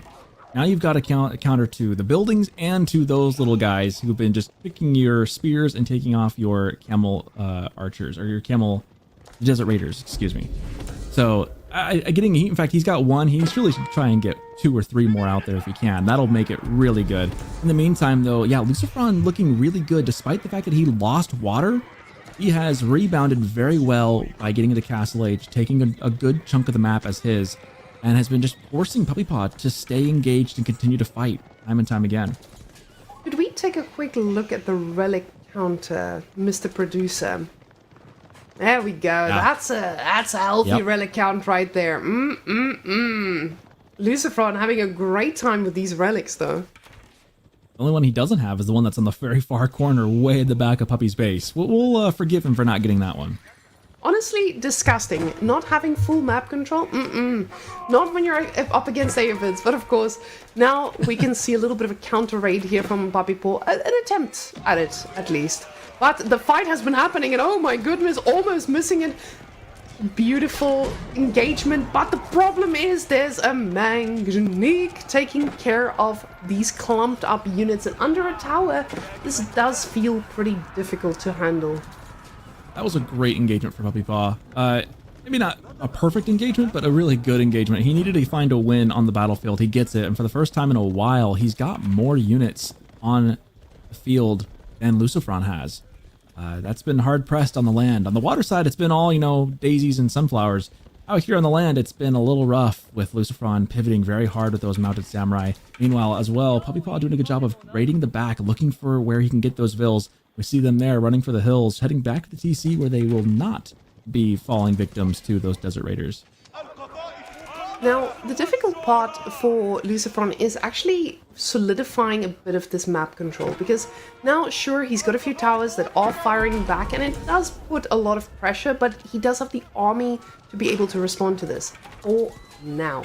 When the numbers start increasing and Puppy Paw starts raiding in different spots, this starts to get a lot harder, but these towers are already getting their value, and we see the archers standing in position to take on most of this fight. Villagers now with the shivs out, the boys are fighting. The archers doing their best at just dealing with all these camels. And in the end, villagers prevailed. Hard to tell how many he lost. At any rate, a lot of those villagers have been dinged up and wounded. Desert Raiders just ravaging the base, picking off whatever they can find. That Shinto priest dies a martyr. Meanwhile, 5 minutes left on the Sacred Site timer. That's one of those things that could really sneak up on Puppy Paw. There's still some time. I wouldn't be too worried, but Lucifron's slowly been refortifying those spots. He's got some towers. Most of Puppy Paw's stuff is either sitting in his base or out raiding. If Lucifron can sit a lot of units on there and maybe fortify that, it could be kind of dicey here for Puppy Paw in a couple minutes. And it feels like these camels are just looking for a bit of damage where the damage is no longer able to be found. Lucifron being very smart about this, moving all of his villagers to a much more dangerous location in general, but with the reinforcements being all over there, it feels a bit safer. Those camels just not able to find any victims, already putting in C formation to ensure that those Manjaniques are not going to be getting any cheap shots. But you see Puppy Paw needing to move out onto those external resources too. And it tells you Puppy Paw is going to be a desperate boy pretty soon. The gold completely running out now, not having control over the relics. This is a very tough position for the Paw. Puppy Paw's knocking, there's literally just nobody home. It's kind of an interesting scenario where normally you wouldn't want your villagers to be so far from the base and so exposed, but in that case, there's no one raiding them with the army, so get them away from home, and there's nothing wrong with that. At this point, they might even help fortify the forward position that Lucifron has, because if he can hold for another 4 minutes and 15 seconds, this could be his game. Besides, all the resources now as well are pretty much expunged back home. Most of the resources are down here on the side, so moving the villagers out is, I think, just the natural cause and course of the game. I want to point out, too, Puppy Paw now has 3 Manjaniques. He's built a third one, and he's got that. That's kind of the magic number, in my opinion, of how many you need to be effective with these things in big groups. If he adds one more, even better, but the 3 is, look, that's a scary looking military. The question is, will it be enough with the sacred timer counting down? Oh, 3 minutes, 40 seconds. Feels like it's getting a little bit close here. Lucifron also getting a little bit of that mobility in there with this at the same time now doing those counter raids. These counter raids feels like they're gonna give a false sense of hey, I get to attack. The army is not all together. Because this is exactly what he wants to do. He wants to keep Puppy Paw engaged so that Puppy Paw doesn't push out. The Sacred Site timer just keep ticking. 3 minutes now, and those towers are getting more and more difficult to take down. A few more victims are unfortunately going to be taken as the mounted samurai just break everything in half. I'm getting very excited over here. This is going to be a really, really exciting end to this series, one way or another. It's going to come down to where these sacred timers are at. Less than 3 minutes now. Puppy Paw, you can see he's building towards it. He knows he's going to have to do something about it soon. The question is when does he move out? He's now got 4 Manjanique. That is a really good number of Manjanique. There are 41 Yumiashigaru on the field of play, along with 14 mounted samurai and 3 mangonels of Lucifron's own. Make that 4 with 2 more on the way. I feel like this is your happy place. Now finally. This is my happy place. A huge clash? A huge clash with Sacred Site timers going down to the wire? Oh yes. Yes, please. And Puppy Paw and Lucifron giving us the best match of the day in style is the final one. As we see the villagers now moving forward as well, with no scouts still on the side of Puppy Paw, he realizes we're going to need manual scouts, and those are called towers. So, luckily for him, towers can be built by all these villagers that are very much far out of the base, so that is exactly what they'll be doing here. Manjaniques finally showing what they're made of. Rock throwing Here we go. mechanisms. And the tower's not up yet, but the Mangonels are going to pay a little bit of a surprise as they rain hell down upon the back units here. But these towers are in place and they are doing work. 1 minute, 45 seconds. They are both playing blind. Neither of them have scouts. So this stealth forest is masking most of this. It is just like a mad fight in Dark Alley for these two players at the end of a long series that has gone 5 games. Here we go, the wall half built as the Manjanique and Mangonels play cat and mouse back and forth. You can see these Manjaniques just desperately trying to get some game-ending damage they need to actually break this, but they know that there's not much they can do unless they land a perfect hit, putting them very far forward to try and get that exact hit we're talking about. But this puts them in a tough position against these Mangonels. Mangonels now trying to fire onto these spears at the front line as well, and the Yumis making quick work of the spears. But in the end, it feels like Puppy Paw's army mass is prevailing. The problem is just the towers are that support he would need. The villagers are pulled and he realizes there's nothing he can do. If there was no Sacred Side timer, it might have been a little bit dangerous. But unfortunately for Puppy Paw, Lucifron had some more win conditions. Even though he had the water, it was not enough. And that military value lead tells us the story of a happy Japan that finally got out onto the map. What a crazy finish. Dramatic finish for our final game, game number 5 of this series. Man, I think Puppy Paw just held up a little too long. He needed to get on one of those sacred sites a little earlier. It just creeps up on you sometimes. That's the problem, right? It's not a problem. It's not a problem. It's not a problem. It's a problem. That's kind of how it feels with sacred site timers. Like, you don't worry about it when it's 10 minutes, when it's 8 minutes, when it's 5 minutes. You start going, oh, maybe I should worry about it.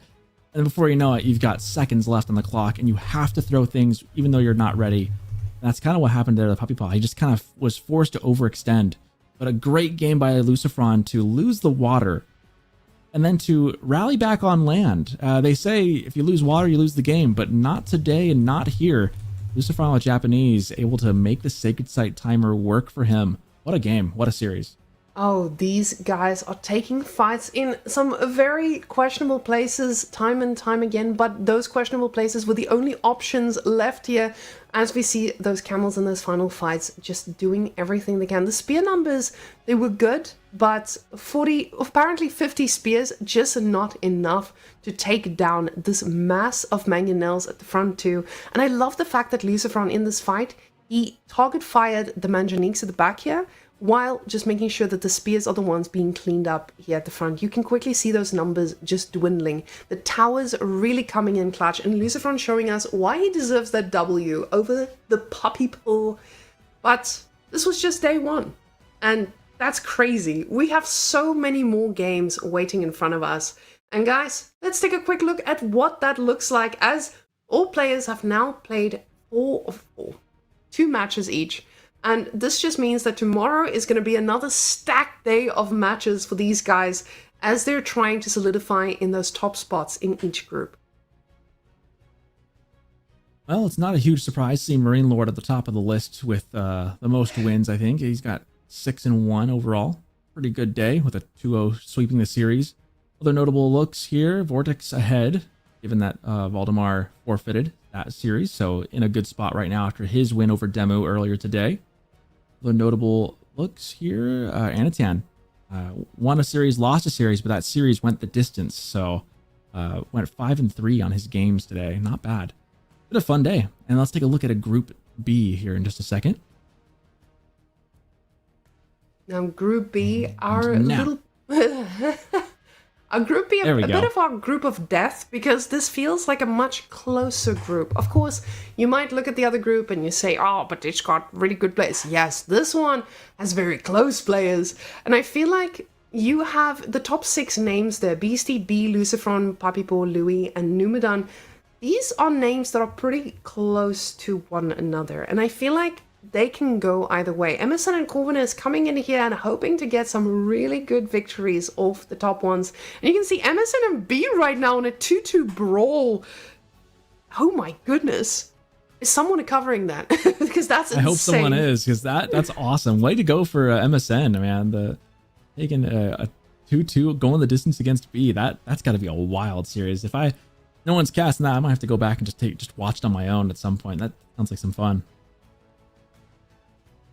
Now, guys, this has been a pretty stacked day overall, and I'm really glad that you guys got to enjoy this with us here on EGC.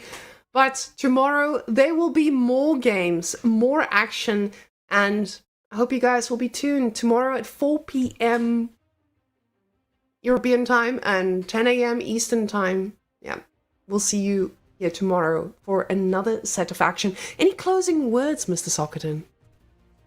It's been a pleasure casting with you once again, Wham, and I'm always happy when I get the opportunity. It's been some great games, and everyone should definitely stay tuned for tomorrow and next weekend as well. Gonna be a packed one. See you guys next time. Thank you so much for joining. Bye.